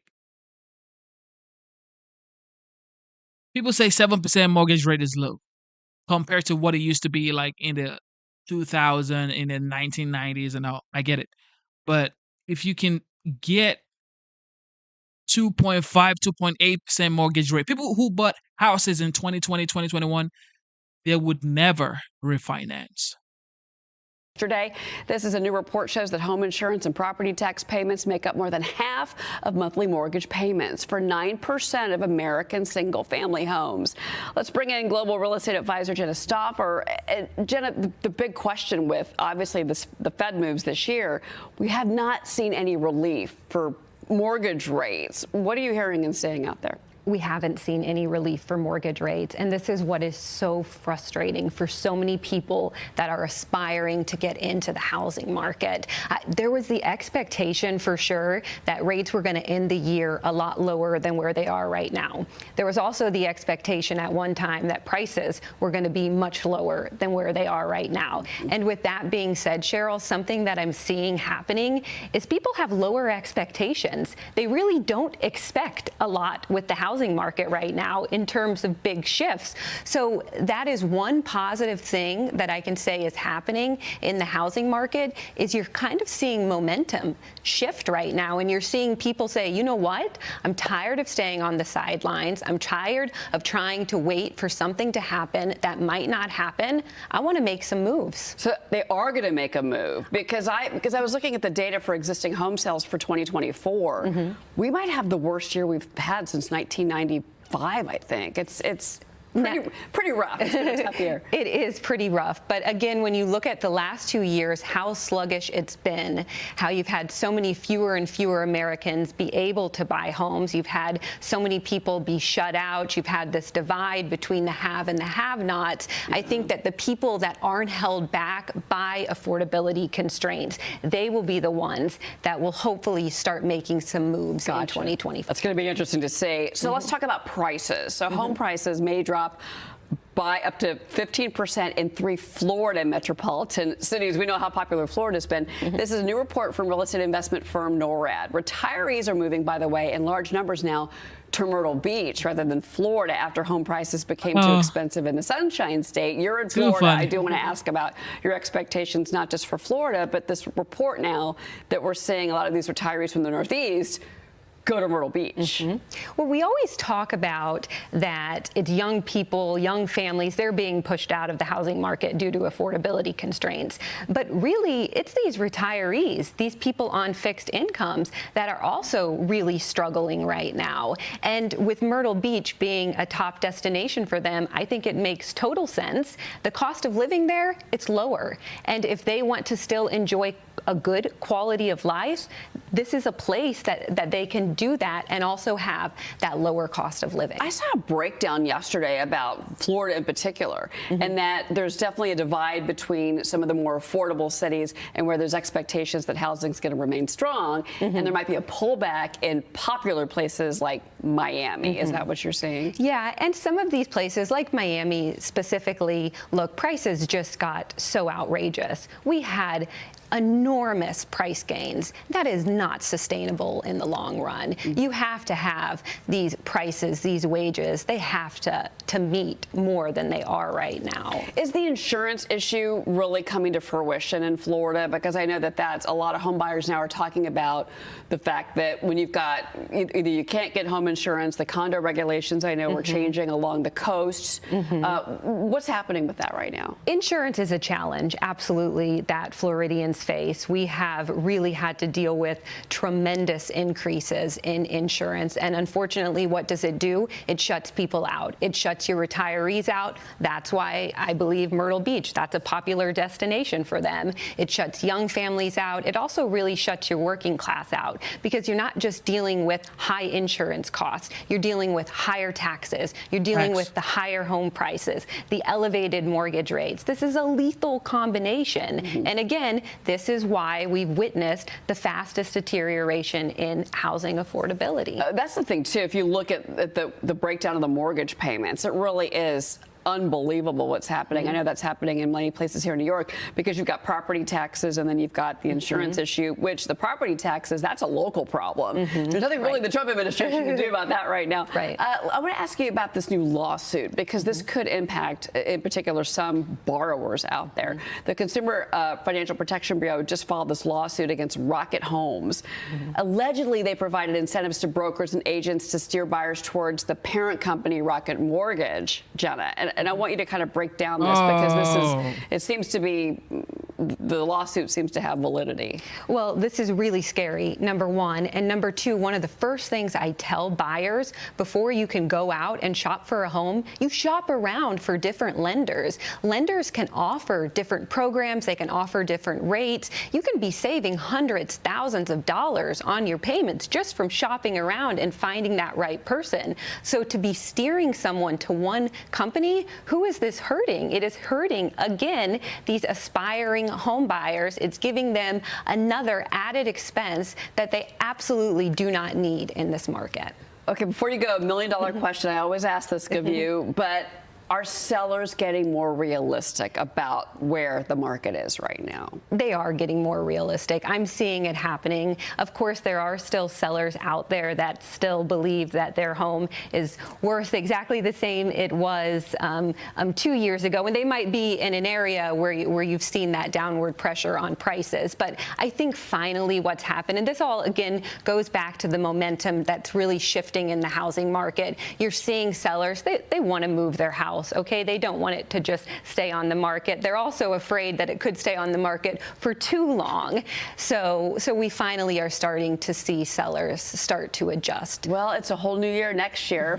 Jenna Stauffer, it's great to see you. Great to see you. Thank you for. Thank you for tuning in to the live show. You know what time it is. It is your boy Jenna. Says double tap your screen, subscribe to the channel. Yes, y'all. We have been having a good time for sure. The chat is going wild. Everybody's just, look, it's a good time. Okay, just have a good time. Whether you're left or right or independent or in the middle or whatever, just have a good time, man. You're not here to troll anybody. You're not here to, we are adults. Okay, we pay bills. We take care of people. We have people we are responsible for. So we're just having a good time. Okay, we're just having a good time. We're sharing ideas, conversing back and forth, and seeing what's going on in the country. Okay, it ain't come on. Let's go to former State Department official Christian. And did you guys see the Russia situation with the plane crash? Did you see that? Did you see it? It is, look, I'm telling you, this next 4 years would be interesting. You can't even, straight up interesting. Whiten to break all of this down. So it's a risky to fly commercial in that part of the world, isn't it? Ladies and gentlemen, I am in Georgia. It is storming. I keep seeing updates on my phone about some storm. We already got a tornado updates 2 nights ago that there may be a tornado today. But it's storming, it's storming crazy outside right now. And I'm getting, because we use Ring at the entrance door, and we get updates on Ring. And here it's saying that electricity went out some streets close to where I stay. So if my stream ends, it might be the storm. I don't know. Okay, I'm saying, hopefully it doesn't get here, because we were affected by Hurricane Helen. We didn't have power for 8-9 days. We didn't get internet for 22 days. For 22 days, there was no internet. But I was still streaming, though, because I got Jesus by my side. It seems to be both Russia and Ukraine have experience, intentional and otherwise, in shooting down civilian airliners. And just a lot going on, a lot of unknown activities and questions. Some of the sort of Twitter detectives out there, ex-detectives, have spotted what looks like either bullet holes or shrapnels in the part of the fuselage in which people survived or were more likely to survive. But very unclear what's going on or what happened. Yeah, so in his end-of-year news conference, the Russian President Vladimir Putin said that there would be no ceasefire in Ukraine, but the Russian foreign minister, however, expressed openness for a dialogue. Are the Russians now looking for an off-ramp, do you think, in 2025? They've certainly been signaling for a long time they're willing to engage in what are pretty much unconditional negotiations, whereas Ukraine has had a bunch of, frankly, ludicrous preconditions even to talk, that Russia would have to give up all of the territory it has gained, including the Crimea, which just is never going to happen. So, Putin has said that they're willing, previously that there's a willingness to talk, and Lavrov, the foreign minister, has said that negotiations could take place as long as they're realistic and also long-term. So he doesn't just want a ceasefire that freezes the conflict. He wants something that actually involves a resolution and probably involves the removal of U.S. sanctions. Right. Well, so is this the Trump effect, though, that the fact that they are willing to do this, knowing that President like Trump will go after the main source of money for Russia, and Iran, for that matter, their oil revenues? It's possible to do that. It would be hard to sanction Russia more than is already taking place. President Trump has said that Keith Kellogg, the former national security advisor to Mike Pence, is going to be his Russia negotiator. But unfortunately, Kellogg doesn't actually have any experience negotiating. He has great experience in other areas. He was a combat soldier in Vietnam. He's a great analyst, probably belongs more at the White House. And you would need an experienced negotiator dealing with the Russians who are very frustrating. Maybe someone like Rick Grenell, who was an ambassador to Germany and acting director of national intelligence for Trump, someone who's really going to get in there. I think the Russians are willing to talk, and I think they are concerned about what Trump might do. But I don't know if there's a quick fix. These could be prolonged negotiations that really call for someone with a lot of stamina and understanding of what Russia really wants and what Ukraine might accept. Well, let's bring this back to the markets. The markets need stability. Are we looking at, do you believe, the end of conflicts, many of them, maybe not all of them, in 2025, and could it really happen?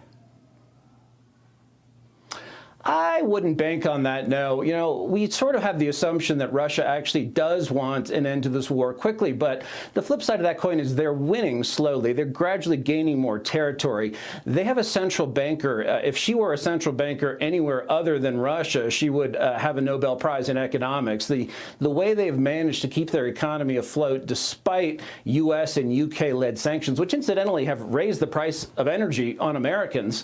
We assume that they want a deal badly. They signal that, but I don't know. If you go back to Vietnam and the amount of time it took to negotiate over what in the end weren't huge changes from the beginning to the end, it took years. This is why my advice, if anyone's listening, is I wouldn't stake the success of a second Trump term on success in Ukraine. This may take a long time. I could be wrong. I hope I'm wrong.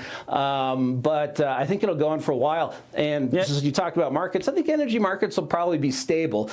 Trump and his Treasury Secretary incoming have talked about adding 3 million barrels per day in U.S. production over the course of administration. That should be helpful. It should bring down the price of energy and also increase U.S. export revenues. So in the last 30 seconds, talk about President-elect Trump's strategy of using the economic might of the U.S. to enact his foreign policy. Right, and we're already seeing that, and I think we're already seeing its benefits, especially with U.S., Canada, and Mexico. The Canadian Prime Minister, probably on his way out, but basically came and supplicated to Trump at Mar-a-Lago, and I think will hopefully start cleaning up their act with fentanyl exports coming out of Canada and some of their other unfair trade practices. Mexico, too. And then it's a question of whether Trump wants to focus on Europe or China, both of which have unfair trade arrangements with us. So I think you'll see tariffs, and I think you'll see threats, and I think you'll see renegotiated agreements. But at the end of the day, you're going to have a renaissance of manufacturing in the U.S., and the tax cuts that he will make permanent will create a supply side expansion in the U.S. that obviates or takes away any inflationary pressure. So long-term prospects, I think, are pretty good. Well, we know in his first term, he created a number of one-on-one trade deals with various countries. So maybe he'll work on that in the second term there. So Christian White, I appreciate it. Thank you for your Trade deals are big deals, okay? If you don't make the right trade deal, you're definitely going to get a BS economy. That's for sure. And what is going on with this Azerbaijan airline crash with Russia situation? What is going on, y'all? Yeah, let's listen to this, because this guy, damn.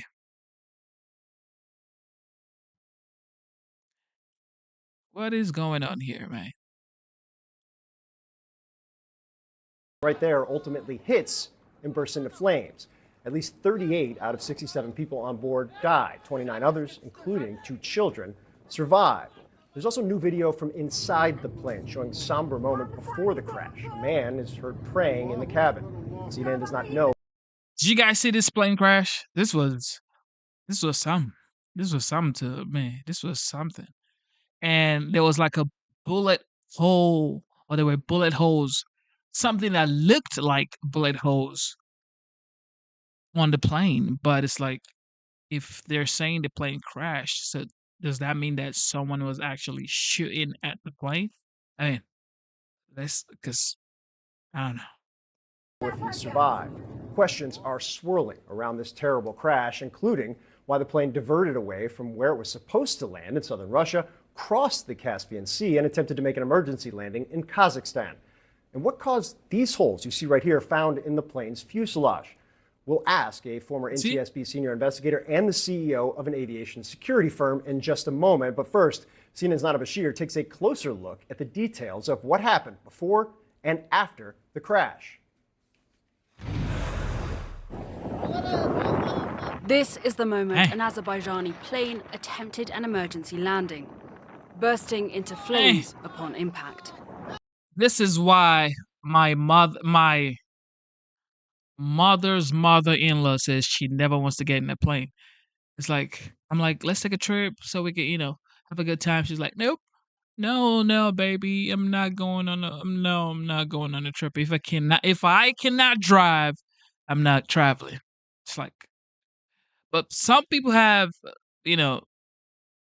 some phobia or some fear of flying or heights or whatever.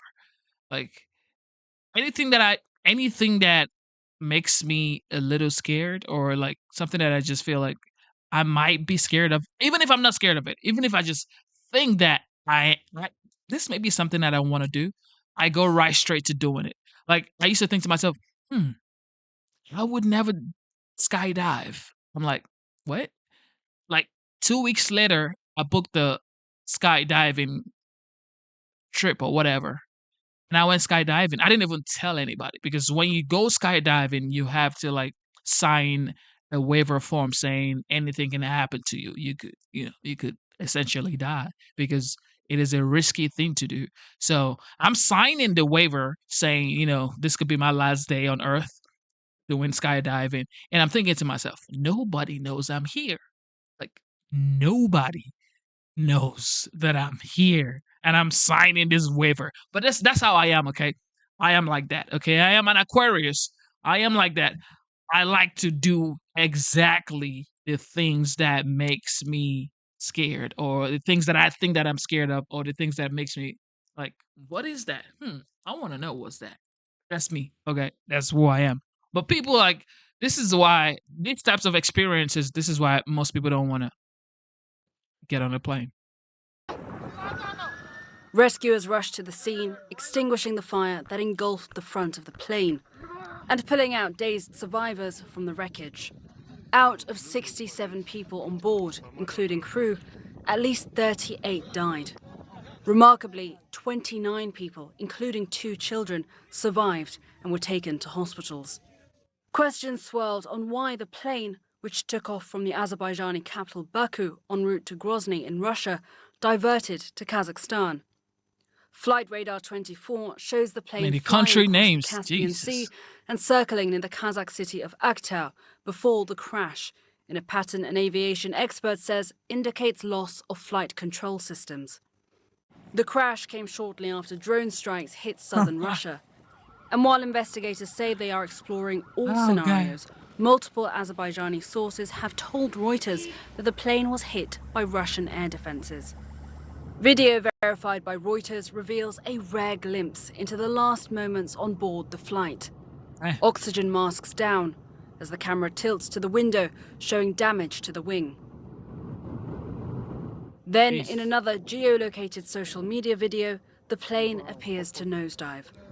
In the resulting explosion, the plane fuselage is broken into parts, with its rear half miraculously landing almost intact but upturned. Parts of the plane scattered across a wide radius, bodies seen covered in blue blankets. Russia and Azerbaijan evacuated their injured citizens, as families in Baku waited to see if their loved ones had survived. For Azerbaijan, it is a time of mourning. A huge moment of mourning, Phil, and a huge moment of tragedy for the family members of those that were killed on board this Azerbaijan Airlines flight. But again, remarkable that there were even survivors following that crash. Now, of course, authorities will continue their work to examine what led to this crash, with NATO now echoing calls for a full investigation.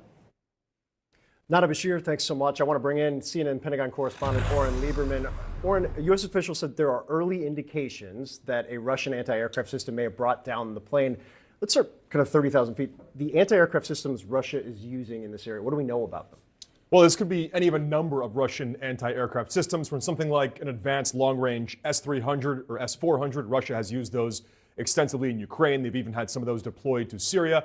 Or it could be something much shorter range, much more localized. Even if the Azerbaijan Airlines flight was low, something launched from a shoulder-mounted or a shoulder-launched surface-to-air missile. So there's a number of different systems that could have been used in this case. Crucially, as long as you get something like that, a system like that, no matter what it is, anywhere close to an airline, it has the capability to do serious damage and lead to a crash. Now, the U.S. official that we spoke with pointed out that this is only an early indication. There is more information to come. The U.S. clearly looking into this, but worth noting, this is the first time the U.S. has weighed in on this, and there is a precedent for this. Think back 10 years ago, Malaysian Airlines Flight 17. It was a Russian anti-aircraft system used by Russian-backed separatists in eastern Ukraine that took down that flight. Now, Russia has offered its own explanation, saying it was birds that may have struck the aircraft, but to state the obvious here, if it's a bird strike, birds hit the front of the aircraft, the engine, the leading edge of the wing maybe. They don't hit the side and the fuselage of the aircraft. Yeah,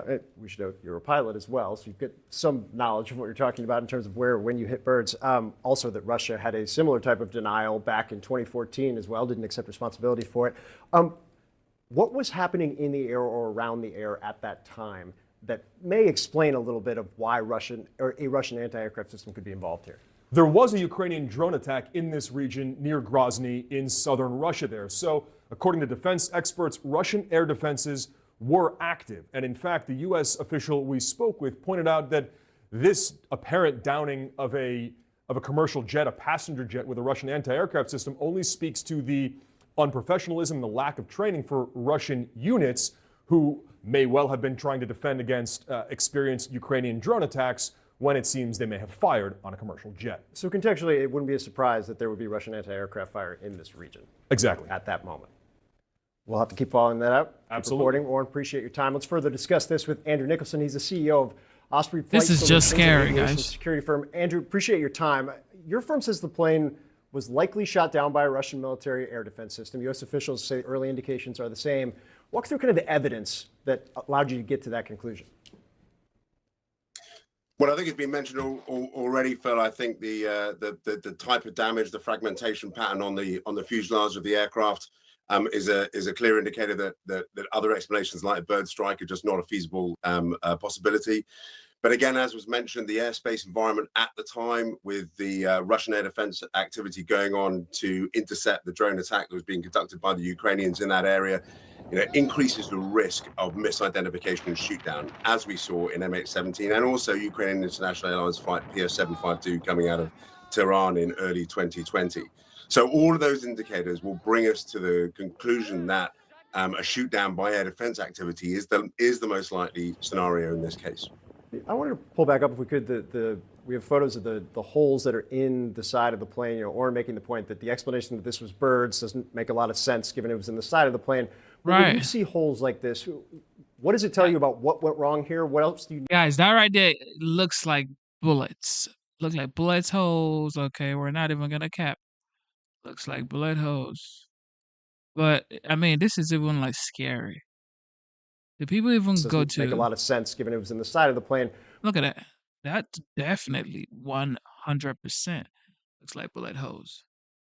Can never make that. You can't make it up, guys. Straight up facts. Okay. Can never make this up. Like, what is this? People just died. I would say, for what? And Russia is definitely going to say, you know what? I think Putin actually apologized. Let's keep going. But when you see holes like this, what does it tell you about what went wrong here? What else do you feel like you need to learn at this point?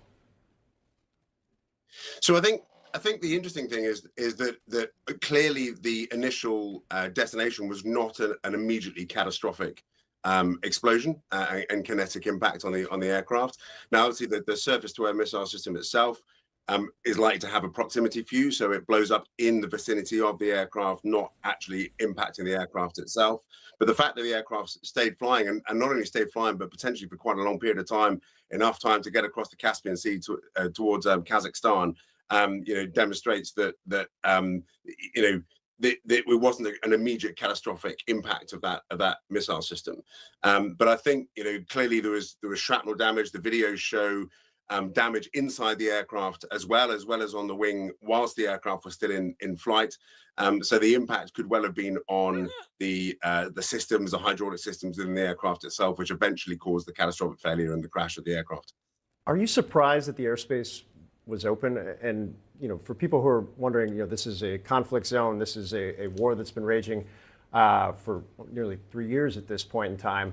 Why are commercial planes flying there? In your kind of day-to-day, how are you counseling companies or counseling folks who fly in terms of what to be doing or not doing in this space? Yeah, I felt surprised. Unfortunately, I'm not surprised. And this is the sad thing. I think that still there is not enough focus being put on the risk that exists in the airspace in this area. It is an active conflict zone, as you say. There are very highly capable conventional surface-to-air missile systems being launched regularly to counter attacks inbound in that airspace. And with civilian aircraft in that same airspace, the risk is quite dramatically increased. We would never say to people, don't fly.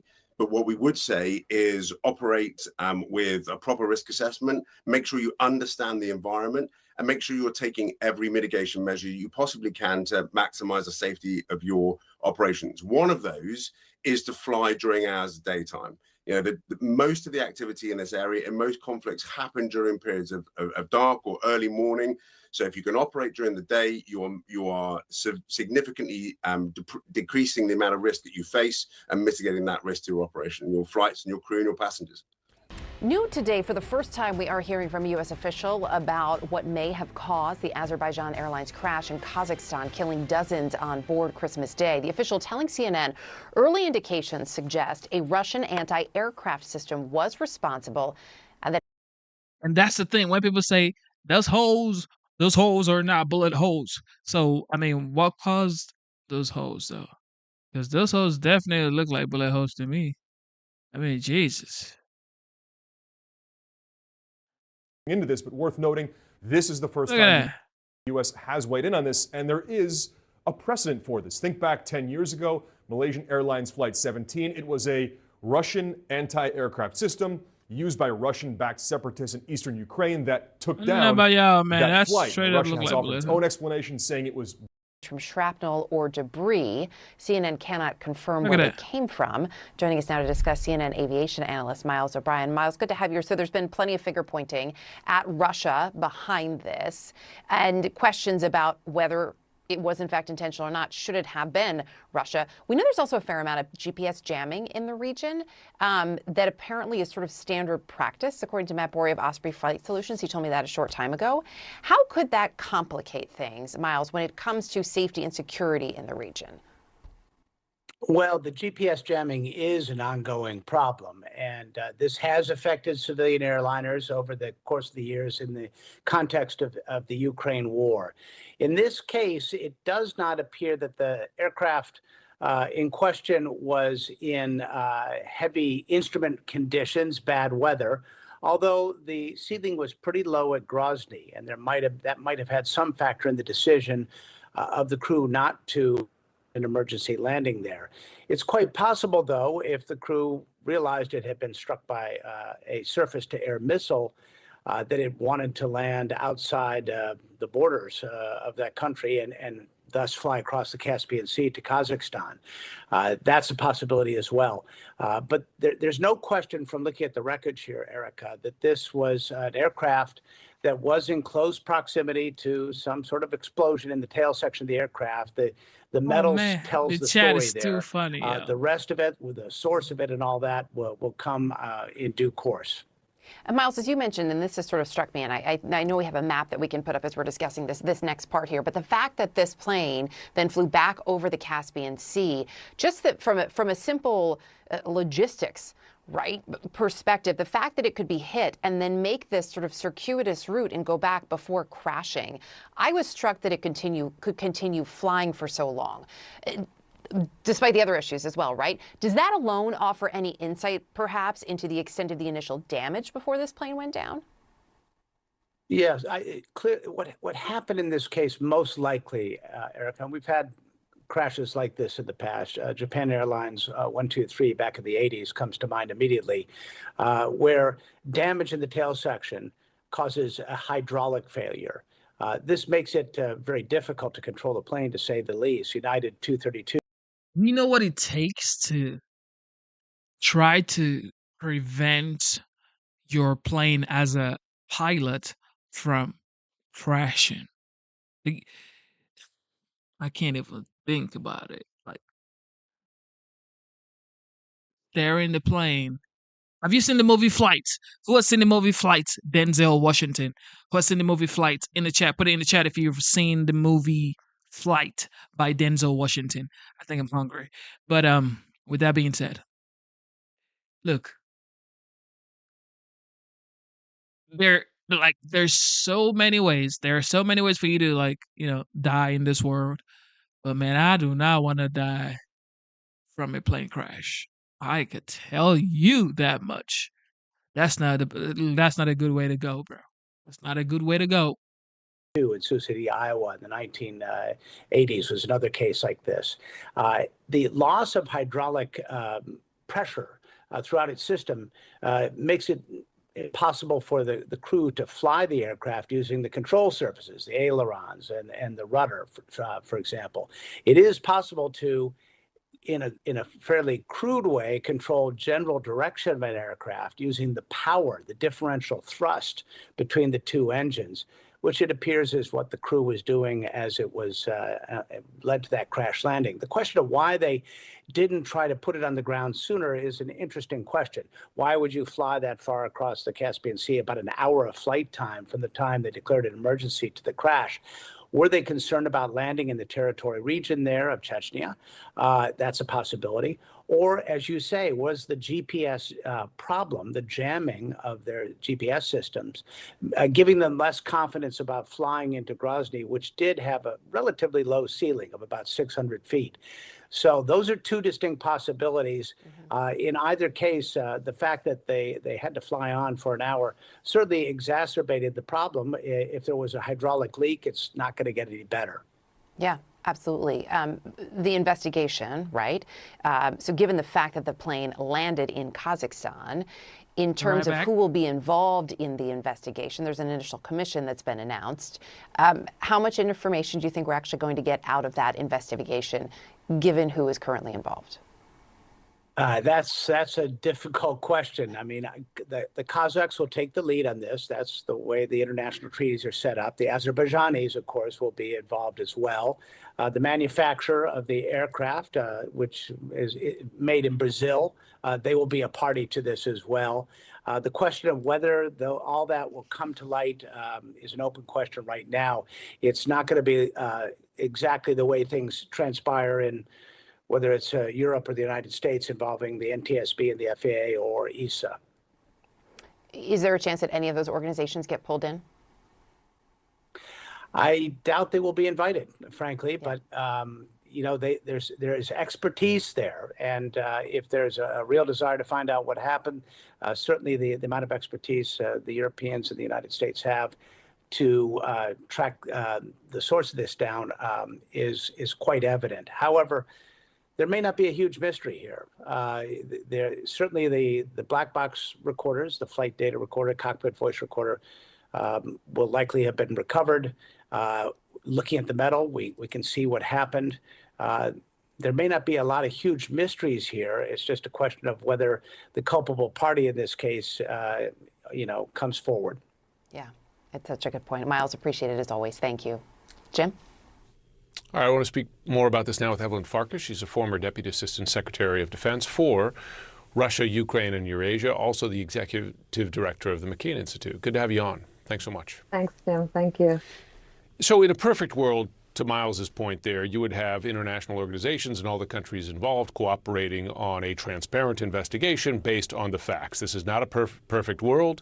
Russia has a dismal track record when it comes to investigating crashes. When you think of ones where it was involved, like MH17, they still deny to this day, despite the evidence there, that that was a Russian missile that took it down. So how do you judge where we are so far with Russian authorities saying this was a bird strike, whereas reporting out of Baku, as well as a U.S. assessment saying that this was Russian air defenses? Right. I mean, Jim, I think, look, the political dynamics are as follows. This happened over Russian airspace. The Russians launched a war against Ukraine in 2014. You mentioned the civilian aircraft, the Malaysian MH17 aircraft that the Russians shot down over Ukrainian airspace, but it was their Russian fighters with Russian equipment in 2014. To this day, they denied that they did it. They have acted incredibly recklessly. They should have closed, in this instance, they should have closed the airspace because apparently there was some Ukrainian drone fighting and back and forth between the Russians and the Ukrainians over that airspace. So most of the outside experts who have seen pictures of the aircraft on the ground after it safely landed noted that there were puncture marks on the aircraft consistent with the use of a Russian air defense system. So it's basically the fact that Russia's at war with Ukraine and didn't close off the airspace here to civilian aircraft that caused people to die. They were lucky that all 60-something people didn't die on that aircraft. But Vladimir Putin is obviously not willing to take responsibility so far, so we'll have to see what happens in terms of an investigation. What do you make of the second piece of this? Because you have an event which caused the pilots to declare an emergency. The theory now, at least a U.S. assessment, an early one, is that that initial event was a mistaken hit by Russian air defenses. Then you have this long looping journey over the Caspian Sea, an hour in the air after a crisis in the air to get to Kazakhstan. How do you explain that? Yeah, that's interesting because you don't know whether it was that the pilots requested the permission to land in Grozny, which, remember, is the capital of Chechnya in the Russian Federation.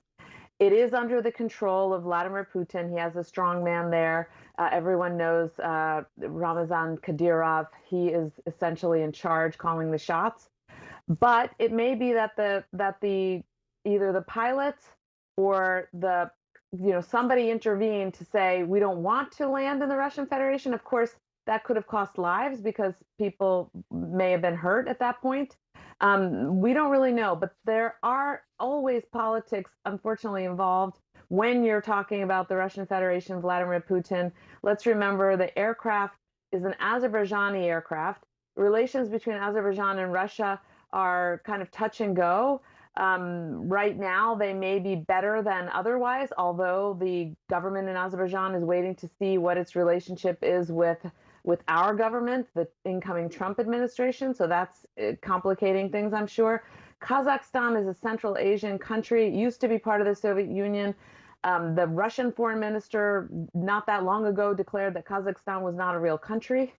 So they view Russia with a lot of nervousness and skepticism, and they're always trying to balance between or have the United States, China, and Russia be their kind of partners so that they don't come under control of Russia or China.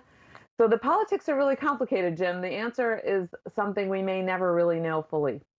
Well, listen, it's worrisome when the Kremlin announces you're not a real country. That's exactly the language they used for Ukraine before invading it. They've said that about other countries that formerly were part of the Soviet Union. Now, out front with us now is David Susi. And everybody wants to say something when Trump says Panama Canal should be given back to the United States, or Greenland should be a part of the United States, or Canada should be the 51st state, and Justin Trudeau should be the 51st governor. I think that's what he should be doing, okay? Because other leaders who the world consider top dogs on earth, okay, they're taking over our cities, taking over our countries. I mean, look, this is a This is how the world works, okay? This is how power works, all right? Even if Trump isn't going to make Canada the 51st state or Greenland or Panama Canal, he should at least act like that, okay? Because these people, Xi Jinping, Putin, Kim Jong Un, they do not respect anybody who doesn't command respect. If you don't command respect, if you don't put the fear of God in their heart, they're not gonna, succumb to whatever you're trying to sell. So I like what Trump is doing. Former safety inspector at the FAA, retired Air Force Colonel Cedric Leighton. David Sanger, White House and national security correspondent at the New York Times. Gentlemen, thanks for coming in. David, Susie, apologies, boys. I'm going to have to call you by your first and last names. David, Susie, Russia says that the plane, initially it said, and you and I have talked about this, they said that the plane collided with a flock of birds, and that was suggested that that was the source of the crash. But then when you see the video that's really come out, those holes and perforations in the tail section of the plane, do you think at this point there is any chance it was birds that brought that plane down? Nope. No, we questioned that early on, Kate. Yeah, even yesterday we talked about the fact that the bird strike doesn't cause an aircraft to lose flight control typically, and this aircraft is going left and right and everywhere all over the sky. It was clearly out of control, and the pilot was doing all he could to just maintain some kind of semblance of control over that airplane. But I'm in my mind, I've completely ruled out anything to do with bird strikes, considering the evidence that we've seen so far. Yeah. And Colonel Leighton, shortly before the plane crash, Oren was talking about this. There were Ukrainian drone strikes in southern Russia near where the Azerbaijan Airlines plane was set to land. If this was Russia, be it a mistake or intentional, why wasn't airspace shut down to avoid something like this? Yeah, that's a great question, Kate. Normally what happens in a case like this is the airspace. And that's another thing, like you guys saw the situation that happened in New Jersey. Well, probably still going on in New Jersey, New York, and in Georgia here. A lot of people have been saying they've been seeing drones in the sky. I don't know if you guys have been seeing drones in your hometown or wherever you're watching across the nation in the United States. But New Jersey, New York, they've had the sightings of drones in the sky. And it's like, what is going on? But I'm thinking this next 4 years, there would be some sort of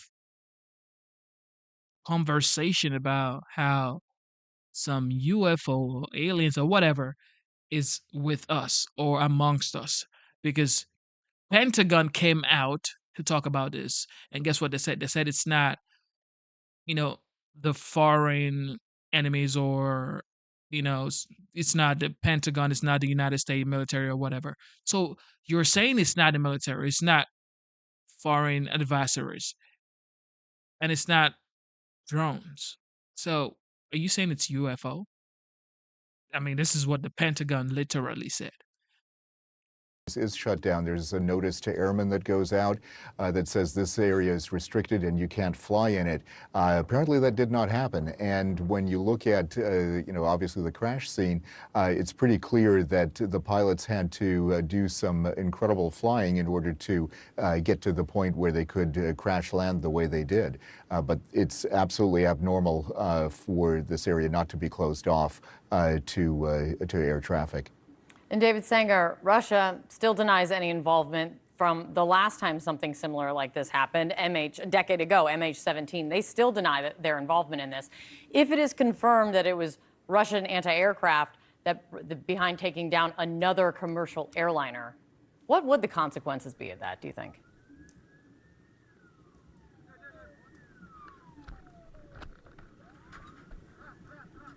David Sanger?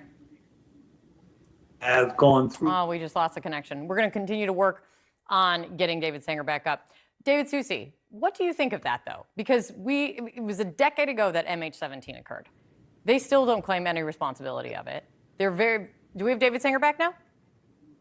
And David Sanger is back with us. David, if you didn't hear, I will recap really quickly. If this does, I heard that. Then take it and go, David Sanger. Great. Sorry about that, Kate. So in the last case in 2014, there were no significant consequences. It took about a year and a half for a joint investigative committee to come up with a conclusion that it was the Russians. The West put together some not terribly effective sanctions. And in the meantime, Germany signed the Nord Stream 2 agreement that put a new Russian gas pipeline through to Europe. So the conclusion that Putin had to come to was there isn't much of a penalty. At this point, we've put so many sanctions on Russia since the war began nearly 3 years ago that it's hard to imagine what more at this point the West would do. So other than the public condemnation, I wouldn't expect much of a penalty. I'm confounded by the flight path of what happened here, David Susi. When you look at what happened, right, it takes off from Azerbaijan, approaches Grozny, where something happened, and then it diverts, eventually crashing in Kazakhstan. Why didn't the plane go down sooner? It being able to fly so long over a huge body of water after the incident, before crash landing, could that indicate something? Well, to me, it just indicates that the missile was not a direct hit. And if you look at the damage to the aircraft that we have so far, and of course, all we can see at this point is the tail section, but if the impact was mostly in the tail section, it would have avoided the fuel cells, it would have avoided the engines, all of the critical parts of keeping the aircraft flying were avoided. And if that's the case, then that missile would have just struck in the tail. And that would indicate, too, that that's why we've lost the flight control, indicating that he's lost flight controls. That could have been from a hydraulic leak caused by the impact as well. So it makes sense to me that missile would have just hit in the rear section of the aircraft, and it would have been able to continue to fly. But regarding where it went, I think it's important to point out that the first alternate airport that they had was closed that day, and whether they had planned to use it or not, the second alternate was clear across the Caspian Sea on the other side. It really is. It really. So I've been fascinated by that flight pattern ever since we saw it. We saw it play out. Yeah. Colonel Layton, according to a flight tracker organization, the plane was, the way they say it is, the plane was exposed to GPS jamming and spoofing near Grozny, which is where it was scheduled to land, as we've discussed. Talk to me about GPS jamming. How is GPS jamming utilized in warfare? How big of a problem is this? Yeah, it can be a huge problem, Kate. One of the things that happened in the second Iraq war is that the Russians helped the Iraqis, in this case Saddam Hussein, set up a GPS jamming system in Iraq, which we ended up neutralizing. Had we not neutralized that, it would have been very damaging to U.S. Air Force and U.S. naval aviation capabilities.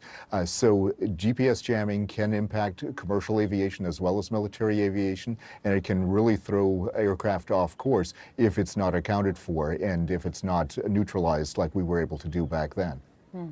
David Sanger, the politics of this seem all very complicated.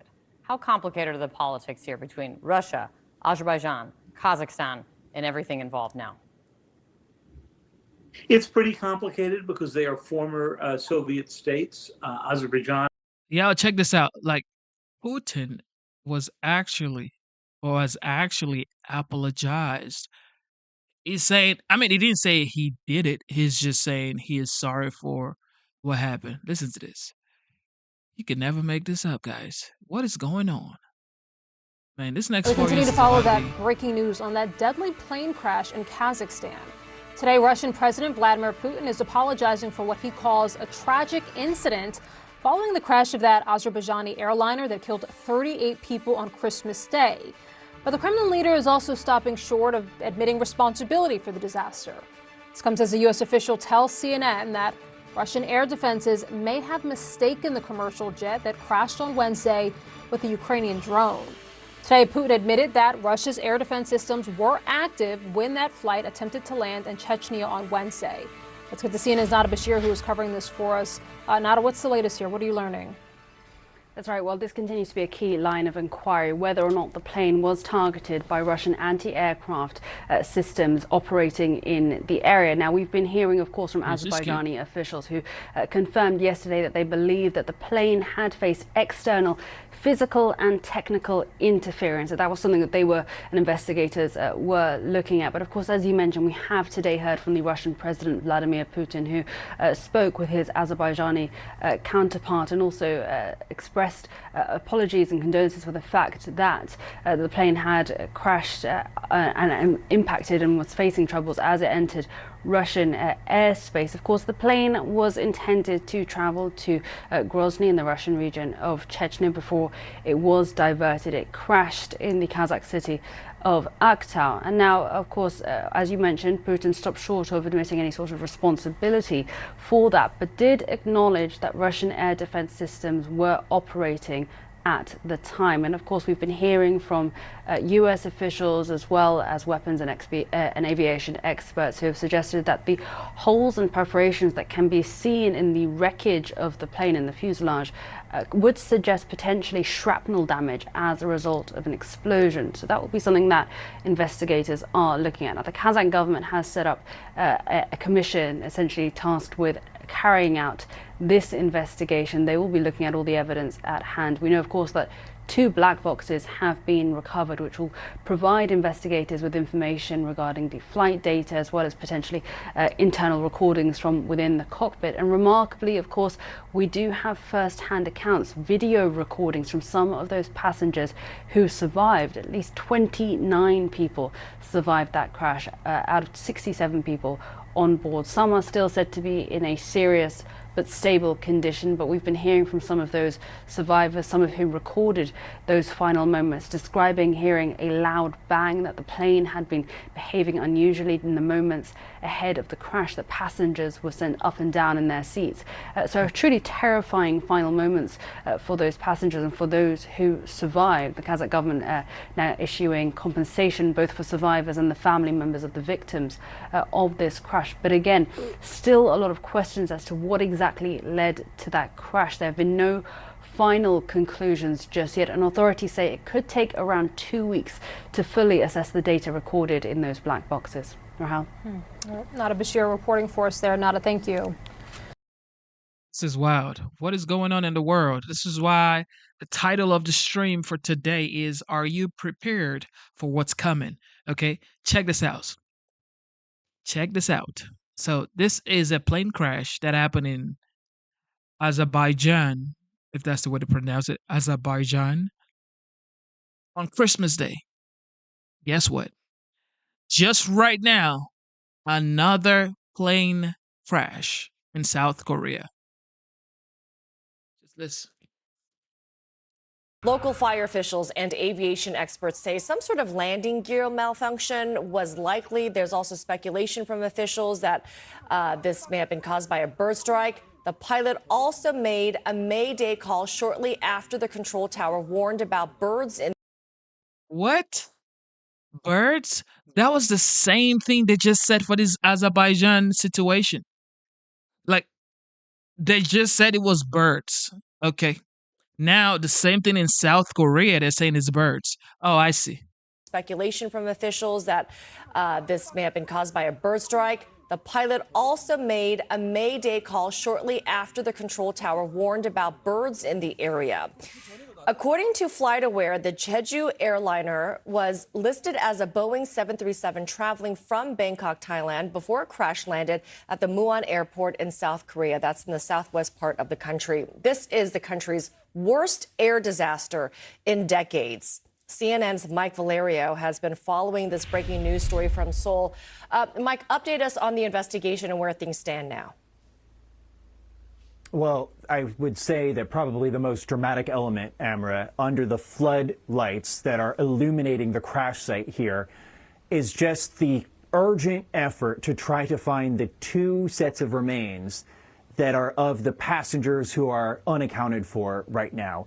I'll tell you, we've had such a whiplash, chain of events as we followed this story throughout the day here in South Korea. And there was so much hope, Amra, as you mentioned, after the 2 people were found, the survivors in the back of the plane, the 2 crew members were rescued and made it out with their lives. There was hope from a whole host of emergency responders that perhaps a third or a fourth person could be found alive as well. But that hope quickly diminished after the noon hour here in South Korea. So what's happening right now? The 2 survivors are being moved to hospitals here in Seoul. We don't know their exact conditions as of yet, or if they've been able to speak to investigators. But what they have to say will be critical because the voice and data recorders that comprise the black boxes of this aircraft have both been found. So when you combine those two elements, plus the two survivors, that could paint a more accurate picture because there are elements that are in tension of just what happened here. And what we mean by that is we have a whole slew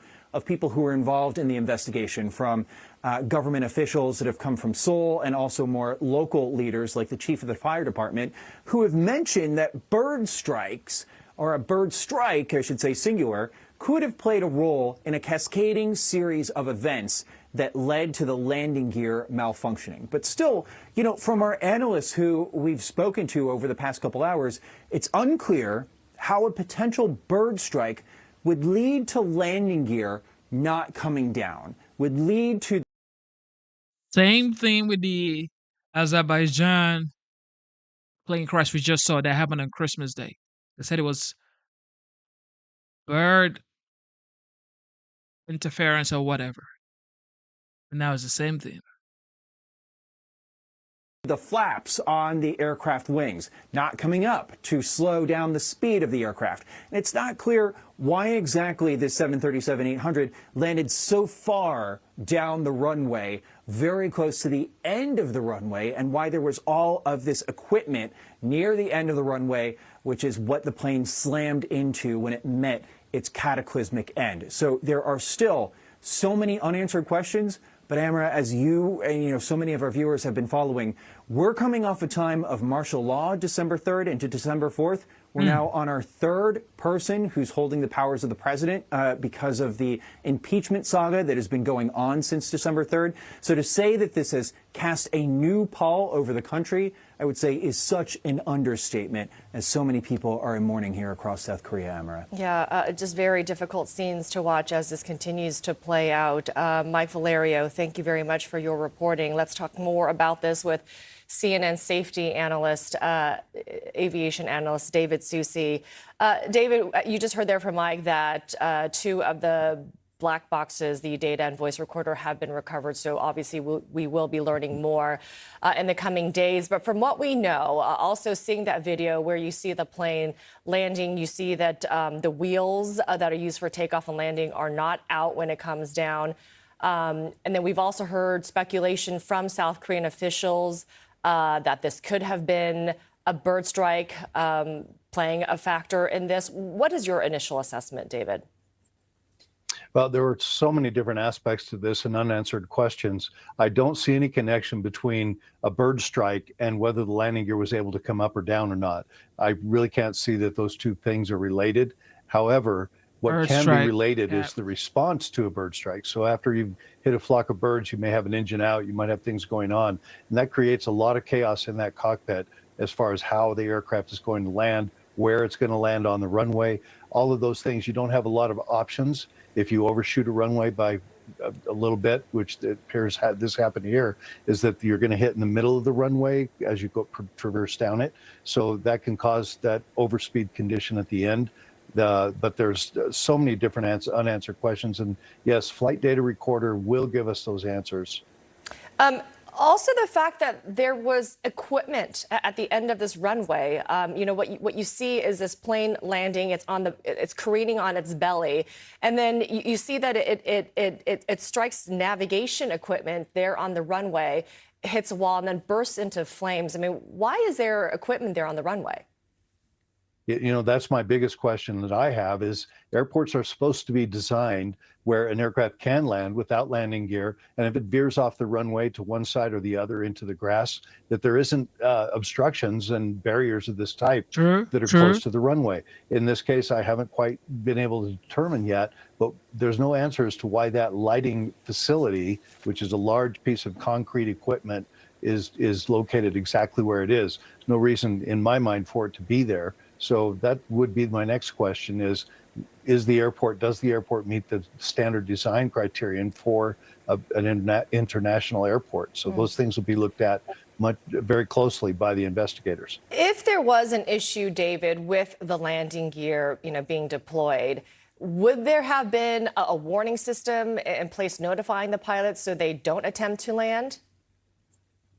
Yes, there is. It'll say gear up, to make you remind yourself to bring the gear up as you have a proximity warning to the ground. So they would have gotten those notices, but by the time you get that, if you are in this situation, and let's say, for example, you come into land, you don't have another engine, you can't make a go around and try it again. So even though you get those warnings, by the time you get the landing gear down in the position that they were in, you wouldn't have time to get them fully extended. So that may be the problem here, is that they didn't have time to make a go around and assure that the gear had been lowered properly. You know, David, it's remarkable that we're talking about survivors in yet another plane crash here. 2 survivors, we understand they are crew members who were pulled out of this plane. They were apparently found in the tail of the plane. And I want to ask you this because we've been talking about, wow, I think it was the Azerbaijan airline where you had survivors as well, the plane that was apparently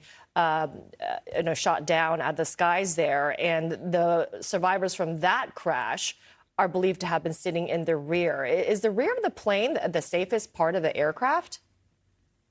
Well, it depends on what kind of accident you're in. But in, I think it was 2021, the FAA did a study on this to determine the fatality rates on those accidents that had survivors. They came up with not much difference. There was 39% fatality rate in those people that are in the front of the aircraft versus the middle of the aircraft, which was.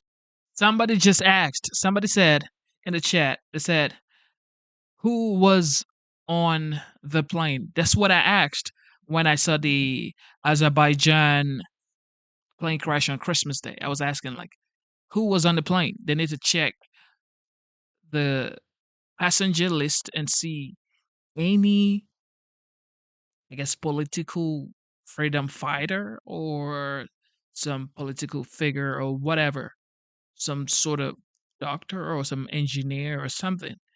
They need to go and check. And that comment in the chat just made me remember what I was saying about the Azerbaijan plane crash that happened on Christmas Day. But this one just happened. Okay, this right here just happened. This happened in South Korea. The other one happened in Azerbaijan, and both of them are pointing towards Putin, in my opinion. Around 34%, but in the rear it was 32%. So it was a slightly better chance of survivability in the tail of the aircraft, but it's not a significant number, although we have witnessed that in the last few days, both miraculously having survivors, yes. This Jeju Airlines flight is listed as a Boeing 737-800. What do we know about this particular plane, considering that we've talked about Boeing a lot over the past years and its, the hits it has taken to its reputation with other crashes, and also the safety record of this airline? What else do we know about that? This airline has an impeccable safety record. There's nothing to indicate that there's anything wrong with their maintenance, their facilities, their operations. Everything seems to be in line with this airplane. As far as the 800 goes, it's an NG model. They talk about it as an NG. This airplane is the backbone right now, not only in domestic U.S. where it's manufactured, but around the globe. This aircraft flies, a typical model of this aircraft flies 4 or 5 flights every day. And there are thousands of these airplanes out in the industry. So this is one of the safest airplanes, record-wise, percentage-wise, that is in the air right now. So the fact that this has occurred when everything seems to be in order is very disturbing, and we're really looking forward to seeing what we can learn from this horrific accident. A horrific accident indeed. Obviously still an active scene there at Muon Airport in South Korea as we try to learn more about the cause of this plane crash. David Susi, thank you so much for joining us this morning. Check this out. Just do the same, though. But this just happened right now. I mean, 2 plane crashes in like 4 days. How is that even possible? A devastating plane crash in South Korea has left at least 177 people dead. The Boeing 737-800 plane, carrying 181 people on board, it skidded off the runway at an airport about 180 miles south of Seoul earlier today. Cleanup continuing this morning after the aircraft exploded on impact with a concrete wall at Muan. That's the international airport there in South Korea. Video of this crash is graphic. We want to give some of our viewers a warning because you may find this disturbing.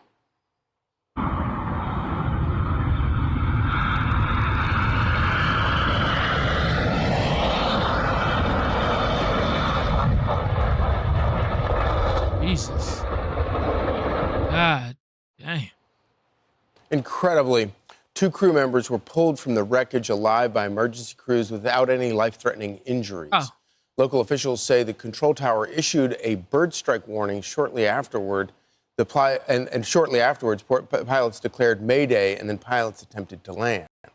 Reports also saying the Boeing 737-800 jet's landing gear was not deployed during the crash landing. Sad story that played out on many people's social media timeline, and right there for all of us to see this morning as well how it occurred. Let's bring in Mike Boyd. He's an aviation consultant to shed a little more light on this sad tragedy in South Korea. Mike, when you see that video of the crash, what stands out to you? Number one, the gear is not extended. The flaps are not extended, which would indicate that there was a major hydraulic failure of some kind there. Oh, wow. I understand that even when there's a hydraulic failure, there's a mechanical way of dropping the landing gear. That was not done. I think we're going to be kind of in the dark here till we find the cockpit voice recorder and the black box for this, because it looks like there was a bird strike from some earlier picture of it. They did vector the airplane around to the other end of the runway, so there was control. But landing at this speed or coming down at this speed with the gear not down, and it looks like that airplane suffered some major hydraulic failure of some kind, and we don't know what that will be until we get the black boxes. Mike, the black boxes have been found, so hopefully some answers will come soon from that. But I'm curious, like, if you could explain for those of us who don't know a lot about this, how can a bird strike, what impact does that have? And also, this hydraulic failure, is that entirely mechanical, or could there be a pilot decision or problem with that as well? Well, there are a million backups on this airplane. It's extremely safe, and that's what a lot of people are saying. They can't understand why this airplane was landed on that runway at that speed with no flaps, with no gear. There might have been something else involved, but a bird strike on an engine might shut an engine down, but there's so many redundant systems there, it just doesn't make sense. So we're in the dark here, but we know this.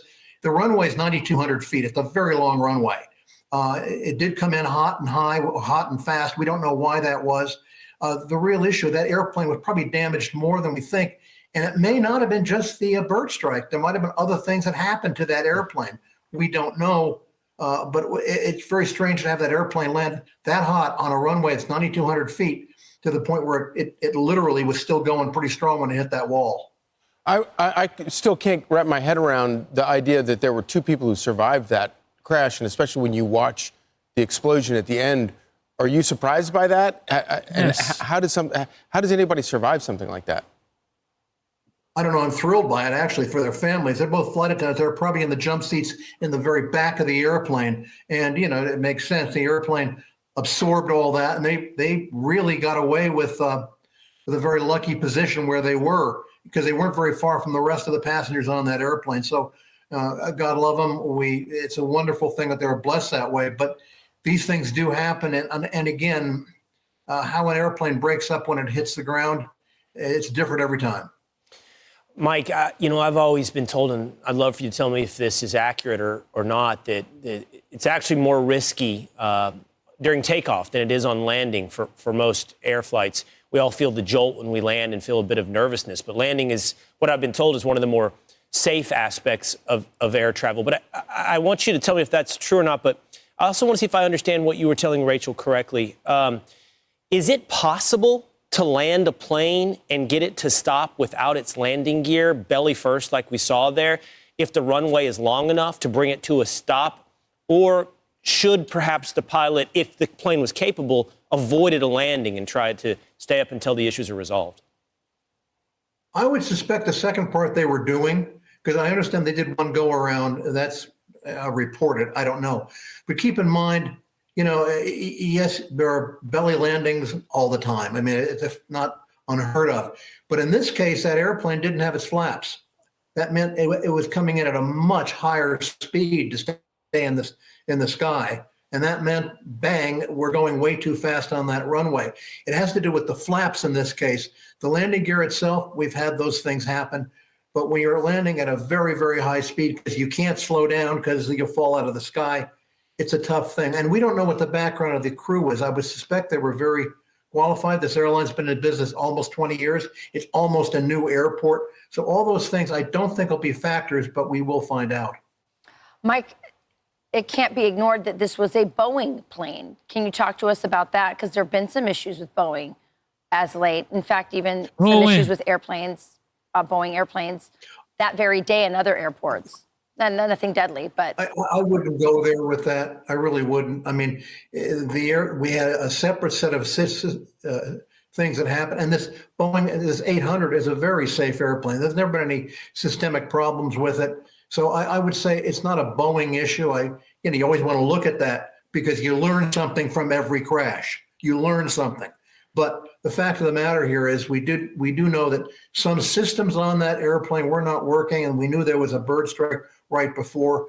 That's probably the path they're going to go down right away, although every path is open. All right, Mike, we appreciate you jumping on with us early this morning and help us understand a little more about this sad tragedy. This is a sad tragedy for sure. Following the Aviation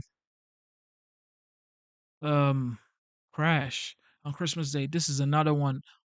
At least 177 dead after plane crash in South Korea. I mean, in the space of 4 days, it's not. I don't think it's up to 4 days. You've had 2 plane crash. Everybody's going bunkers. Trump is gonna have a lot to deal with when he becomes president. Not like he's gonna deal with stuff like this, but he's gonna have to deal with a lot.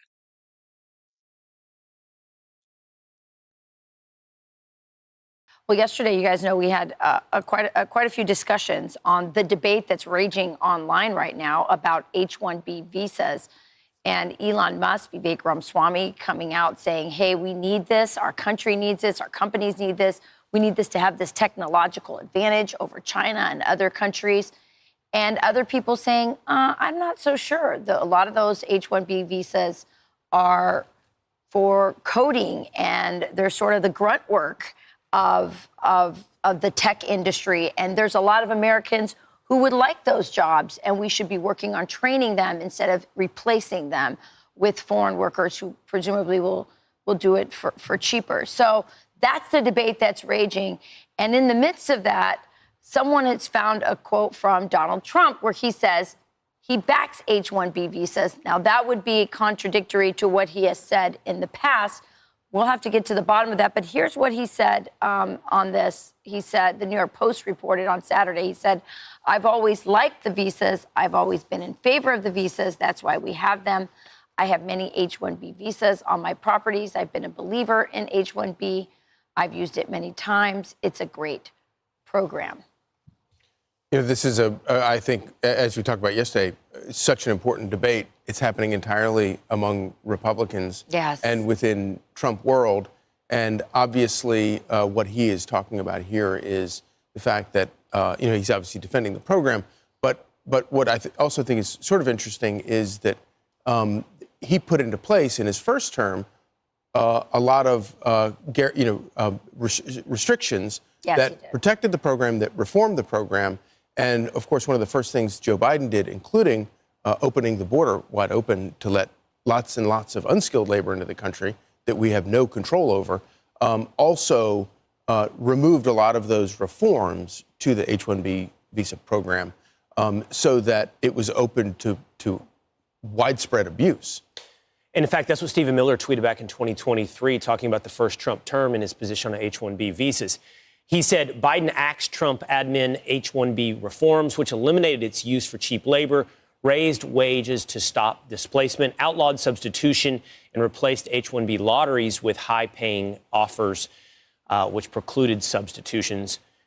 Regs were scrapped, and now big tech is replacing Americans. So Trump weighs in yesterday suggesting he supports H-1B visas. Now, in the past, he has looked for reforms to H-1B visas. On the surface, this issue, I don't think, has as deep a divide on the right as one might initially perceive. Meaning, I think a lot of people on the right, including obviously Donald Trump and then Elon Musk, support the idea of bringing in whatever percentage it may be, 0.01%, whatever the number is, of highly, highly skilled people from across the world. The idea of bring your best. But the program can't be abused to box American workers out. That's been the perspective in the past of Donald Trump. And I suspect it will be the position of Donald Trump in the future. But the debate got deeper and it got more contentious on the cultural level. And for example, that's where I took some exception to what I thought Vivek Ramaswamy made a too sweeping indictment of American culture. Elon, by the way, weighed in immediately after Trump. Pretty soundly, by the way. Pretty soundly. Well, Elon, this is a quote from Tropic Thunder. He's memeing. Remember Tropic Thunder with I don't know, Robert Downey Jr.? Can we actually read the entire? I don't know if we can do it. Let's try. Let's try. Okay, where is it? Let's do it. This is what Elon put on X. He said, "The reason I'm in America, along with so many critical people who built SpaceX, Tesla, and hundreds of other companies that made America strong, is because of H-1B." Go ahead, Charlie. You can quote Tropic Thunder. You can take a big step back and have fun with yourself in the face. Yes.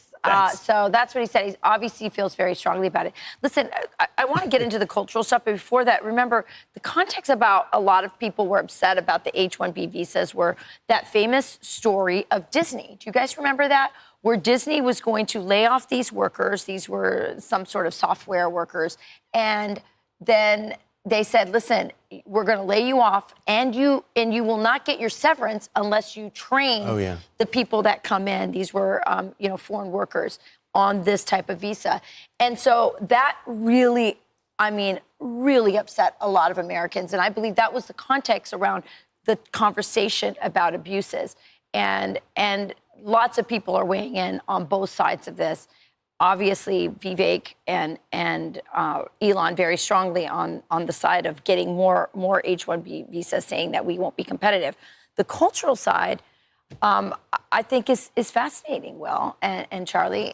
I guess Vivek saying he thinks that we need to our culture has a problem with, not prizing enough those who are valedictorians and academically, succeeding versus those who are the prom queens and the quarterbacks, I guess. What I think they kind of wandered into, and neither Vivek nor Elon Musk, I think, appreciate sort of the nuances and just how what a sore spot this is for a lot of Americans, because of course it wasn't just Disney. You could go through, in every industry going back 30 years and find examples of where American workers were forced to train their replacements as they unbolt their machinery and send it to China.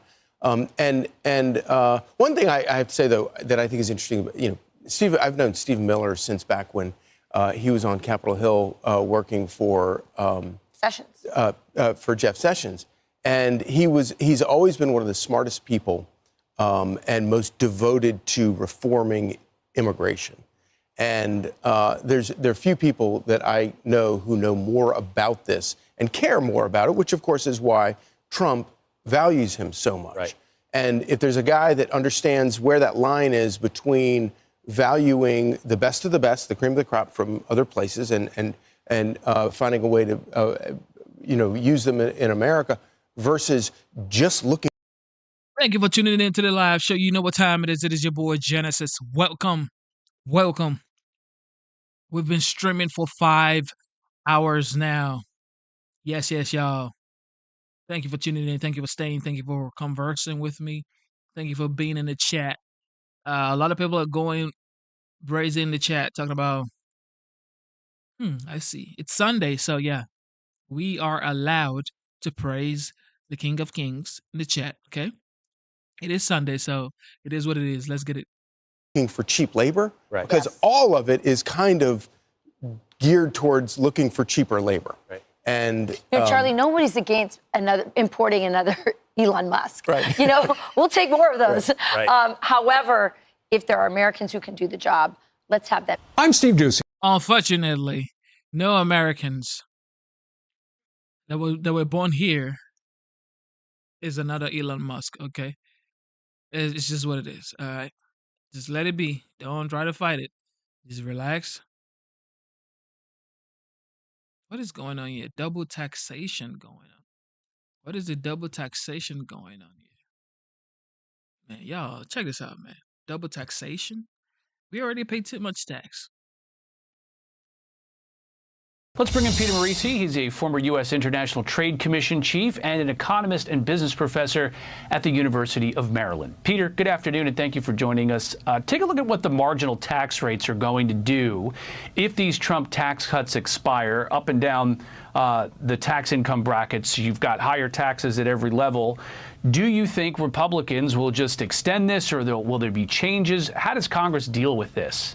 Well, I think they'll be by and large extended and perhaps supplemented in some places because, you know, the president-elect has talked about, for example, exempting tips. There's a terrible double taxation of 35% of most people's Social Security benefits. They pay taxes when they contribute the money, and then they pay taxes again when they get it back, which is absurd.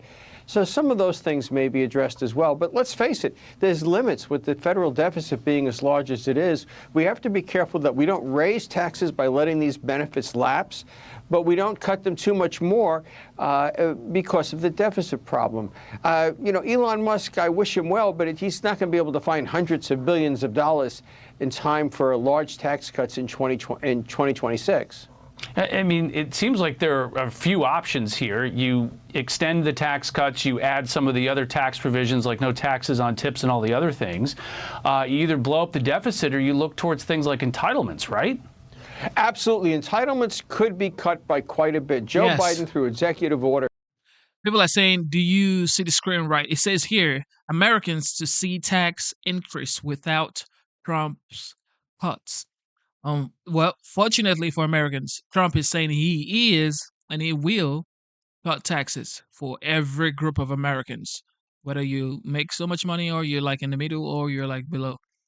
So this is just if he doesn't cut taxes, Americans will experience tax increase, according to Peter Morici. Added hundreds of billions of dollars in entitlements costs by stretching eligibility standards and increasing benefits. Also, there's areas like the electric vehicle tax credit, which is absurd. The thing's exploding out of sight.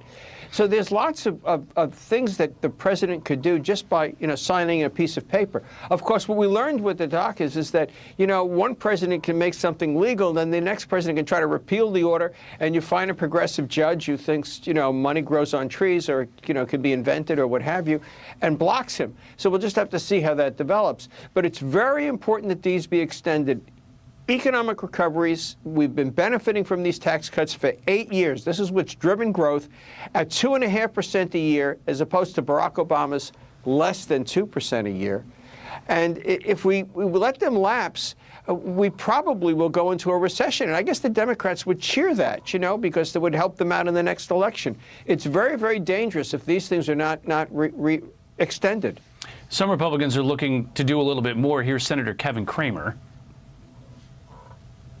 I love one of the first ideas I read about, of course, is the simplification of the tax code. And therein lies one of our first opportunities with the new Congress through budget reconciliation. The simplification of the tax code could be the greatest gift to the economy and to every taxpayer in this country, and certainly to business. So, Peter, that was a goal 7 years ago, and then Congress is doing this, and we got the tax system that we have now, albeit with lower rates, but still not exactly the most simple thing on the planet. Is Congress capable of simplifying the tax code? It's very difficult because the Congress has become accustomed to using the tax code to incentivize particular kinds of behavior. For example, we want companies to undertake more R&D, so we give them an R&D tax credit. Then we have to write eligibility requirements for it and things of that nature. You know, we want to encourage manufacturing, so we'll have accelerated depreciation on equipment and what have you. It's easier said than done. My feeling is that we're in a very good spot when it comes to corporate taxes right now. We have increased the level of investment thanks to the corporate tax cuts we got in 2016. Those are permanent. We are very competitive now vis-a-vis other industrialized countries like Japan, Germany, and so forth. We have very favorable rates.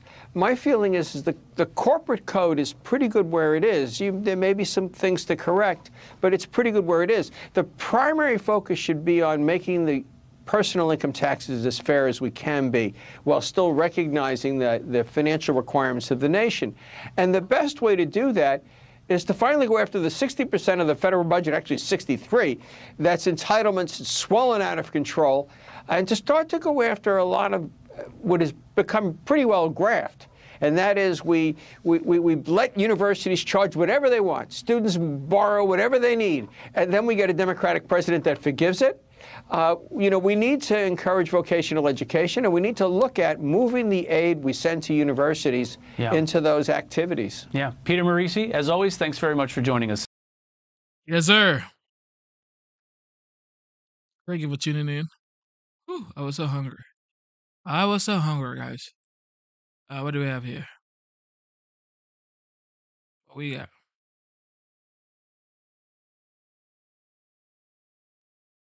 It's saying that most people say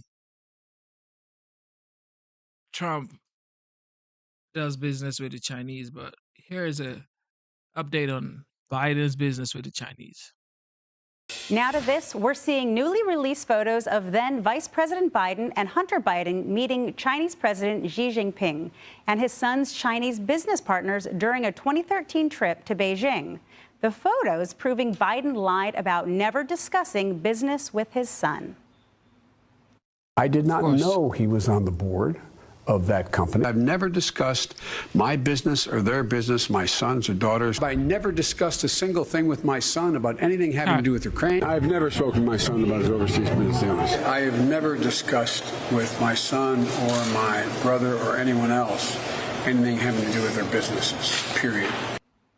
Well, he said never. Could this be the reason why the president issued a blanket pardon to his son right before leaving office? Of course. Lisa, when these stories started coming out years ago and we heard laptop and everything else that kind of went along with that, all they kept saying was this is Russia interference. This is obviously Russia planting this information. But the only people that seem to be having some interference in our voting process is the Biden family by not being truthful with the American people. Yeah, I mean, well, also, Joe Biden is a prolific liar. He has always been. He's one of the biggest liars in American history, and he's also going to go down as one of the most corrupt. I mean, how corrupt is it to sell out your fellow Americans to make a dime, to make a buck off of us, right, and the offices that you hold? We know we have these photos because America First Legal through litigation against the National Archives and Records Administration, but we've long known that this is the game of the Biden family. Representative Mike Lawler on CNN made a great line in trying to explain the corruption of the Biden family, talking about how a Chinese company transferred money to a shell company owned by some of the family members. That was then transferred to another shell company owned by some of the Biden family members. And then it went into the personal account of some of those Biden family members, who then wrote a check, $40,000 to Joe Biden's personal account. So, there you have it, and sort of how this worked. We also know previously that Joe Biden threatened to withhold U.S. money to get the prosecutor general in Ukraine, who was investigating Burisma Holdings. We know that this blanket pardon that he issued his son dating back to January of 2014. Oh, guess what? The same year he joined Burisma Holdings. It's like, how much evidence do we need to know what the Biden family was up to, that they're selling us out to make money? The media lied to us, and they've been lying to us. Well, another piece of evidence. Well, Guy, Lisa just kind of talked about this. It's not like these pictures were just found. In fact, the Biden family knew that they existed. They've been held up in litigation, and it was only until after the election that they finally were released. What kind of Democratic favoritism is this? Well, it actually reminds me of something that happened a number of years ago. We found out that there was, and bear with me here, there was a photograph of former President Barack Obama, then a U.S. Senator, and Louis Farrakhan, who is a vile, bigot, racist anti-Semite. And big grinning photo of Obama with this hate monger. The journalist who took that photograph on Capitol Hill in 2005 now admits years later that he buried the photo to make sure it would not see the light of day for 12 years. Barack Obama was a rising star in Democratic politics. This guy made sure that the American people didn't see this during his campaign or his presidency. And then after he was out of office, now we see the photo. And here we have something that we were gaslit about. Oh, this isn't true. This Biden family stuff is all a right-wing conspiracy theory. Here's yet another piece of evidence, photographic evidence. And when do we get it? After Joe Biden is already a lame duck. Yeah, that's right. Well, Tom, do you think there'll be any consequences after this photograph, or just another thing? No, I don't think so. And it's because we've had other photographs. Remember that famous one of them on the golf course with the Burisma guys? And, you know, and we've had plenty of evidence. And we had Tony Bobolinsky on this network talking about his, you know, the big guy. And we have the email chain and everything else. So one more photograph isn't going to make any difference. But, you know, it's almost as if when you look at this and you're like, he was so brazen about the way he did it and kind of sloppy. And I think it's because we tend to look the other way when ex-presidents and vice presidents go off and make a fortune, and we just let them do that. And he thought he was on his way out. He didn't think he was coming back in because everybody thought Hillary was going to win. And then Trump won, and then Joe got back in the business, and then he said, oh, boy, I better cover my tracks. And the mainstream media said, hold my beer. But see, I feel like a lot of these people make money, they capitalize off of it after they leave political office. He did it while he was in. Right. Yeah. Continue to do. Yes. What makes it so entire bad? family. Well, they called him the big guy for a reason. Yeah. Hi, everyone. I'm Brian Kilmeade. I want you to do me a favor. I want you to clear. Oh my goodness. You can never make this up. This guy's making it too funny. All right, so I know some of you guys here voted for Kamala Harris and you want her to be back in 2028. But it looks like she may be running for the governor seat in California because Gavin Newsom is definitely going to come back for 2028. But this time he might be running for the presidential election. Actually, he might be running for the presidential seat for primaries for the Democrat Party. In my opinion, I think like the two front runners for both parties in 2028 will be Gavin Newsom for the Democratic Party and Ron DeSantis for 2028. Because if you notice, they already had a debate. Anybody remember? Anybody remember? Gavin Newsom, some people say Newscom. Gavin Newscom and Ron DeSantis already had a debate. It was just a plain debates, exchanging ideas, different parties, Democrat, Republican. Let's share ideas. Let's kind of like debate each other on ideas that I think would be better for the United States people. And they did it. Is that some sort of would you say preparation for 2028? Check this out. California Governor Gavin Newsom is looking to become the new face of Democratic resistance to President-elect Trump's second term. He's calling for another special session to Trump-proof California's policies, asking for $25 million to fund anticipated legal battles against the administration. Critics are saying this isn't about protecting California, but about Newsom's own political ambitions, possibly teeing up a presidential run in 2028. Sacramento-based Democratic strategist Stephen Mavilio telling The Hill, quote, he's been running for president for 2 years.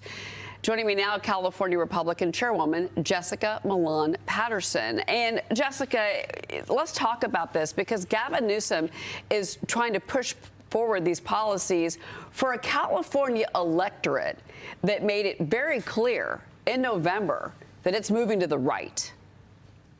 We sure did. And not only did President Trump have this decisive win across the country and in every single battleground state, but right here in deep blue California, he shifted every single congressional district, every single legislative district here in California, and even fully flipped to the Trump presidency several key counties around our state. What's happening with Governor Newsom is, is incredible tone deaf to what is going on in what Californians are living every day. We have a couple of maps, and I want to show you and our viewers this. It really illustrates the story of California and how much it has changed in the last 4 years. And these are the counties that you just mentioned and the shift from blue to red between 2020 and 2024. It is astonishing if you look at this. President Trump performed better in 78% of California counties than he did in 2020. At the same time, Harris underperformed Joe Biden's 2020 results in 57 of 58 counties. What I find astonishing about this, Jessica, is that she was a California senator. She was an attorney general in California. And this is what happened. It's the ultimate rejection of what California Democrats have championed. We've seen the issues that are most important, not just to Americans, but to Californians. California Democrats have failed them on. When we look at the economy, when less than 15% of Californians can afford the median home price, that is a problem. This past year, we had Proposition 36 on the ballot. This was going back and fixing a championed Democrat policy of decriminalizing crime here in California. Every single county in our state voted in favor of Proposition 36 to fix the Democrats' mistake. You combine that with what we have seen on the spending side and what Governor Newsom is trying to do with his new policies to Trump-proof California. We spent $24 billion on our homeless crisis, and we don't know where any of that money went. On high-speed rail, we spent over $100 billion more than what was approved by California voters in 2008. We went from a nearly $100 billion surplus a couple years ago to a $68 billion deficit here in California. And California Democrats like Kamala Harris, like Gavin Newsom, have championed all of these policies that Californians are saying we are not doing it right. You know what, Jessica, I lived and worked for 7 years in San Francisco when Gavin Newsom was mayor, and I interviewed him, and I've met him here in New York as well. And I'm just so surprised by the tone deafness of these moves by him. In particular, when you look at how the George Gascon, Los Angeles, DA, gone. Alameda, Oakland, California, Alameda County, the DA, the mayor in Oakland, gone. London Breed, the mayor of San Francisco, gone. All of these people voted out in November, and still these policies. I just had to throw that in because it just shocks me. I want to bring in Joe Penny into this conversation. Yeah, Chairwoman, obviously always good to have you here. I mean, I think you highlight all the things that most of us around the country see, and yet at the same time, we saw President Trump carry all 7 swing states, and yet we're looking at the slimmest House majority since World War II. We see some of that in California, President Trump improving by 78% in the state, and yet at the same time, not being able to carry some of those 3 seats that we lost. So talk to us a little bit about the work you see ahead in California to take some of those Trump voters and turn them into Republican voters and rebuilding that coalition there in California. Well, I think the most important thing that we've seen over the last 5 years, and, we had picked up 5 seats in the last 2 cycles, but these are incredibly close seats, seats that we won by 300 votes, seats that we won by 500 votes. And this time around, lost by less than 200 votes, lost by less than 600 votes. So we're seeing these seats that move back and forward, but these are incredibly Democrat-heavy districts. And at the same time, we picked up legislative seats. We won a legislative seat here in California that is a Democrat registration advantage of 16 points. Another one that's a Democrat registration advantage of 14.5 points. What we see first is that they'll come with us on the ideas. In 2020, they were with us on the ideas or the statewide ballot initiatives 62% of the time. In 2022, it was 66% of the time. By 2024, California voters were with the California Republican Party's position 89% of the time. So they'll come with us on the ideas first, then they'll vote for our candidates, then you'll see the move in registration, which has been fantastic over the last several years. We have registered over 928,000 new Republicans since I became chair in February of 2019, and we're continuing that movement across our state. Well, and on a national basis, Jessica, that is what really helped propel Donald Trump, among many other factors, to win in November, was the fact that they were able to register so many new Republicans and basically switch people out of the Democrats or independents into the the GOP. Before you go, really quick, immigration. Newsom is also reportedly considering this plan that would shield illegal immigrants from President-elect Trump's deportation efforts. Politico got this draft memo. It's called Immigrant Support Network Concept. They're proposing regional hubs. You connect at-risk individuals, families, communities with systems like legal services, school, labor unions, local governments. I spoke with North Carolina Congressman Greg Murphy about this yesterday. Watch what he told me. Newsom has created his own little deficit spending debacle of a state. I believe there's $68 billion in debt now. And what he wants to do is basically break the law. You know, we saw this long time ago when states didn't want to integrate and they wanted to continue with segregation. These are laws. These are national laws. He doesn't get to pick and choose which one he gets. Yeah, no, we're not going to send in the National Guard, but you know what? They get a lot of federal money. And if they want to have their state dry up even quicker because of his nasty policies, I don't think he'd last long. And this time when the recount comes, he's gone. Jessica, what do you make of that? Well, I think that there's going to be a lot of legal battles on this, and he is absolutely right in the way we're watching spending here in California, whether it's the $24 billion that's unaccounted for on the homeless crisis, $36 billion that was spent on EDD fraud, on unemployment fraud here in California, the $100 billion we've spent over budget on high-speed rail. Californians are looking for transparency. They want accountability in their government, and we are not seeing that from Gavin Newsom's plans. Yeah, it's pretty surprising. Before you go, the mayor of Mendota, California, this is Victor Martinez. He switched parties from Democrat to Republican just last week. He says Sacramento policies and the Democrats are not giving families in his city a shot at any American dream. He has been mayor since 2022, but he said it's time for valley communities like Mendota to get the opportunity and rural representation that they deserve. You wrote an op-ed about Republicans making a comeback in your state. Tell us more.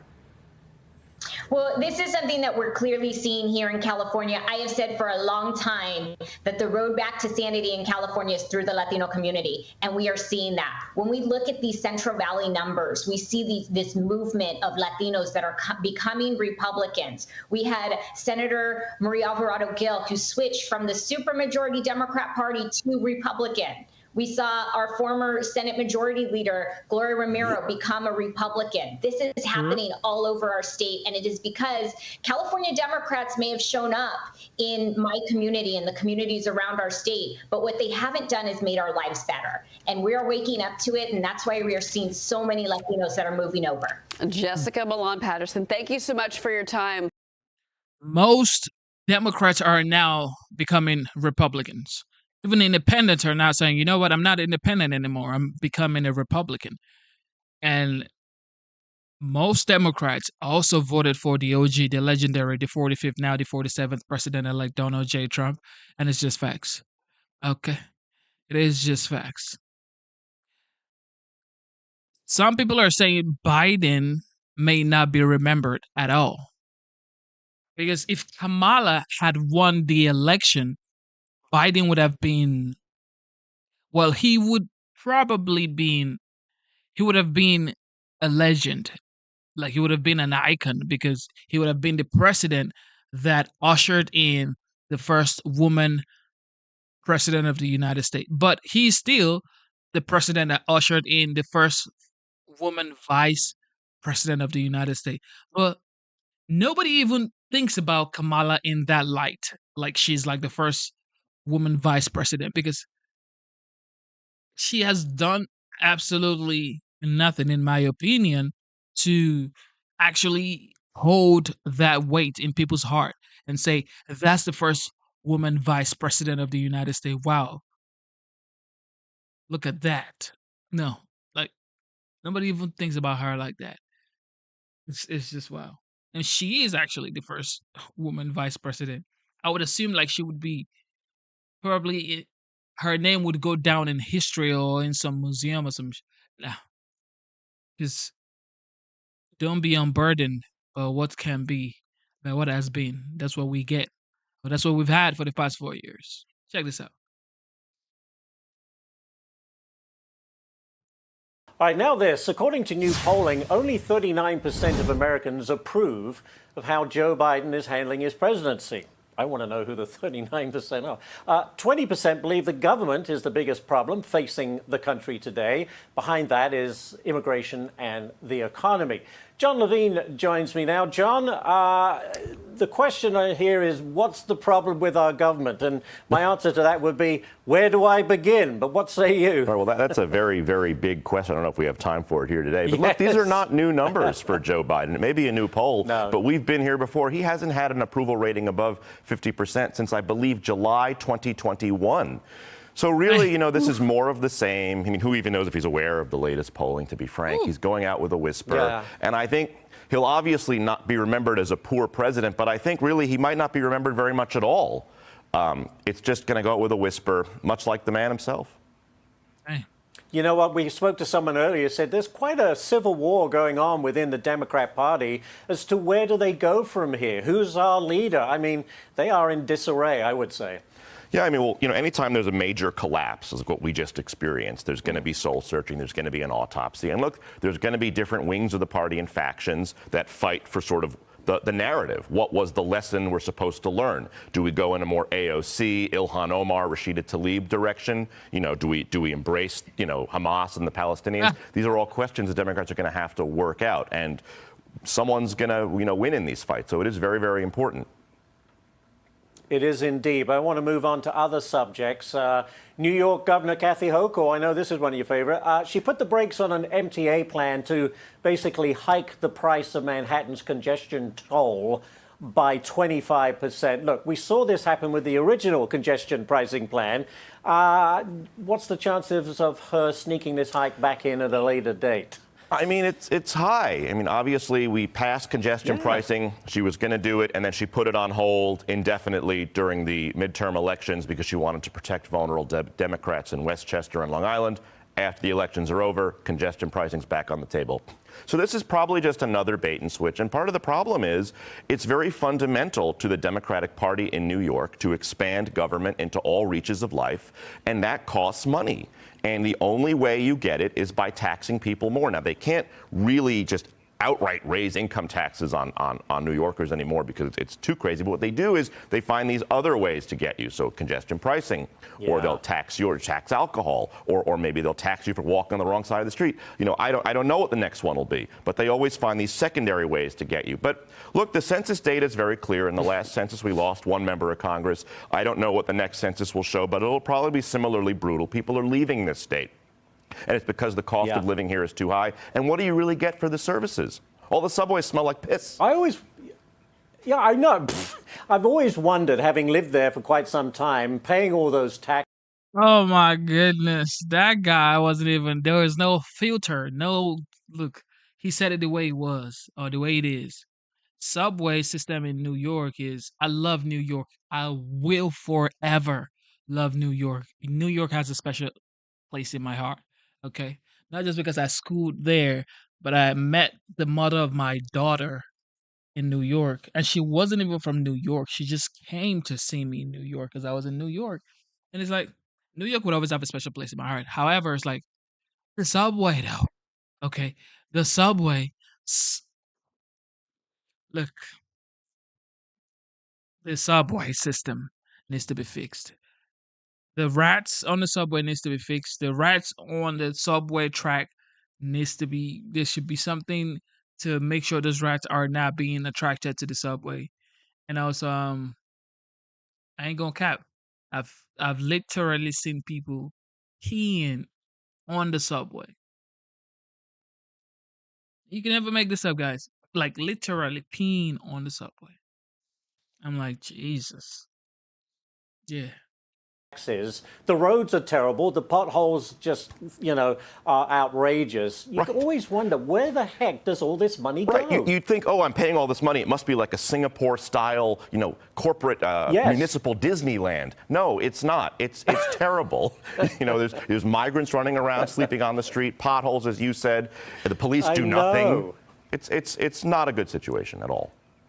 Yeah, that guy. That guy ain't even having it no more. He said, look, I ain't having it no more. It smells like piss in the subway. Yeah, look at his face. You can tell look, he's taking the smell for years. He can't he must complain at this point. Look, I don't care what anybody says. Smell like peas, bro.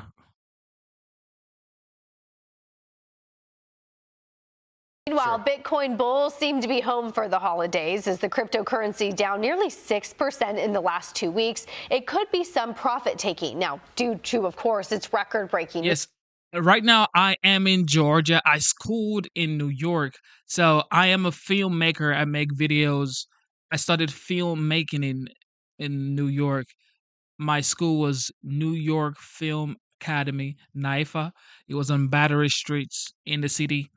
And yeah, I was there for like about a year because, like I said, I wasn't born in the United States. I was born in Nigeria. I moved here about 8 years ago. I studied psychology back home in Nigeria, uh, sort of like guidance and counseling. I majored in guidance and counseling, and yeah, did 4 years.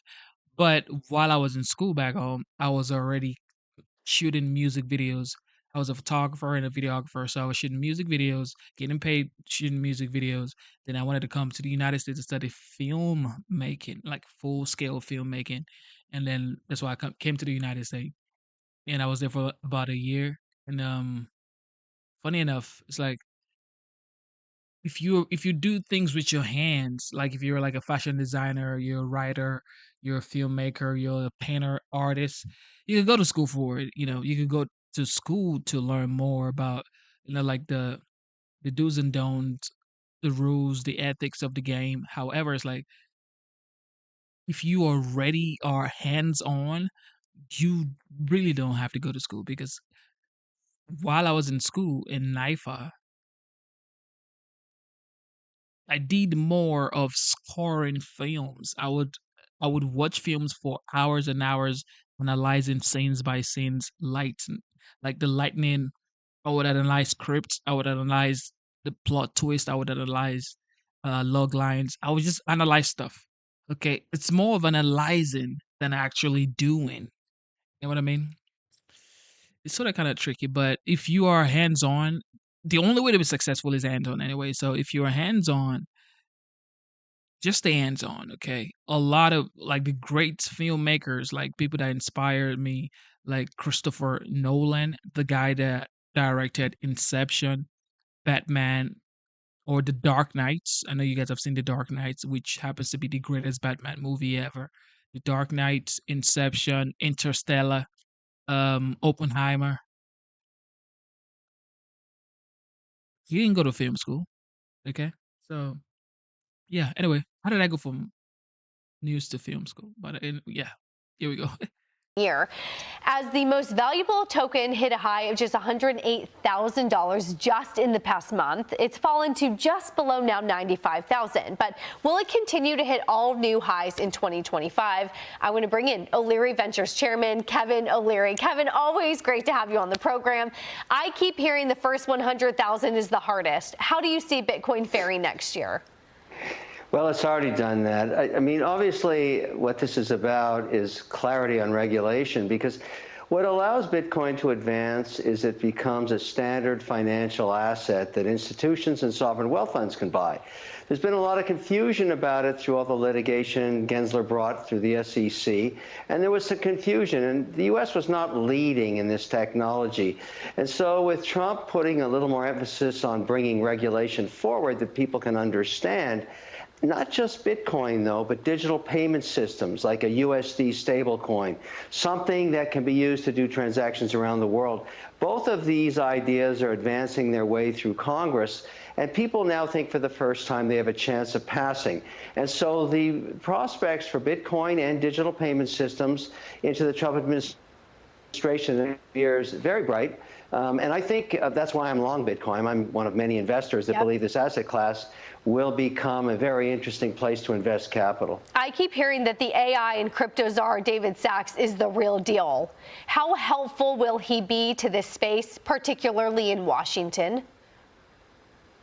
Well, we need clarity on regulation. I mean, you know, the truth is that financial institutions where the majority of capital is invested in sovereign wealth and hedge and pension plans, even university funds, they do not put assets into asset classes where their own regulator is litigating. And that's basically been the environment for the last 4 years. And so now we're waiting to see, okay, we get a new leader at the SEC, the CFTC that regulates commodities. Just tell us what the rules are. And once you do that, you're going to see a lot of capital come into this space. And that's really what the excitement's about, is finally getting regulated. Most of us don't want to be litigating our regulator. We're not cowboys. We're just putting money to work. And so we need this clarity. Outside of Bitcoin, just more broadly speaking about the markets, one thing we love about you is you're an investor. You see new companies, new entrepreneurs, you take bets and you invest in them and on their ideas. What sector is hot right now, particularly as you're thinking about the economic and political landscape in 2025? AI, and all the derivatives around there, and the number one derivative is power.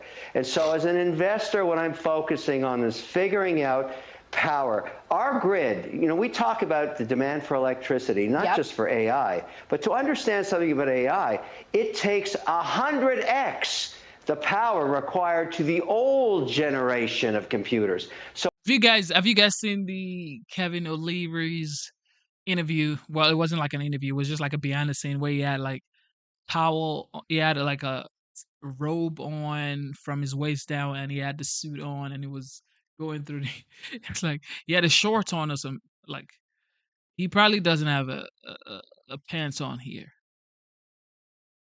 we need a gigawatt of power. You can't get that anywhere on the U.S. grid anymore. So we got to figure out power, whether it's geothermal or nuclear. But right now it looks like gas is the winner. And Trump is saying he's going to deregulate gas. And you just did a piece on Danielle Smith up in Alberta. The reason she's talking it up is she's got all the power in North America right up there. We're going to have to work out a deal with her. She's got the lowest cost of energy anywhere in the world right now. So watch how popular she's going to be in Washington over the next few months. I want to get your take on TikTok as well. I think it was really interesting. I spoke with Frank McCourt Jr. yesterday. He seemed to think that his willingness to purchase TikTok was not about the algorithm. I want you to take a listen to what he had to say. They're going to have to make a decision. And of course, we hope that decision is to divest of the platform. And we understand they're not going to sell the algorithm. We don't want or need the algorithm. So I think we're in a pretty unique position. Yes, you do. Are you still interested in TikTok? And if so, what is it for you? Yes, I'm very interested in TikTok. And for me, is I know where all the revenue is. Those 7 million small businesses of products and services, guess what? They're all Shark Tankers. The last 2 generations of young entrepreneurs they're basically all the revenue of TikTok. And of all the syndicates, I'm the only one they know. And so to me, this is bringing them into the deal beside me through equity crowdfunding. I know Frank, he's a great guy. We all know each other. We've all been talking to each other. This syndicate, I don't know what's going to end up, who's going to end up winning this thing, but it'll probably be a combination of syndicates. But I'll tell you the thing that we're all waiting for. It's back in the Supreme Court. I believe they're going to rule before the 19th, before the inauguration. And I think it's going to get thrown back to Congress. This company is in a dreamland thinking they can fight this fight, saying they're fighting for free speech. It's not about free speech. TikTok can be sold and we maintain the platform. This is Chinese spyware, and we're going to have to get rid of it. That's why the algorithm's not going to be part of the deal. So if they punt it back to Congress, are you speaking with members of Congress come, I don't know, it's up in court, January 10? It's expected to be banned. This right here is the cost of doing big business in the United States if you're not from the United States, especially if you're not a citizen of the United States that resides in the United States and your primary home is here in the United States. This is what you get. You could build a big company like TikTok and then basically it will be taken away from you. If you either sell it to an American or you take it back to Singapore. And the guy who actually created this, they're not even from China. I think they're from Singapore or something. The CEO is from Singapore, I guess. And January 19th. So are you talking with members for when those deadlines come? From Rubio on down. They know who I am, and yes, I've been talking to them, and I know we're going to need the pen of Donald Trump signing this deal. I get it.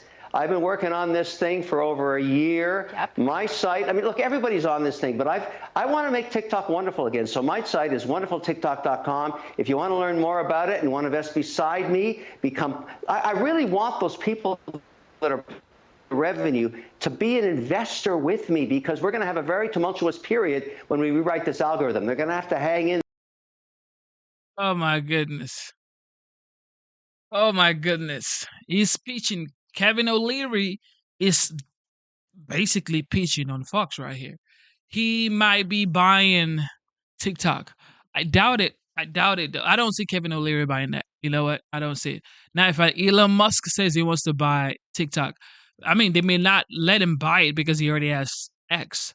But someone like Zuckerberg may be eyeing TikTok as well. But the fact is, if he buys TikTok, what is going to happen to Instagram? So it's like a direct competition for Zuckerberg. So buying TikTok is like probably a waste of resources. He might be tempted. However, it's like he's not going to do it. But Kevin O'Leary, I don't know. I just don't know. I don't want to turn the lights off on TikTok. I just want to make it wonderful again. And right now, it's dripping with Chinese spyware. We got to get rid of it. Would you get into a bidding war for TikTok? No. The syndicates are not going to bid against each other. They're going to figure out what the right combination is. We're not stupid. Yeah. This thing isn't worth $35 billion. Right. It's probably five to $10 billion worth of cash, and we all know the same guys who are going to fund. He's saying this thing isn't worth $35 billion. TikTok is a cash pool. I mean, this is my opinion. Okay, it's not like facts or truth. It is my opinion, and I've seen a lot of businesses go down on TikTok. Like this TikTok shop, it's a lot going down on TikTok. However, is there a lot going on Instagram as well or Facebook? Absolutely. But TikTok just has that short form interaction that actually engages with audience and keeps the attention span of an audience, of an individual. TikTok started I would say TikTok actually blew up the vertical content space. Of course, YouTube Shorts. Matter of fact, YouTube Shorts started because of TikTok. I mean, maybe I can't remember, but I think YouTube Shorts started because of TikTok. This is my opinion, okay? Shout out to YouTube. I think YouTube Shorts started because of TikTok. And Instagram started the scrolling stuff because of TikTok as well. And now nobody even remembers that TikTok started it. But TikTok really changed the game. And to say they may not be worth $35 billion, you may be capping. They may actually be worth $35 billion. Okay. This is just the facts. This thing, and we got to get the American shareholders to roll into the deal. I mean, we all know each other. This is not a secret. There's only about 10 guys working on this deal. I'm one of them. I knew you were going to be too smart to get into a bidding war. And that's wild. Somebody said my Wi-Fi is scary. Is that until it does? JJ, are you talking about my Wi-Fi or somebody else? Let me know.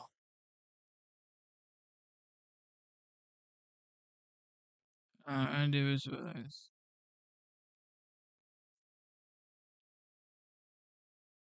I should forget enough. Okay, check this out.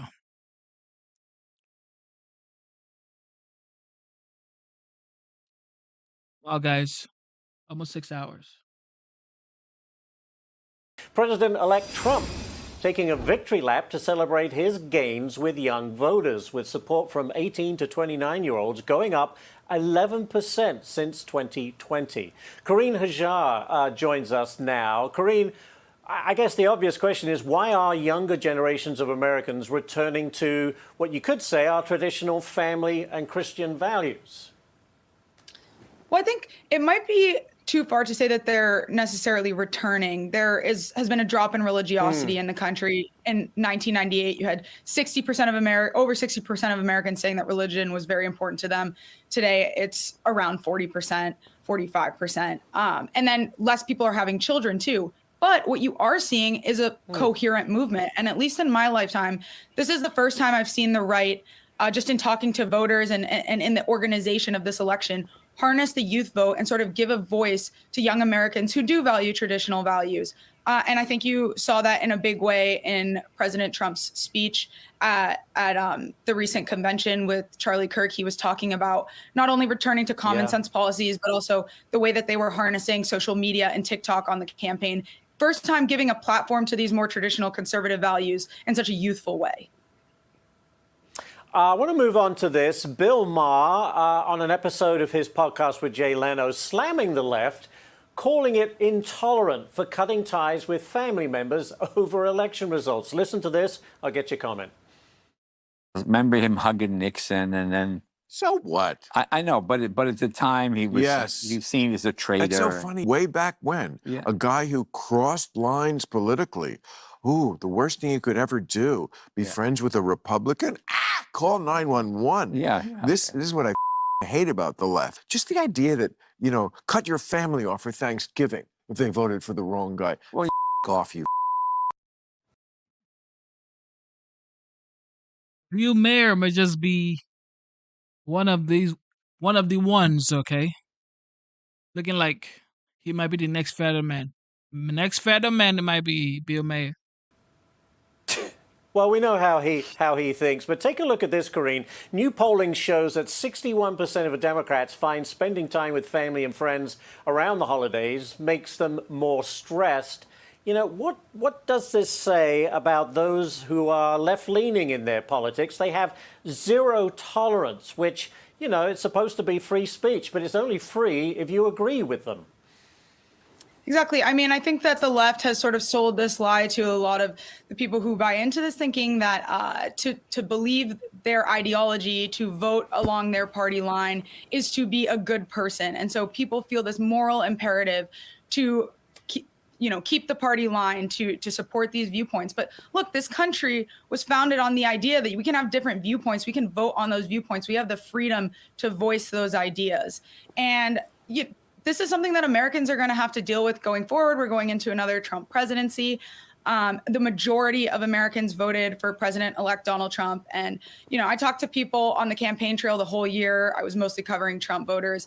And at the end of the day, everyone says they're just voting for what they see as the best choice for their families and their communities. You can disagree with that choice, but you have to respect the fact that Americans are doing what's best for them and their families. I think that anyone could respect that. Thanks. How was your holiday meal, Corrine? Politics free? Did everyone get along okay? Never quite politics free, but a lot of disagreement, but a lot of respect, and that's what counts. That's it. Like when families especially, allowed themselves to be played by saying, I'm a Democrat, you're a Republican, and then they don't sort out the important thing, which is family, then I don't know. Now, this is what I mean by illegal immigration has, if not almost ruined a lot. So H1B or H1B, right? H1B visa is not the issue because those guys are professional, skilled human beings in their fields. They're like assets to the United States because the United States needs them. But these guys are not. This one right here, I'm about to play for you. Like he set a woman ablaze on the subway. That's just President-elect Trump promising to make mass deportations a key part of his second term. Incoming border czar Tom Homan telling Fox Business Live about the price tag of these plans. Congress needs to fund this deportation operation. It's going to be expensive, and everybody's focused on how expensive it's going to be. They need to understand, yeah, it's going to be expensive in the beginning, but in the long run, it's going to save billions of dollars of taxpayers' money. We are talking about the biggest national security vulnerability this country has. $86 billion is a start. We need at least that to do this operation. Joining me now is Texas Department of Public Safety Lieutenant Christopher Olivares. Lieutenant, I want to get your reaction to Tom Homan's most recent comments. Hey, Cheryl, good morning. So, I mean, of course, what Tom Homan mentioned, it is going to be very costly, right, to have this massive deportation operation. But I think if we look back the last 4 years, how much money has been spent on illegal immigration, it's been in the billions, and that's on the taxpayer. So I think if we really look at the interests of the country, the safety and security of the country, right now, having this removal operation is really going to be proven to be effective. Now, again, as Tom mentioned, in the long run, it will save taxpayer money because now they won't have to fund the custody and care of illegal immigrants that are in the country right now, especially in some of these states. So I think moving forward, this is something that we do need to really look at. And of course, as you mentioned, Congress does need to get involved and fund this operation and really look at what really outweighs the cost or outweighs the risk is really having and removing criminals that are in the country now or have been convicted of crimes. That should be the priority for anybody right now. But the question mark on that is the local level officials in these sanctuary cities. In particular, New York Times points this out this morning. They talk about the fact that many local officials across the country are trying to figure out their role in immigration, and it's to fight back against Tom Homan, fight back against what the voters asked for, which was immigration. But, you know, they talk about San Diego region, and they say that, you know, even though you saw a drop there, but that, you know, the sheriff is vowing he's going to defy protecting migrants. You know, he says that's one side of it, but then you've also got other, you know, officials in Chicago and New York that are trying to figure out ways to protect immigrants. So maybe in San Diego, the sheriff says, I'm going to work with ICE. I'm going to get these criminals out of the country. But in other cities, it's a different story.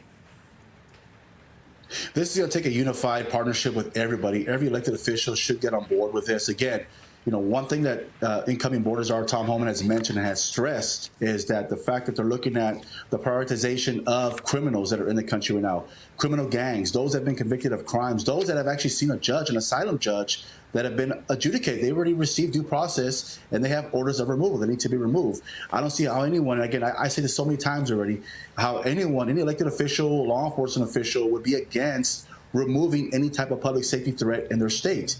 So I think everyone that's vowing to defy, to cooperate with the federal government and the new administration's policies moving forward is really putting their states in danger. Look at what happened most recently in New York in the subway. I mean, that right there is a census act that should have been prevented, could have been prevented. That was a getaway that was in the country illegally. Think about how many more in the country right now that could possibly commit crimes, and we won't know about it until they actually commit these heinous crimes. You're talking about the Guatemalan immigrant that set a woman on fire on the New York City subway. Yes. And then watched. She was sleeping. He sets her on fire in the subway. But he had been deported under Trump. You know, and I've seen a lot, like heard and seen a lot, but this right here takes the cake. How do you set someone ablaze in the subway in New York? This ain't like some other countries anywhere else in the world. This is the United States. This is New York. This right here is supposed to be considered the Big Apple. And he sets someone ablaze and he watches them pass away. Listen or watch. We are showing that video, folks, and it's graphic, and I know it's early in the morning. But, you know, a nice spokesperson says that suspect was caught at the Arizona border in 2018, deported, and then sneaks back into the country at an unknown date, and here we go. Sebastian Cepeda now charged, by the way, just to add some context for our viewers, first and second-degree murder and first-degree arson. He's accused, of course, of lighting her clothes on fire and then sitting her and watching her burn. He says he has no memory, by the way, Lieutenant. Who set someone on fire and then sit there? These guys are like a lot. I mean, mental health facility needs to be recommissioned, opened up, and then the world has to be able to go anytime they want. Because sometimes life is hard. I'm not even gonna cap. But oh man, try to stay away from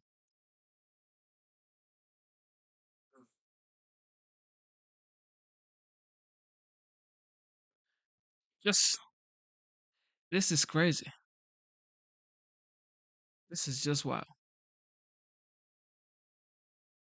He apparently was using K2 every day and then drinking and was going nuts about it. But pivoting back. K2? What the heck is that? Anyway, what I wanted to say was, look,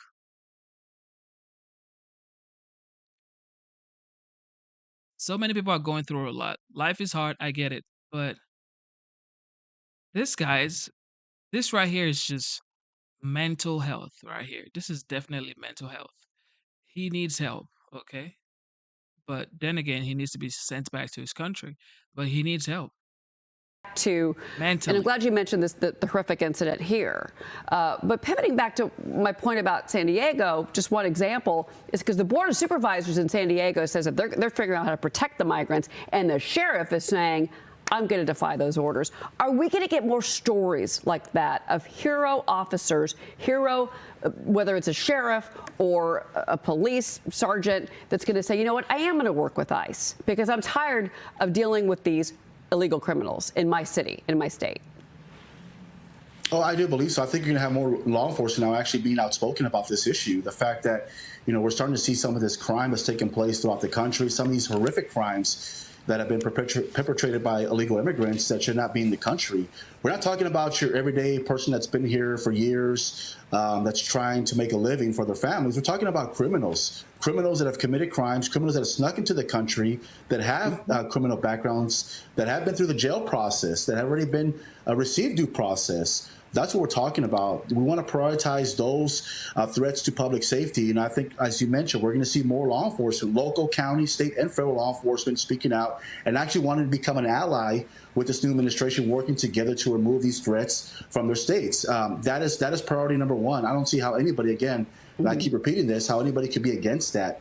So many horrific crimes, not just one, of course, that took place in the suburb. We've seen so many others, Laken Riley, Rachel Morin, Jocelyn Nongare, and many more that have taken place, many more victims that have taken place throughout this country that have been victimized by criminal illegal immigrants and should not be in the country at all. We had another incident in New York City yesterday morning, by the way. Ashley Davis has a question for you. Hi, Lieutenant. Actually, Homeland Security is near and dear to my heart. I did this under George W. Bush and think the border security is one of the major issues facing our country right now. And thank you for your service and everything that you're doing.